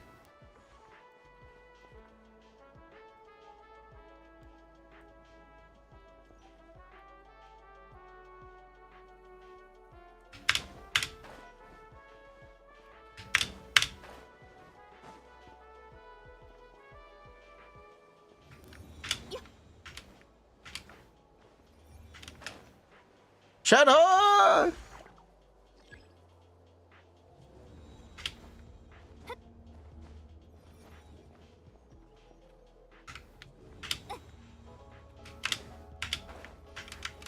What? It dragged me! No! Oh my god, these physics don't... Oh wait, it just... Okay, thanks. Thanks, game. I got a pity point.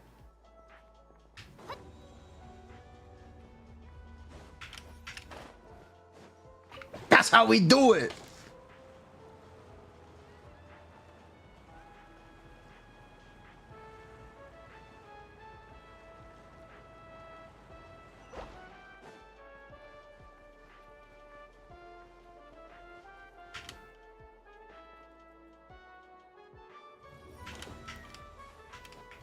Shenhe, you suck.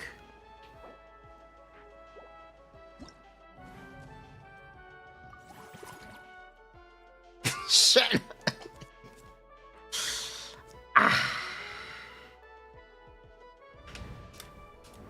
I blame Shenhe.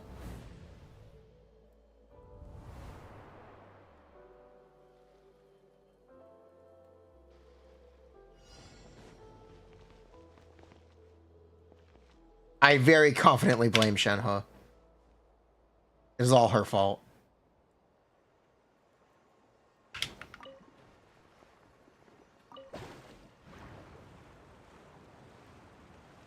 If she was C6, she'd do it.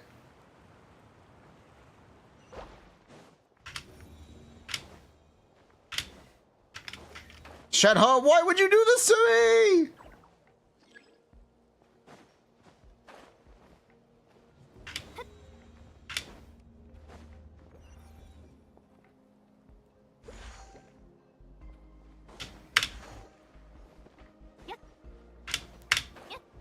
Played so much Zenless, he forgot how to jump.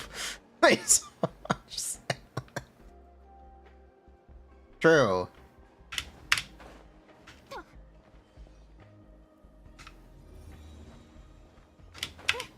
Shenhe, why?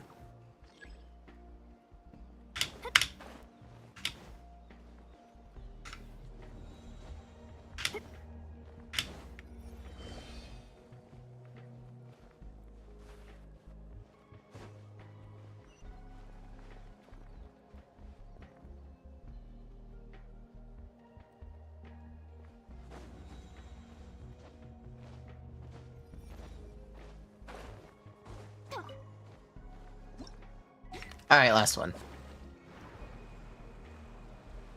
This world record pays? No. I blame Shenhe, honestly. It's all her fault.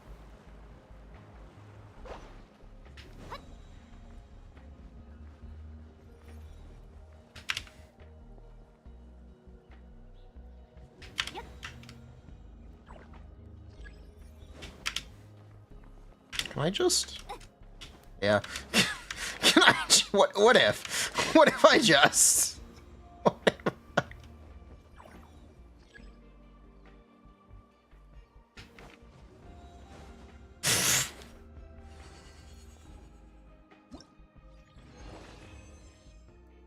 We did it! Woo!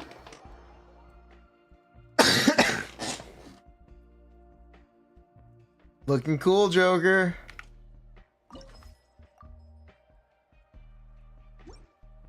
Almost scary how good I am.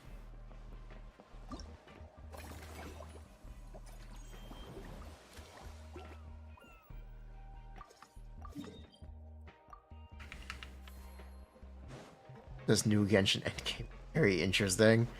I can't believe the new Genshin endgame is intentionally easy. I actually can't believe it. They've made it to replace artifact domains. That's the new end game. The new end game is an alternative where you can fight a boss instead of an artifact domain. I can't believe it. I can't believe it. It's not Deadly Assault. It's superficially Deadly Assault, but they made it easy. You're supposed to kill the boss. Bruh. They made it so you are intended to kill the boss. Does it take resin? Yes? Yes, it takes resin.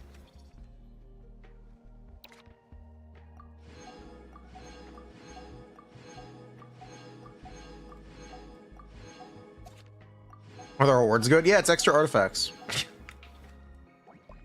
The rewards are very good. It is literally extra artifacts.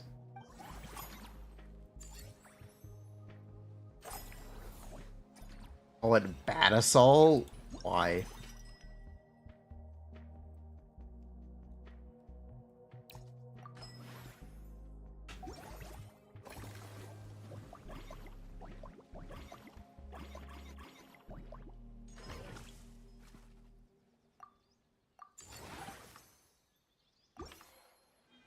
Ah, that is expensive.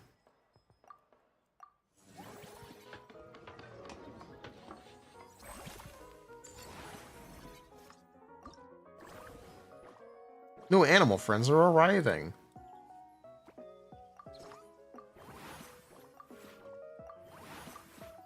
Oh, crazy. Alright, rip it all out.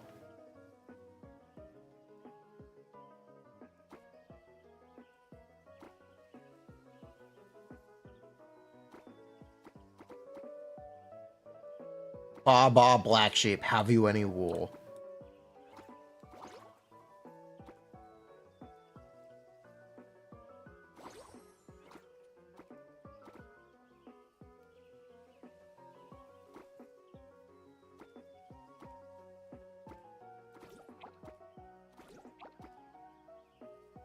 And now we're gonna put down some slimes.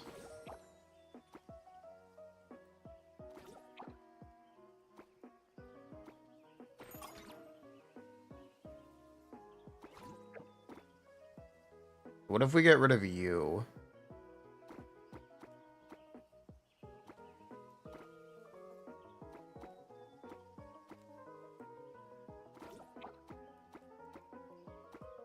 That didn't actually solve the problem.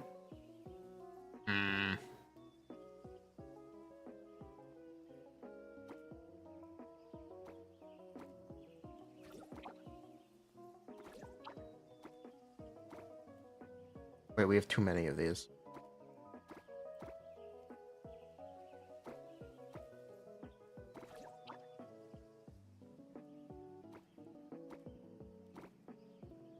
What, are you a large life form? You are a large life. No, you are not a large. You're a terrestrial. What's a large life form? You are a large life form, and you are a large life form. Okay. You are facing the wrong way. Why can't I mirror this? Damn it.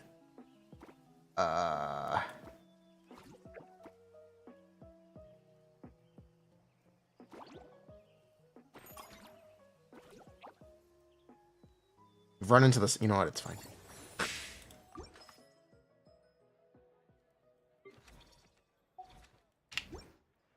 We gotta hire some staff. We gotta make some business decisions here.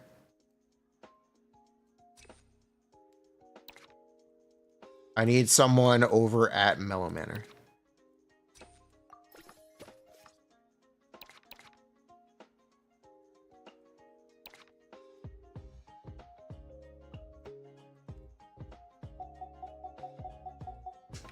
Blub. Alright, Blubba Beast.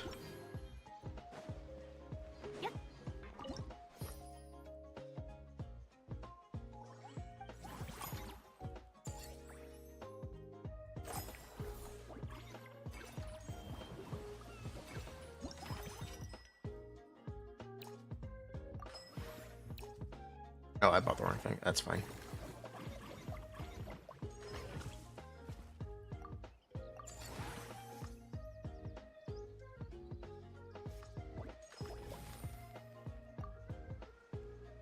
You know what? We're gonna hire some employees. Actually, no, I want to do this. Then I want to hire some employees.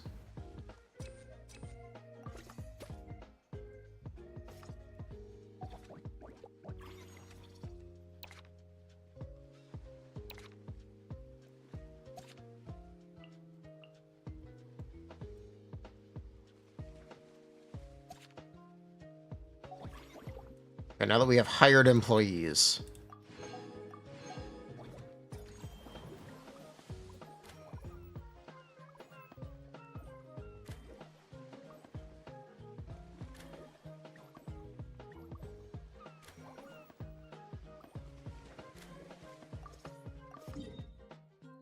Why is Dia here?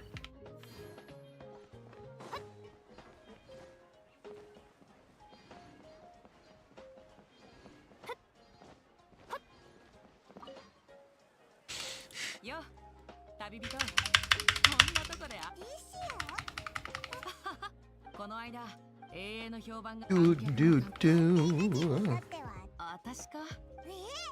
撮影チームのそれに一番いや主演のやつが監督は熟考の末にこのシーンを残したんだが後でおっさんのせっかくあんもともと南東方向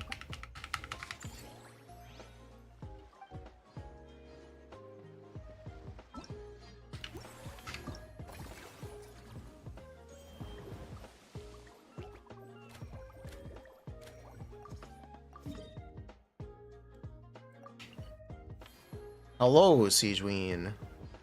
Idea talks. Yes. Yes.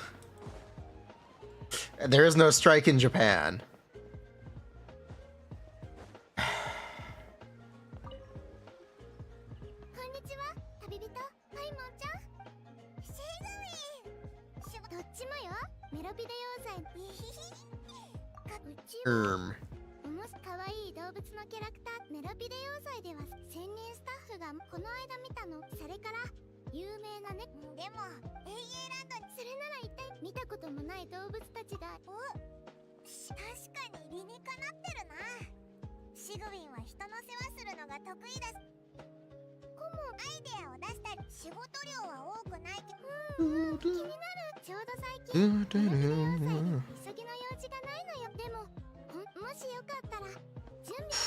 Yeah, I really don't have the patience to sit through it either, Pipaga. I'm with you.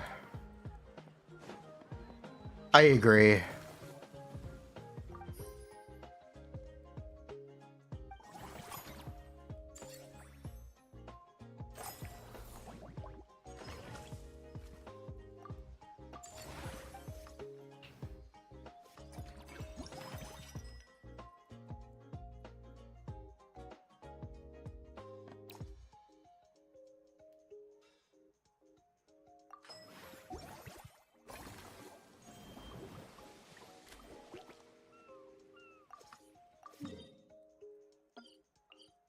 Bro, she's not even near a teleporter. You're doing Amphorius? Oh my god. I am so sorry. I am so sorry for you, Presto. I am so sorry.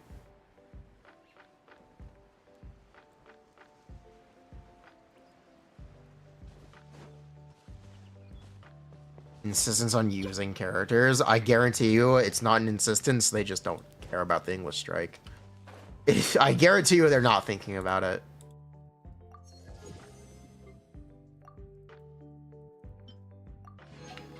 I'd actually be willing to bet they are just not thinking about it.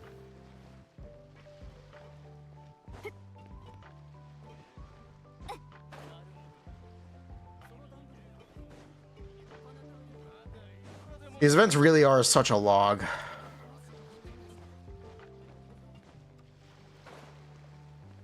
She's inside? Okay.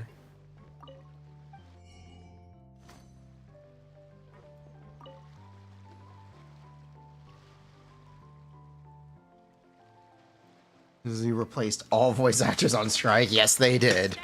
Yes, they did. Yes, they did. They put their foot down. If you decide to not work for Zenless, you are fired. Star Rail fired their main character? Whoa.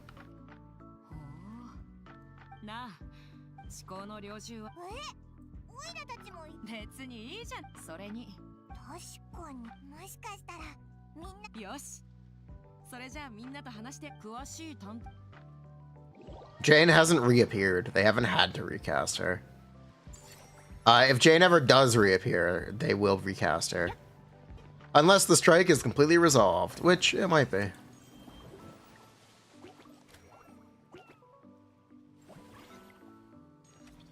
There's a chance.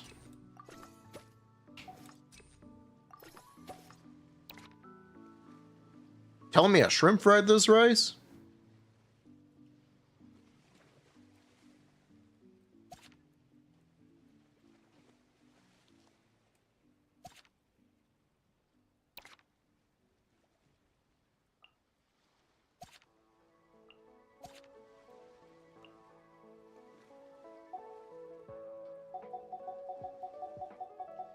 Oh, I'm broke.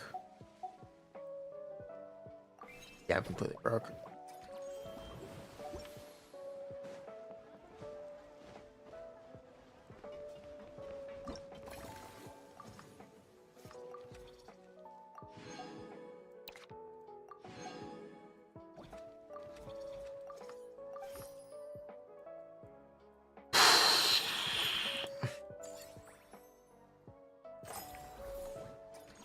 Ooh, it didn't. I can't believe it. It didn't.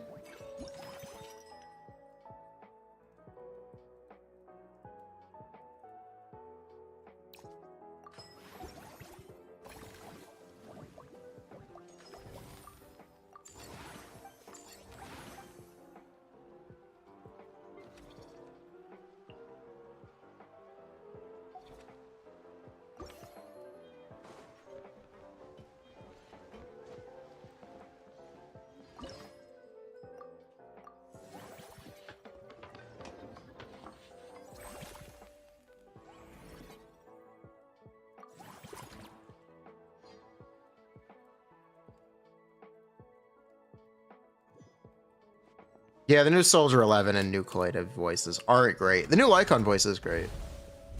I actually really like the new Lycon voice.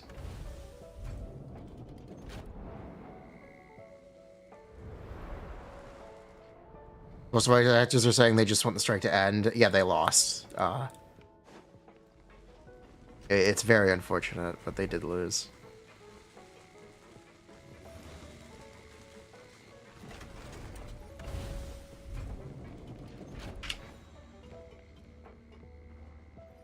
The strike is over, and the AI did win.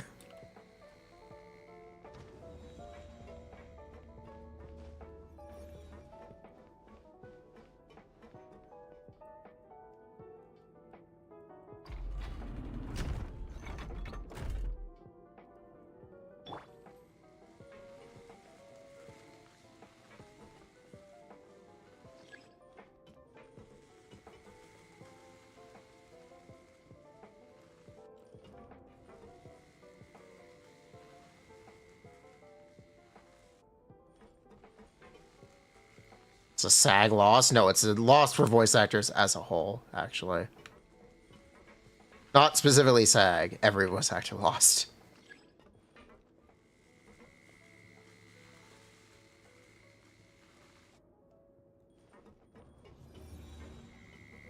It's just already over.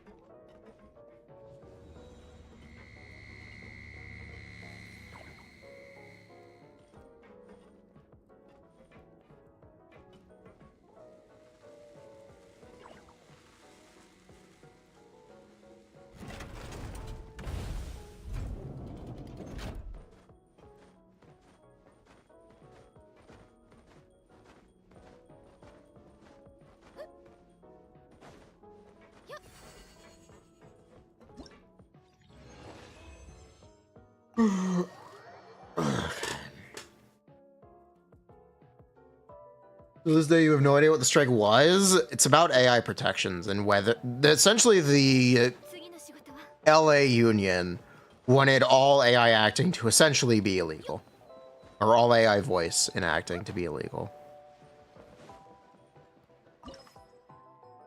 which is pretty reasonable.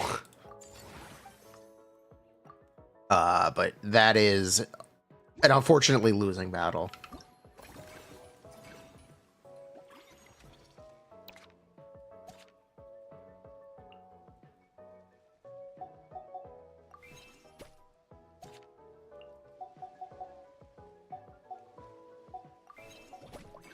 And the actors involved weren't exactly on the same page because they were refusing to work for non-union projects. If you don't know, none of the Hoyo games are union projects. Those actors had no right to not work, which is problematic.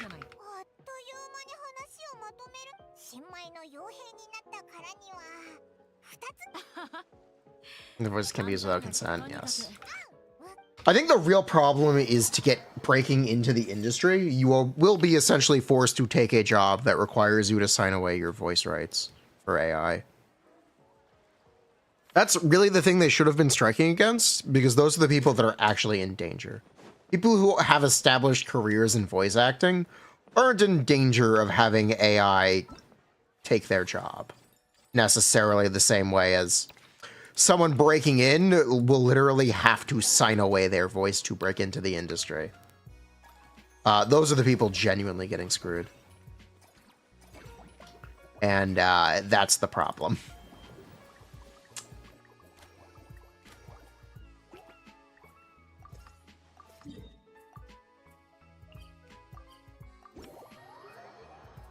Hired British voice actors. Again, it doesn't really solve the problem at all. It's not about having AI protections. It's about having AI protections for the people who can't afford to have them. Compensation? They would rather just not.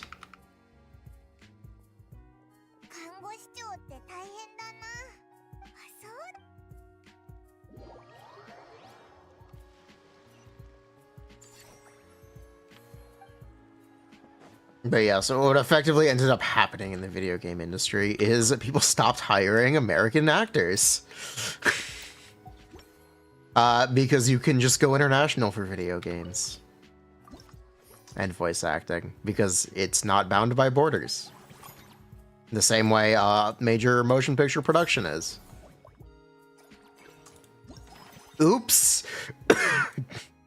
I guess they didn't think about that. Oops. Yeah, small oopsie on that.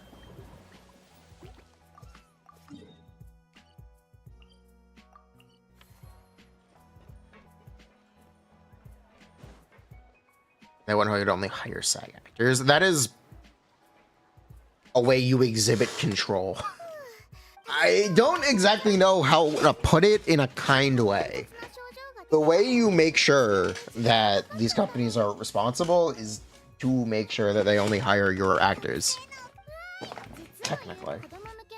That is one of the primary motivations for having that clause. It unfortunately isn't very relevant for voice acting. But yeah, that clause is not exactly the problem.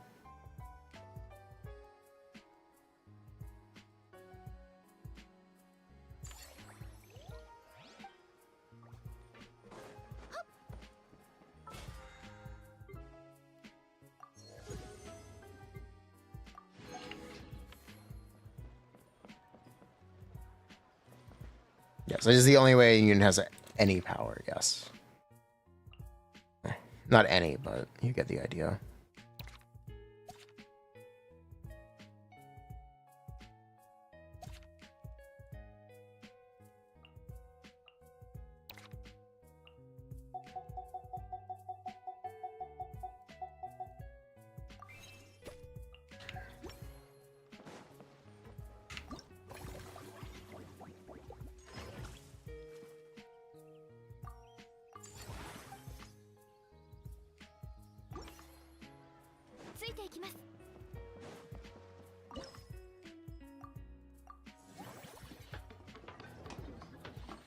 Boycotting Hoyo? The actors were trying to flip them union? Unintentionally or intentionally? I don't exactly know what they were thinking. I don't think they were really thinking. I think I don't know. I actually don't know what they were thinking. Kind of wish I knew, but I don't.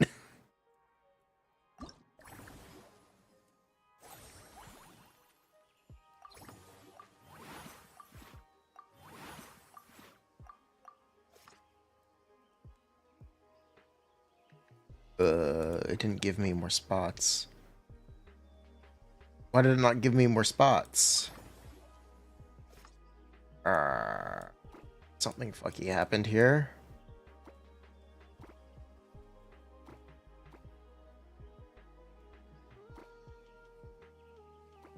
Oh, that sucks.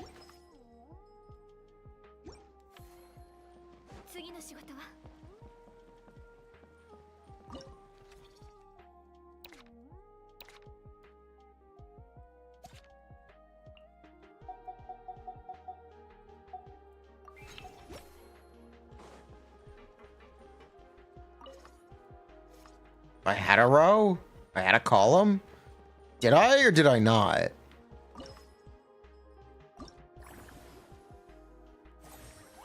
Oh, I do.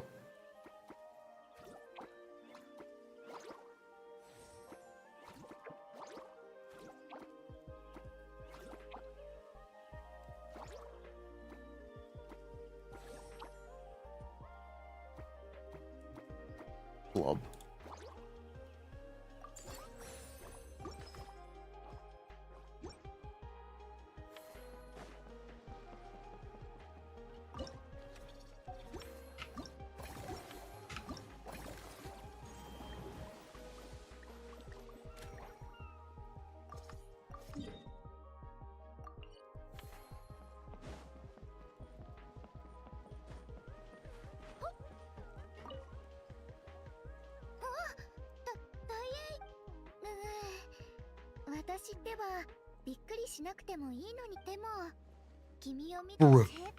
Oh, dog just peed in the house.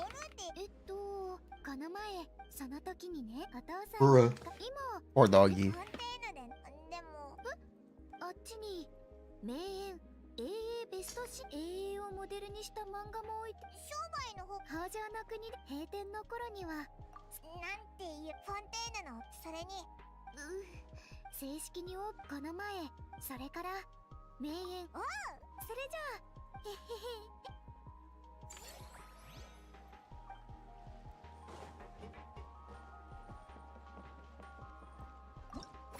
Oh, there's nothing else that can be done. Next cycle.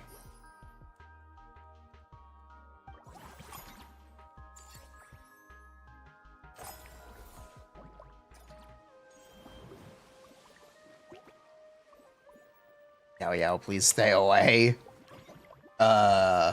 Okay.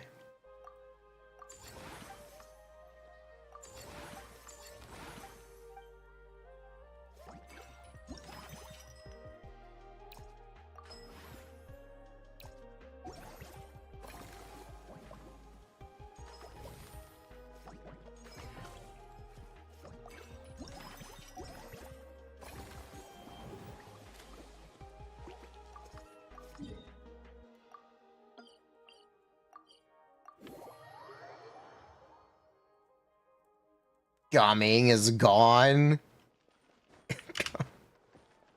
Okay. I guess he's not gaming.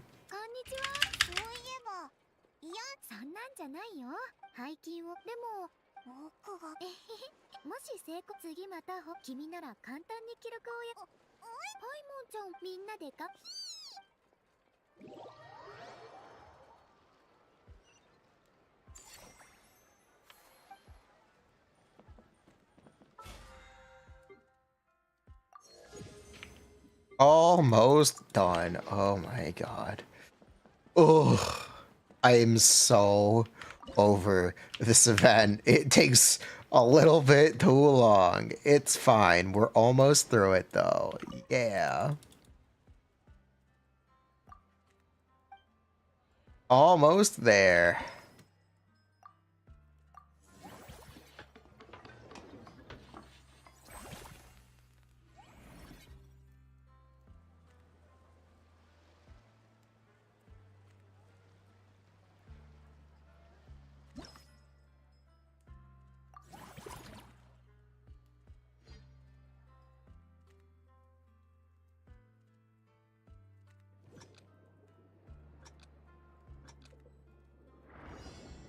Unions acting like guilds. The idea is for the union to be the guild.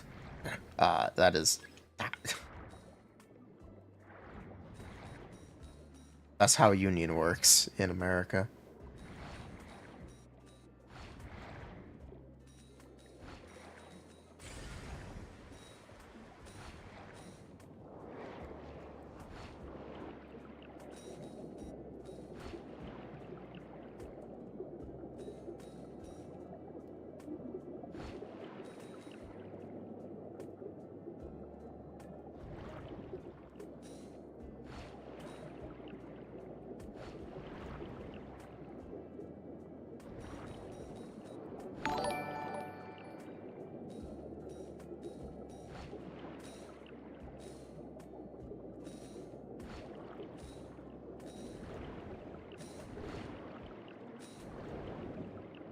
I like the ability to throw down your own speed buff. That's good, at least.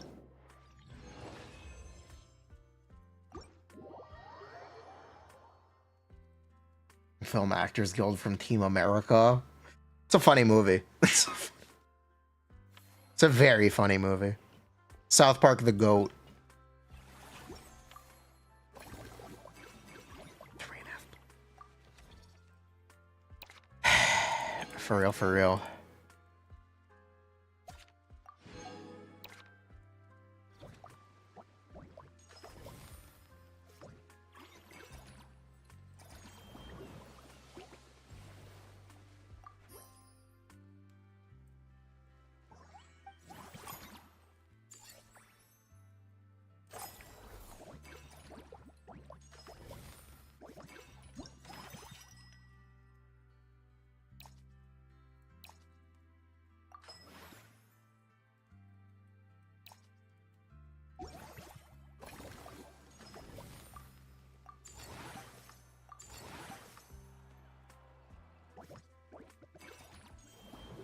We can officially start hanging out with Furina.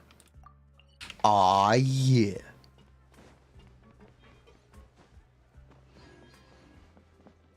Hello, Furina.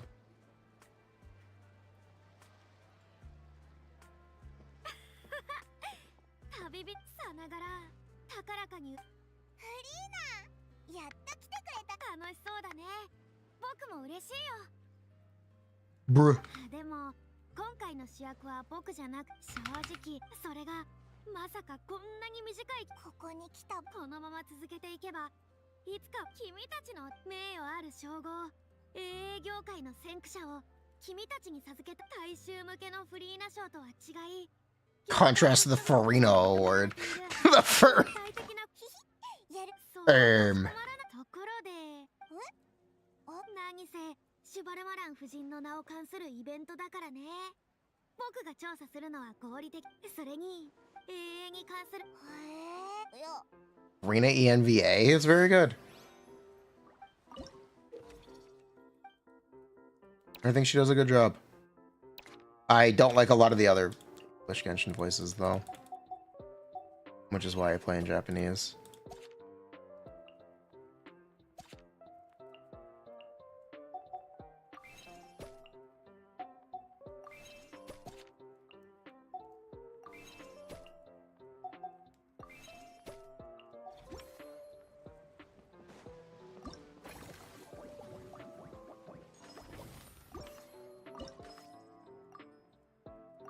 Ugh.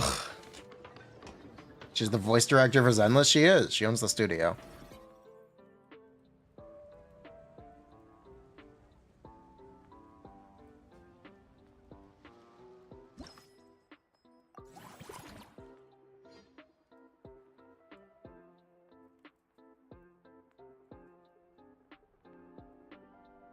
Okay. Oh my god, it's Imaginary Theater. Okay. Last one, baby. Let's go.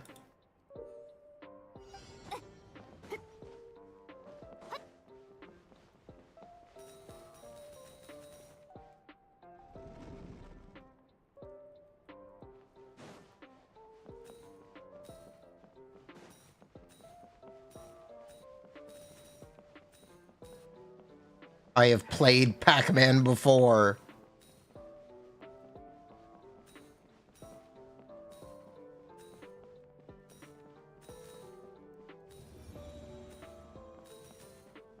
It literally is Pac-Man.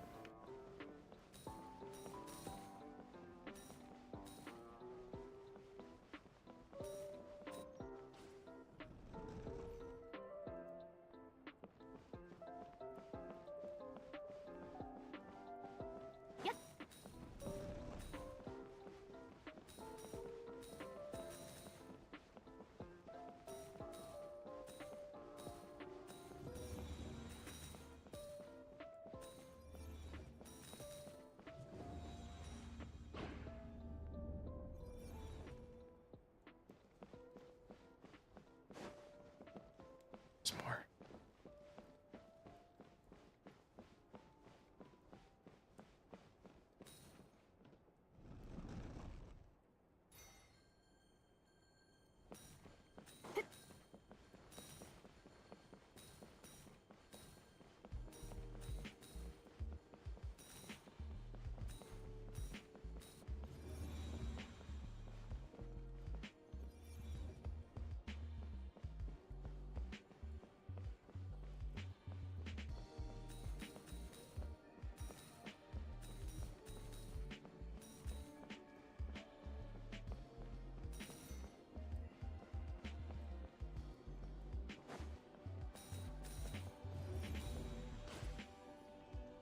Okay, there we go. Thank you.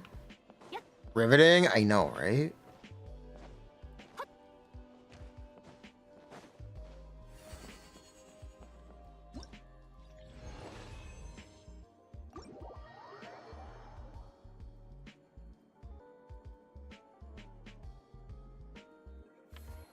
You might be a little better reading. They're very good. Yishuan has very good mindscapes. Yishuan has very good mindscapes. Their effects aren't exactly obvious, but they are very good.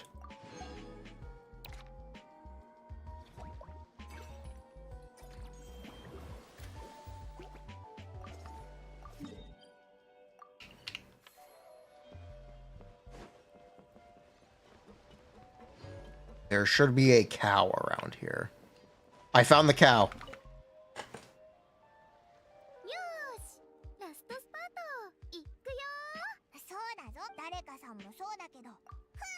安心して。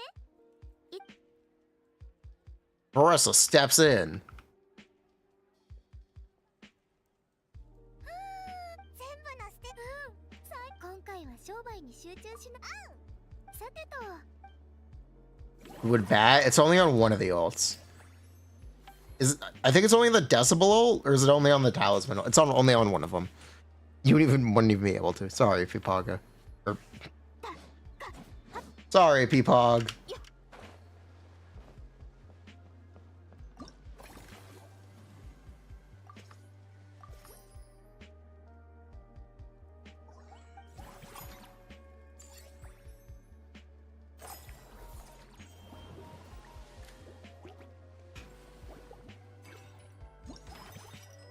Okay, what do I want? Spend, yes.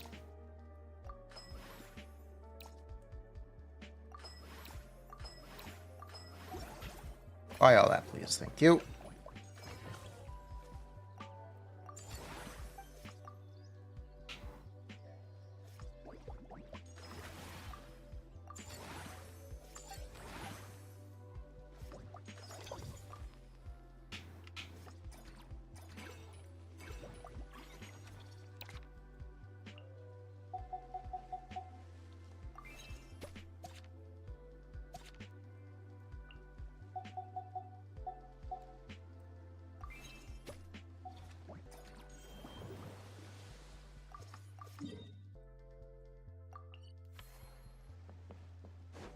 Hello, Furina.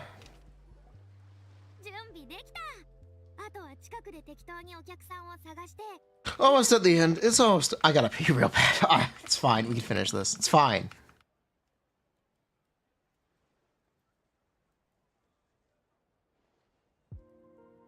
Wah! 細かい意見が多かったな。元ネタ永遠の厳選。 This emote is my spirit animal. 再現の。 Wah! それからみんな口を揃えて。今回はスターたるもの主役として出るときはその場のスポットライトがすべて僕のためにあるかのように。 Wah! みたいに確かにいいね。 The open mouth. 喜んで引き受け。ちょっと。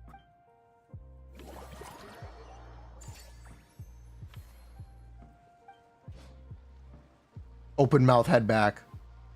Ah! I feel that. I feel that, cat. Ugh.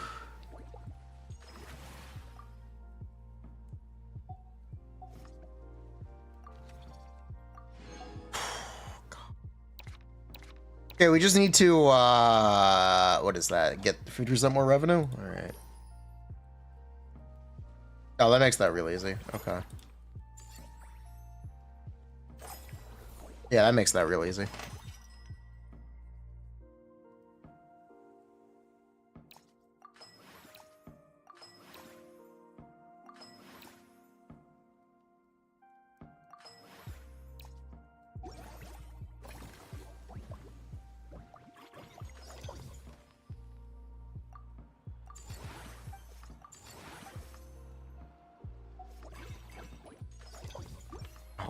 There's more. It's not over. Why is it not over?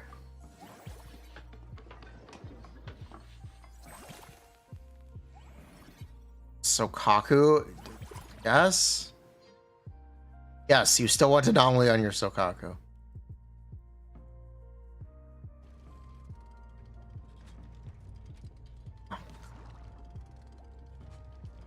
Why isn't this over? Why is there more? We've been here for 2 hours.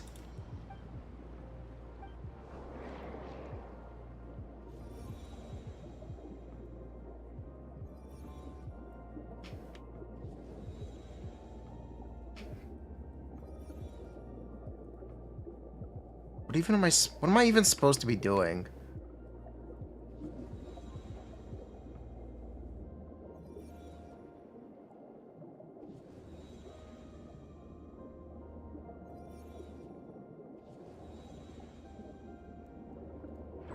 Collecting coins? There are no coins.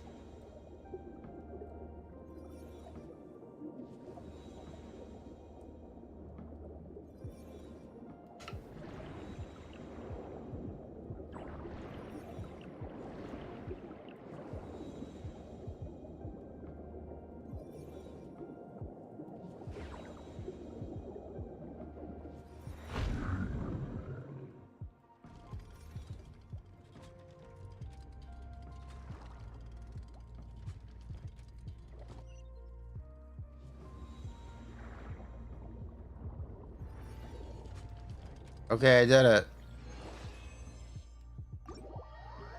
Wah!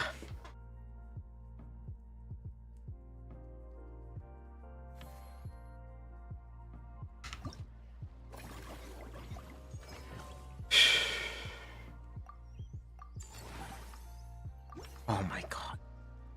No, you can't make me do this. No!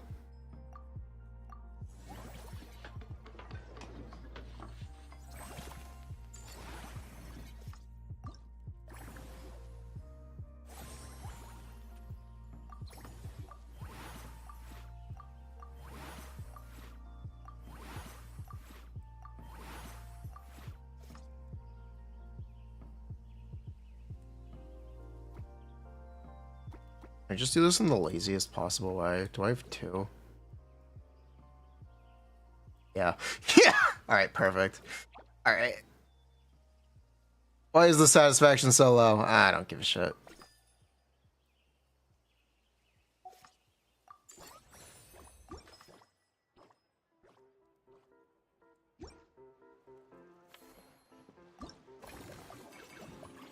Oh, yo, just put the primos in the bag.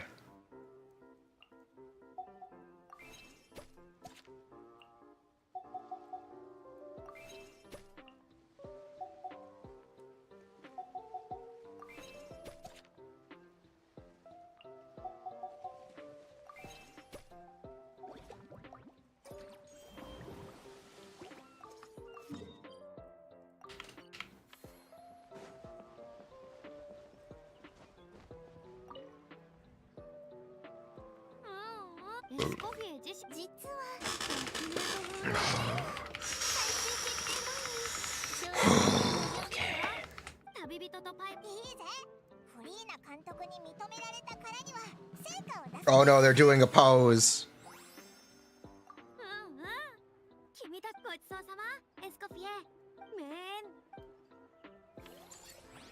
It's okay, this is the last cycle. Yep, this is it. We're done.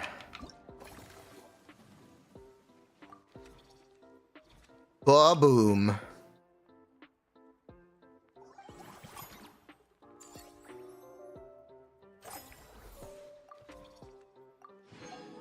Thank you.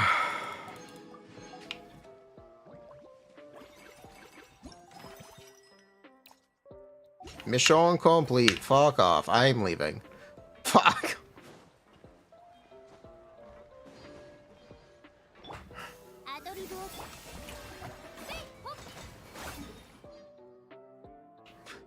I don't even know the point of doing this. All right, that's it. We're done.